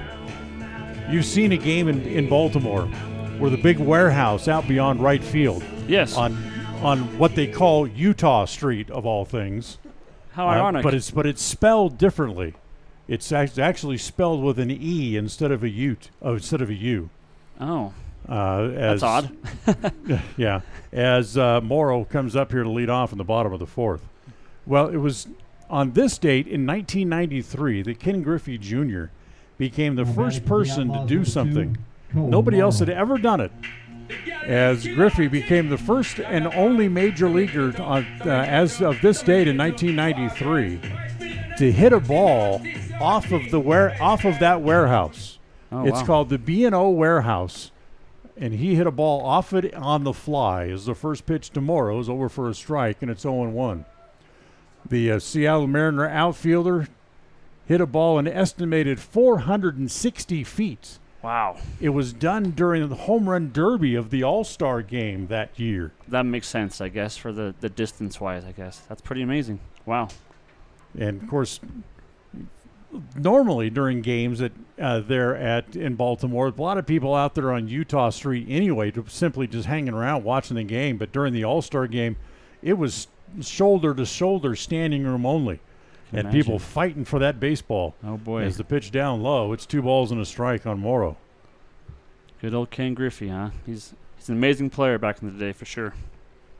One of the coolest things about Utah Street, here's the 2-1 pitch, up high, ball 3, is I'm not sure if it's still there now that he's passed away, but Boo Powell used to have a barbecue trailer out there on Utah Street, and that's why most of those people used to go out there and hang out, just to go to Boo Powell's barbecue. Okay. Here comes the 3-1 pitch. It down low and outside, ball 4, and Casey Clark walks the leadoff man here in the bottom of the fourth inning. So here's Braxton Bauer. Bauer walked, doubled home 2. So he's 1 for 1 in the game. And comes up here with a man at first base in the fourth inning. As pitch bounces in there, and that'll send the runner down to second base as Morrow will move up. Outlaws, they can come up with a couple of runs here and then hold Green River scoreless in the top of the fifth inning. That would cut this game short and actually end the game, as they'd have a 10-run lead after five innings. As the pitch is hit foul. That would definitely be a difference from this earlier game, that's for sure. It's pretty close earlier, so this evening. Yeah, we're only about an hour and 15 minutes into this one, and the opener went 2 hours and 35 minutes. Yeah, it was a tight one. As the pitch swung on and missed. There goes the runner for third, and the throw is not in time. Nice. I'll tell you what, Morrow broke late, and it caught people napping as the third baseman, Ashton Ailerich, was late getting over to the bag. He's determined to get home here, looks like. As a pitch to Bauer, hit in the air to right field. Right fielder coming up and over. I think he lost it. And he lost it. Lost it in lights or in no lights. As there goes Bauer into second base with a belly flop, and he'd be in there with an RBI double. Nice.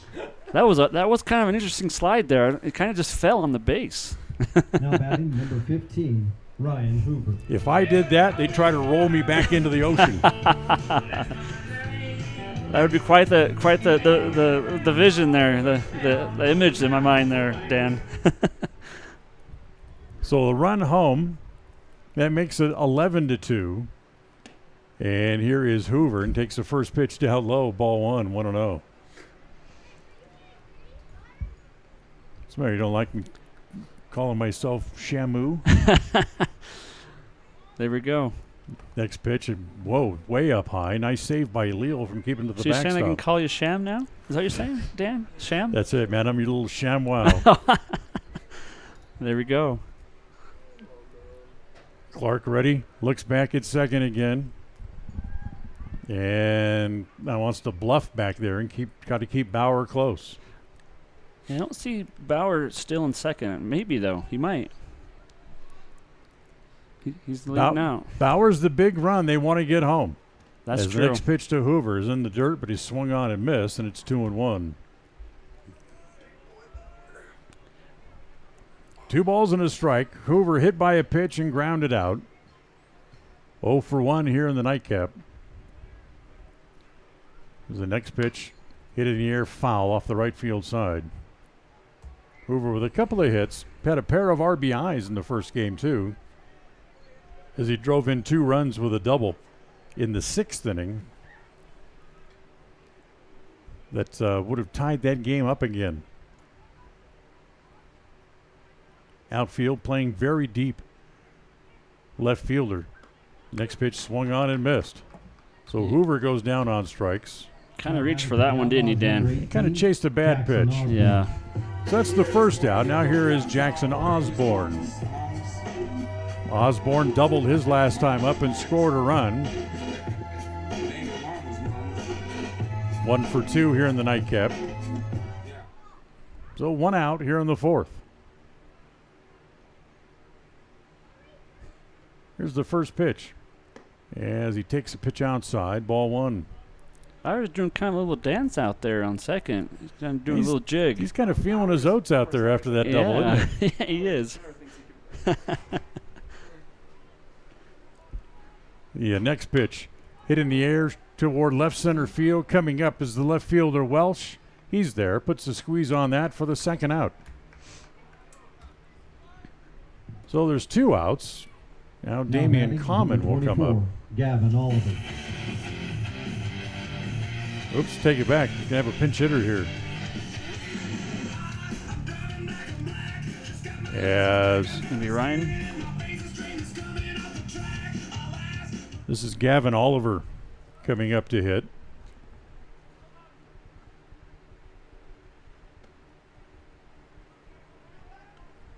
As Oliver takes the first pitch, ball 1. First game of the doubleheader, Oliver was 1 for 5. Doubled and scored, part of the 6-run second inning for the Outlaws. Also drove in a pair of runs with that RBI double. As a pitch misses down low, ball 2, 2 balls and no strikes.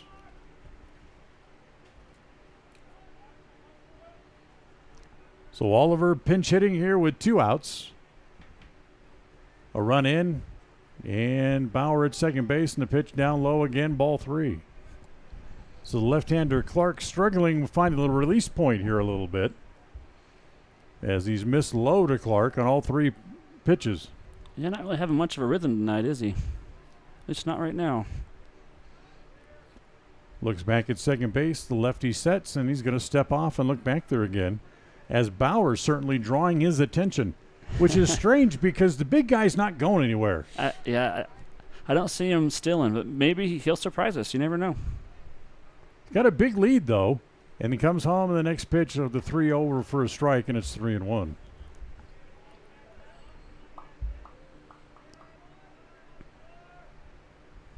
Common, while he was in there, was hit by a pitch and reached on an error.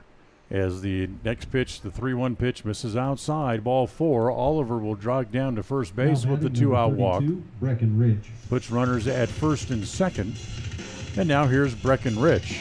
Rich is 2 for 2, has a pair of singles, has scored twice, and has driven in a run here in the nightcap of the doubleheader.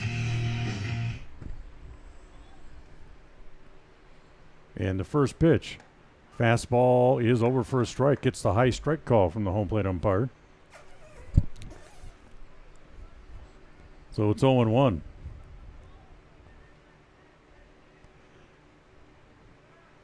Ready again. Next pitch is looped. That'll go foul back into the screen, and it's 0-2.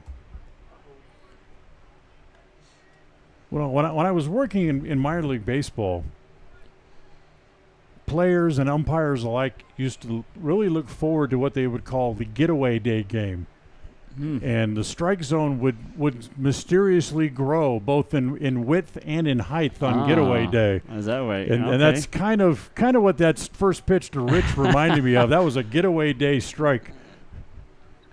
Are you saying this is getting in that nightcap time? Well, where it's when the second game doesn't start until 8 o'clock, it's like a getaway day game. As the ball's lifted foul out along the right field side, coming over to have a look and make the catch is the right fielder for out number 3. So Rich flies out, and Evanston has to settle for 1 run. On 1 hit, they leave a couple on base as well, and there was another error in the inning charged against the the Green River Knights. We'll go to the 5th, done with 4, as Evanston's up 11-2 on this first Bank of Wyoming presentation of Outlaw Baseball on KNYN and MyLocalRadio.com. School, it's the right path indeed, where we learn to read and learn to write. School's the ticket to reach new heights. We make new friends, learn social skills, art, foreign language, music, and more. Science, technology, engineering, math, history, and health in that PE class. With computers and books and teachers and more, our brains will grow and our dreams will soar. So do whatever it takes to never miss school, because a great education, why, that's really cool. My friends, be cool. Go to school. There's nothing better than finding the perfect gift for someone. Whether it's a baby shower, birthday, or anniversary, Ivory and Iron has everything to make gift-giving fun. Come enjoy the beautiful atmosphere, mouth-watering chocolates, and beautiful floral arrangements. Ivory and Iron, 1101 Main Street, Evanston.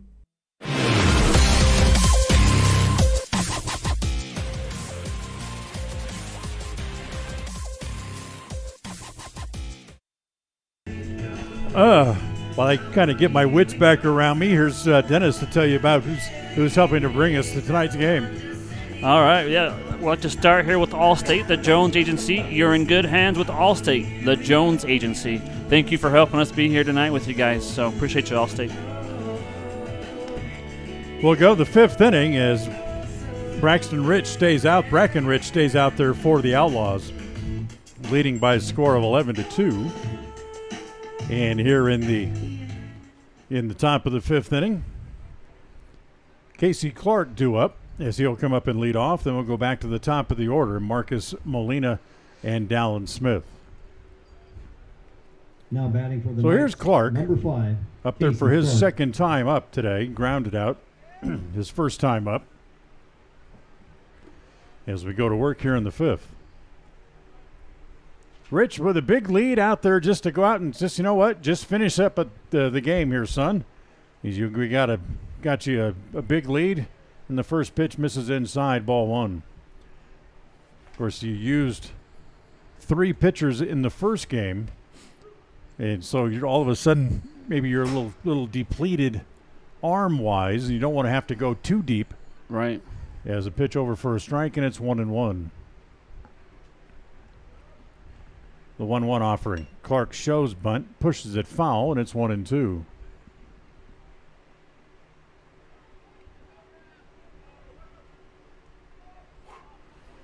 Well, something else that happened on this date in baseball.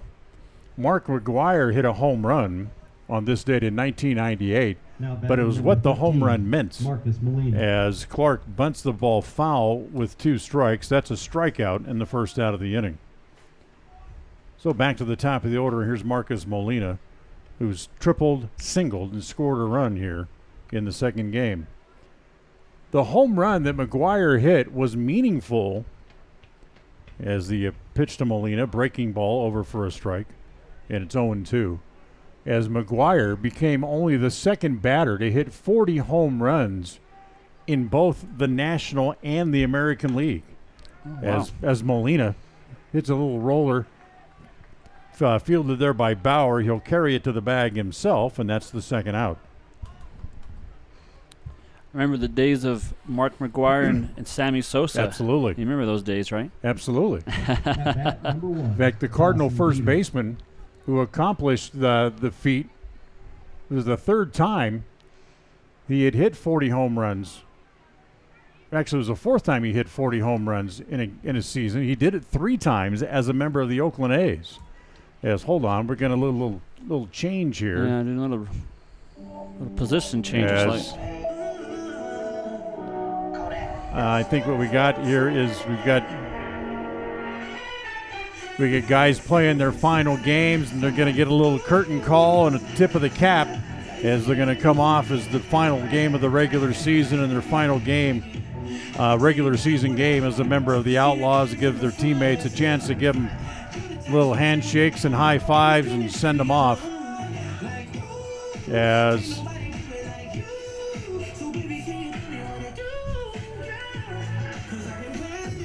it was Ryder Wilson going out to play left field. And now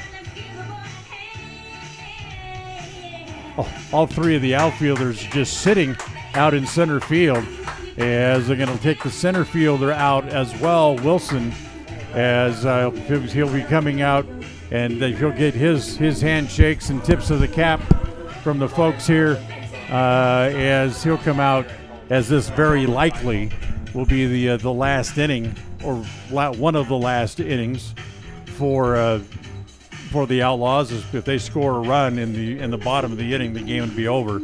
So they want to make sure they get the accolades from the crowd before the game ends. Yeah, I want to give a quick shout out to Ryan Baldwin. This will be his last time. So that's right.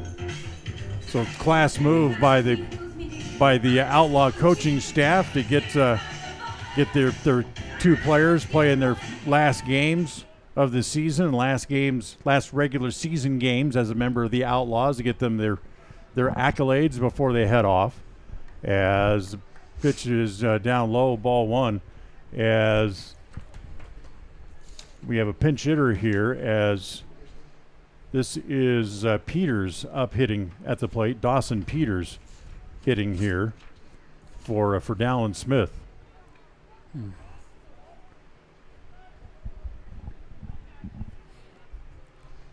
2 balls and no strikes on Peters. As the pitch home swung on and missed, as Rich still has plenty of jump on that fastball as he threw it by Peters. And it's 2 balls and a strike. 2 outs, top of the 5th. As the pitch misses on the breaking pitch, and it's now 3-1.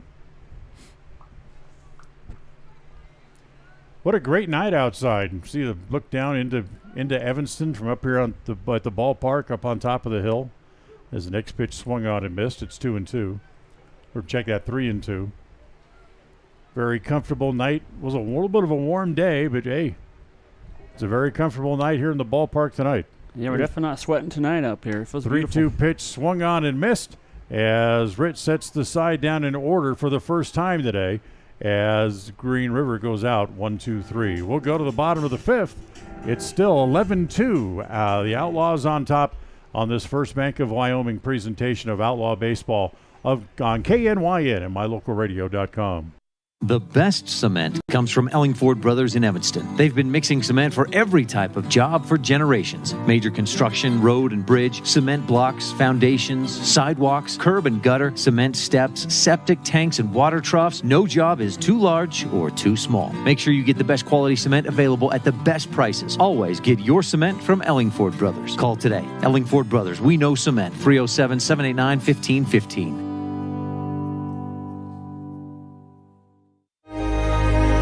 Risk takers, adventure seekers, optimists. Authentic people with the fire in their belly and greatness in their hearts. You'll find them here, in a place where the spirit of the cowboy lives and thrives. I am a cowboy. I am a cowboy. Soy vaquera. The world needs more cowboys.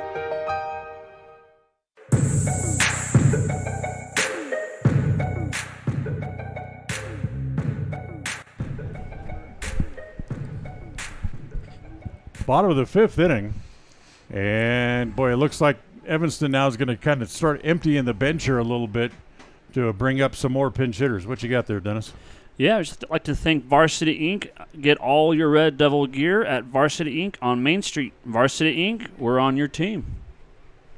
Clark stays out there for Green River, and the first pitch is hit foul. Back, and it's 0-1. At bat for the Outlaws, number 19, Tyson Bateman. Yeah, Tyson Bateman up at the plate as he hits here for Clifton, I believe. First pitch hit foul, the next pitch misses inside. And it's 1-1 strike. Hold on. We're going to get a visit now to the mound as now it looks like after watching Evanston, who took out their senior players, looks like that now maybe we're going to get the same type of thing as Clifton or Clark is going to come out, I think. Got a new left fielder coming into the game. No, Clark's going to stay on the mound, so we got a new left fielder. As a left fielder, that'd be Welsh. He comes out of the game as he'll get handshakes and high fives all around as well. So a ball and a strike on Bateman. Game's not over yet. I mean, Evanston's got to score a run as that pitch is rolled foul. The way it stands right now, if Clark can keep Evanston off the board, we'll go to the sixth inning. Yeah, absolutely. Yeah, there's definitely some time still that could be had, so we'll see what happens. Ball and 2 strikes here on Bateman to lead off here in the bottom of the fifth. As that pitch bounces up there and evens the count at 2s. Remember, the first game tonight went 8 innings. Green River scored 3 times to the top of the 8th to win it by a score of 14-11. A total of 35 hits in that first game of the doubleheader today. As that pitch bounces up there, and it's now 3 balls and 2 strikes on young Bateman.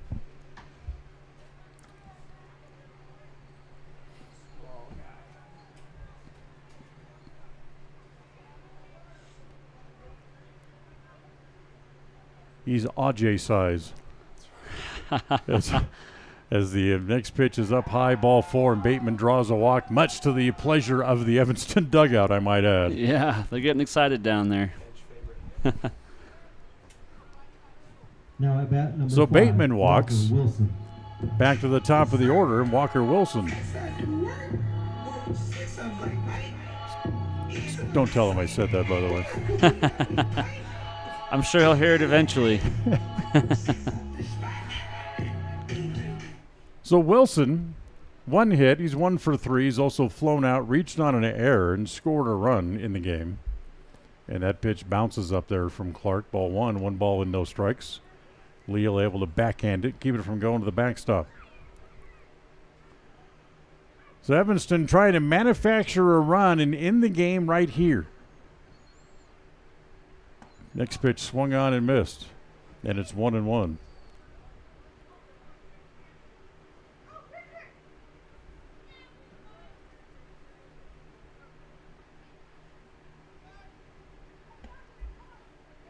Evanston, who's scored a run in every inning here in this game. As the pitch misses again, outside ball 2, 2 balls and a strike. 2 in the first, 4 in both the second and in the third, then 1 in the fourth. The next pitch from Clark over for a strike, and it's 2-2 rather. 2-2, my bad.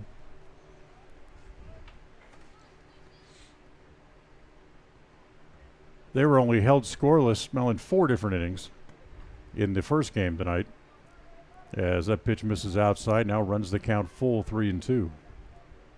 Yeah, a little bit of a change this time around as opposed to the earlier game, that's for sure. Yeah, the earlier game was just a slugfest. It was. Back and forth for sure. It fit foul, the 3-2 pitch, so everybody will go back to their spots and we'll do it again. I mean, in the first game, Evanston scored 6 in the second, 3 in the fourth, 2 in the sixth, for their total of 11 runs. Yeah. Green River got 6 in the first, 3 in the fourth, 2 in the seventh to tie the game, and then 3 more in the eighth to win it. The 3-2 pitch again to Walker. Swung on and missed. So Walker strikes out. Now batting number 27, Ryder Wilson. Now to bring up Ryder Wilson, number 27.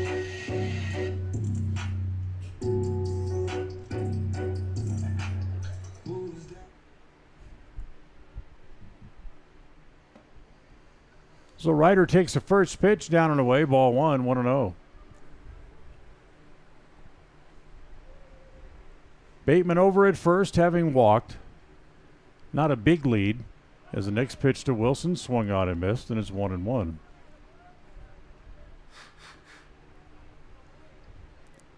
Up by 9 runs, you certainly wouldn't think they'd have Bateman trying to run as they try to bunt, and Wilson bunts through it. It'll cost him a strike, and it's 1-2.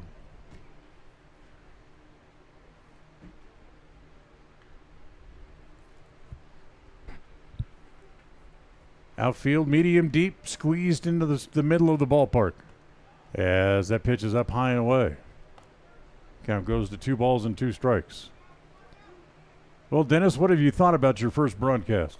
No, it's been really fun, actually. I've learned a little bit about the whole broadcasting thing. It's definitely different than I've ever experienced, but I'm excited about it, so it's good. Ball gets away, goes to the backstop as Bateman moves up to second base, and now with a 3-2 count, the potential game-ending run stands at second base.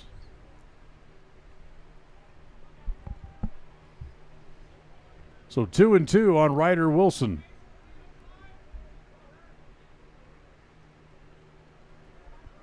And the 3-2 pitch. Wilson hits it in the air to short left field. The shortstop, Peterson, going out right on the rim of the grass. He'll be able to make the catch for the second out. Now batting for the Outlaws, number 7, Hank Allred. So here comes Hank Allred. He's hitting tough lock here in the nightcap. Flew out to center, popped up to short, walked, and then was thrown out at the plate trying to score.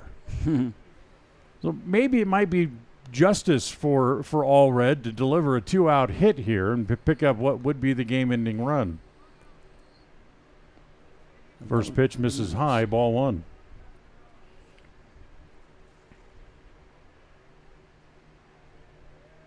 Clark ready again, comes home. The 0-1 pitch on the corner.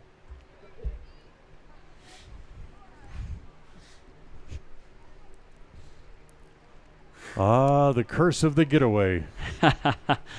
There's a few giggles here up here tonight. That's for sure. I'm hearing a little bit of something going on. Here comes the 1-1. This is inside. 2 balls and a strike. Bounces off the glove of the catcher, and there goes the runner to third as Bateman now is 90 feet away. Nice run in there by Bateman.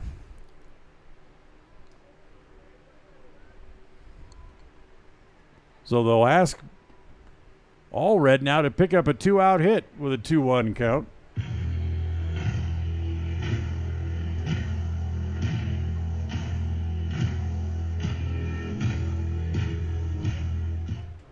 Bateman down the line from third, and the next pitch misses down and in again.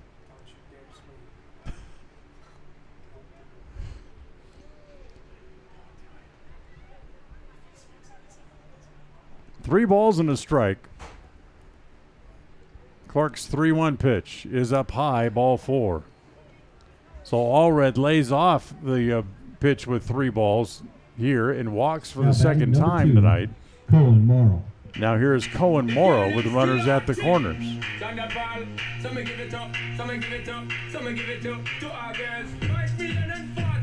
Bateman at third.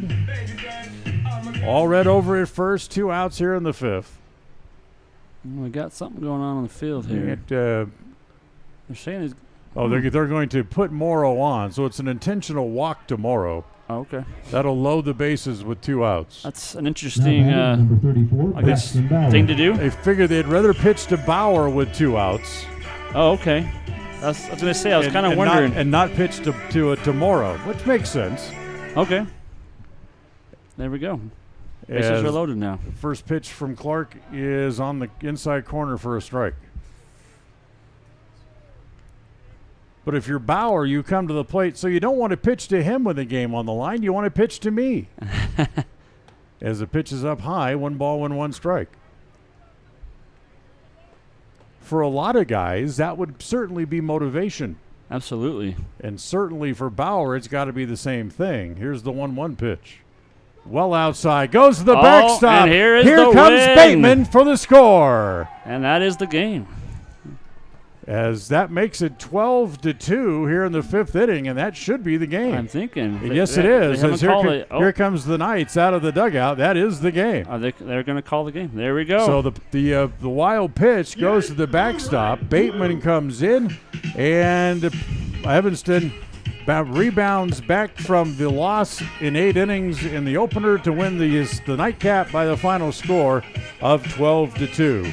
We'll take a timeout. We'll come back with the postgame show on this First Bank of Wyoming presentation of Outlaw Baseball on KNYN and Mylocalradio.com.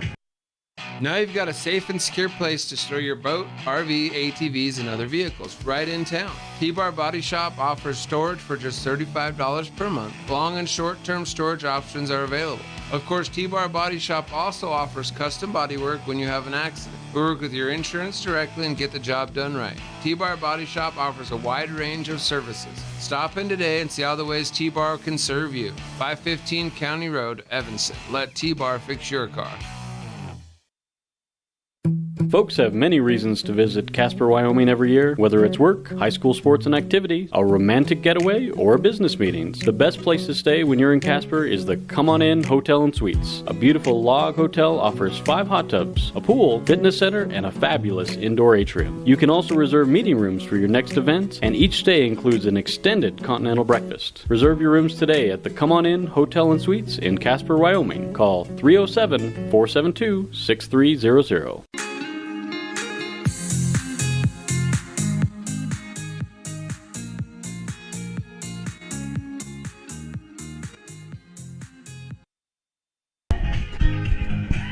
Welcome back here to the post-game show.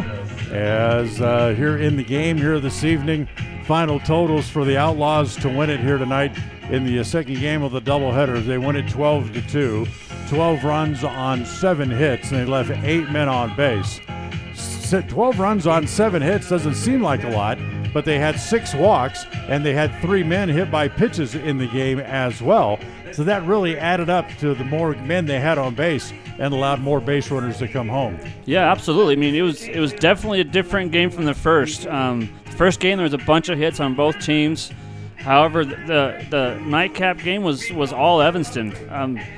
They came out hitting, and then obviously they got some runs on the bases by getting hit, unfortunately, but that did work out very well for them. So yeah, big difference from those 2 games there for sure. For Green River, they scored 2 runs on 4 hits, and they left a total of 4 men on base in the game. Brackenrich, I should say, is the winning pitcher, and the loss will go to Marcus Molina in a game that took 1 hour and 45 minutes to play. We'll take a timeout. We'll come back. We'll have our Freaky Fast recap and our player of the game. We'll talk about that when we come back on this presentation of Outlaws Baseball on KNYN and Mylocalradio.com. Ready has provided safety and excellence in the industrial construction and support services since 1982. We have the crews and equipment for hydro excavation, dirt and equipment hauling, as well as produced and potable water hauling. We also offer septic tank cleaning services, portable toilets, and roll-off dumpster rentals for facility shutdowns, on location or for your next outdoor event. Call us today to discuss how we can help with your next project. Interested in joining our team? Visit ReadyUSA.com. We are ready. Wyoming is unique. When it comes to high school sports, we might travel 6 hours to a game, but when we get there, we know the other team, their parents, and the coaches. Wyoming is like one small town with really long streets. When your travels take you to Evanston, always stay with your friends at the Best Western Dunmar Inn. Clean, comfortable rooms, a restaurant serving healthy, delicious food, and breakfast is always included. If you're bringing the team or following the team, stay with us every time you're in Evanston. The Best Western Dunmar Inn. Evanston and Horizon High School students, start your college career now. Challenge yourself. Gain skills and confidence to help you succeed while taking credits toward the degree you want. Take Western courses for free while attending high school. Courses are paid for by Uinta BOCES #1. What are you waiting for? For more information, call 789-5742 or email info@uintaeducation.org. Gee, Tommy, you look amazing. Did you try something different with your enamel? No way. I wouldn't do anything to alter these pearly whites, but I did see Dr. McKay Frankham, who told me if I didn't floss, I could miss up 35% of food particles. Really? He told you that? Yep, and you know what? He's 100% right. I started flossing, and now I look better than ever. Wow, I want to see Dr. McKay Frankham. Well, give him a call. 307-789-8910. Easy to remember, right? That's super easy. Dr. McKay Frankham at 307-789-8910. I'll call today.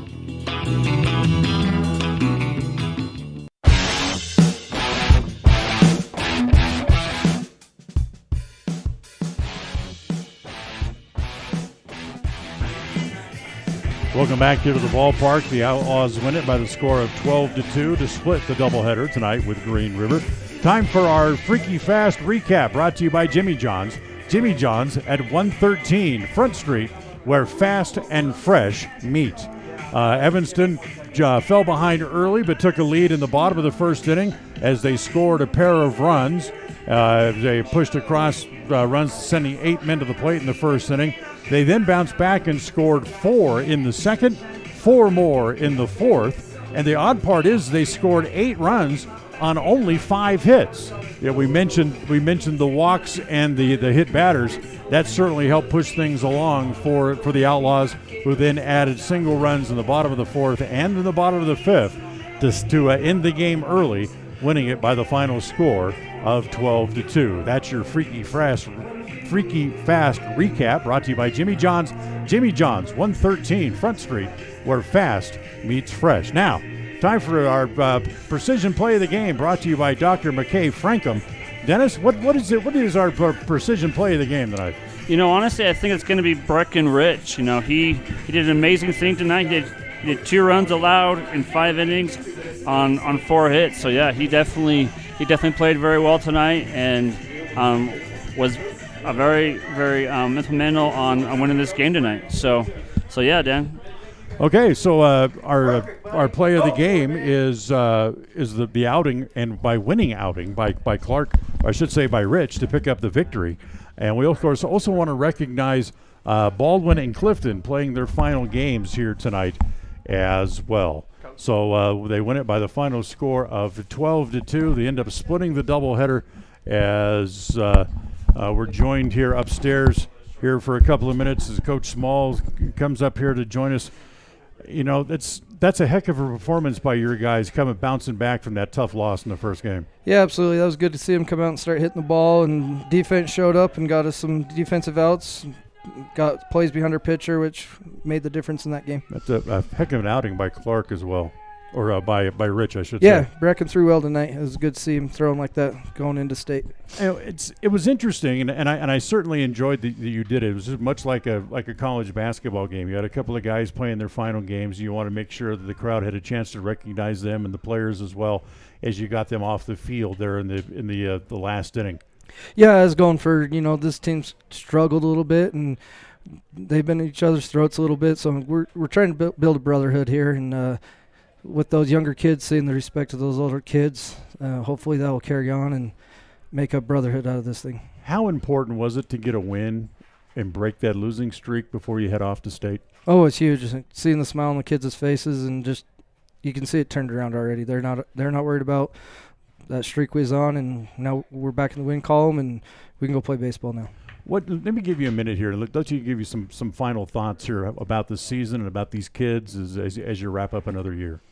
Oh, it was a great year. I mean, win-loss record kind of doesn't reflect that, but these kids are all good kids and love coaching them and respect the heck out of them, and looking forward to coaching them for a few more years. Good, and we've had a heck of a time following you.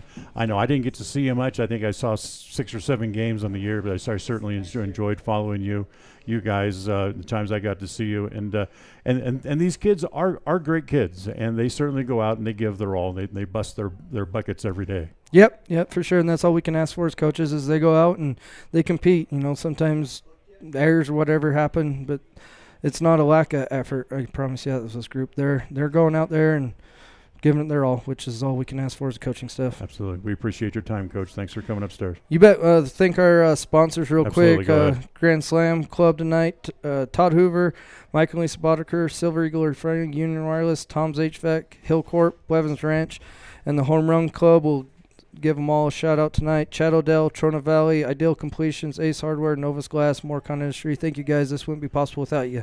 Go Outlaws. And thanks, Coach. We appreciate you and appreciate your time as well. And we'll look forward to seeing you at State as we'll get Elin Olaf in here to put on the headset. It was kind of tough. But it was a heck of a game that you got to call earlier in the day. Man. That's that 8-inning loss. But you've seen this team all year. Mm-hmm. What are your thoughts about this club as they wrap up the regular season? I think that I know there was a lot of expectations that this club had on themselves, and they're going to be just fine. They are very, very talented. I talked with Ryan Baldwin one time after a game, and he said that the chemistry and the love that this team has is unlike any he's seen. And that chemistry and that love that this team has, it's going to carry them to places. And one thing we got to remember, they're really, really, really young. We've got sophomores and freshmen and only maybe a couple juniors.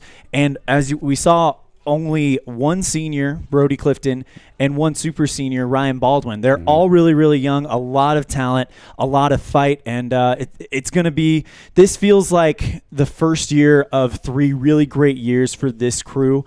And if you look at the way that they've improved throughout the year and where they are at now compared to where they were at the end of April, if they can continue that trajectory, there's a lot of exciting things for Evanston baseball. One of the things that Dennis and that we talked about during the game was while you're learning and playing the game, this game can be really unforgiving at times. Mm-hmm. And that's some of the lessons that these guys learned, but they bounced back every day. They came back out. They kept hustling. They kept playing hard.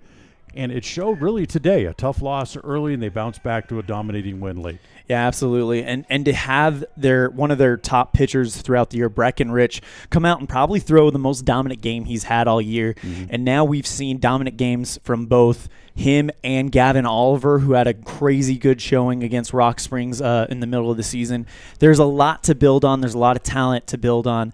And this team, they may be the number 8 seed, but they're going to be a tough out at State. They're going to be very tough on whoever they are on the other side of the diamond from. State is next. Tell us about that. So that's going to get started in just under 2 weeks. It will be game 1 on Monday, July 25th, and then the state championship game will be played on Friday, July 29th. So right now they've got just under 2 weeks until they start that journey to Sheridan. All games will be played at the Sheridan Complex, and I think for a young team like this, we always say there's a fine line between rest and rust. Mm-hmm. But I think for a young team like this to get in, work on some things, work on some things that they can pull out at State, maybe build some more camaraderie, I think that is going to be great for this team. And I can't wait to see what they put on in the postseason. And we'll have all those games. Yes, we'll actually have every single game, not just Evanston Outlaws. Myself and Dennis Bedwell will be at State. Dennis, of course, was the gentleman that was with you tonight. Right. We'll be at State, and we'll have every single Evanston Outlaw game, every single game from game 1, whoever that may be, all the way to the state championship game on Mylocalradio.com. But, of course, Evanston Outlaw games will have the video stream on Mylocalradio.com, and we will also be on the radio on 99.1 FM. All right. Elin Olaf, the voice of the Evanston Outlaws. This is your gig, man. This is your night. Take us home as we'll close up the broadcast. Well, that's going to do it for our broadcast here from Ross Kesterson Field at the Union broadcast booth.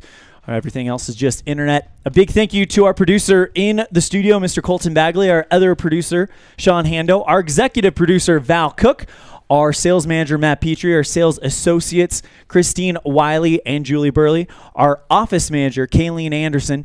On behalf of the rest of the staff at My Local Radio Sports, we have the voice of the Preston Indians in Idaho, Mr. Dan Hubbard, the voice of the Westside Pirates in Idaho, Mr. Cody Olson, the new voice of the Rich Rebels, Mr. Aaron Poling, and our new voice of the Bridger Valley, Mr. Dennis Bedwell. I'm Elon Off saying we'll see you guys next time. Thank you guys so much, and we'll see you at State. Have a safe couple weeks, and we'll see you then. Take care. The preceding has been a wholly owned production of Mylocalradio.com and Cook Brothers Broadcasting, no portion of which may be used or rebroadcast without the express written consent of Old West Media Incorporated. Thank you for joining us on this First Bank of Wyoming presentation of Evanston Red Devil Sports on Mylocalradio.com. Until next time, go Devils!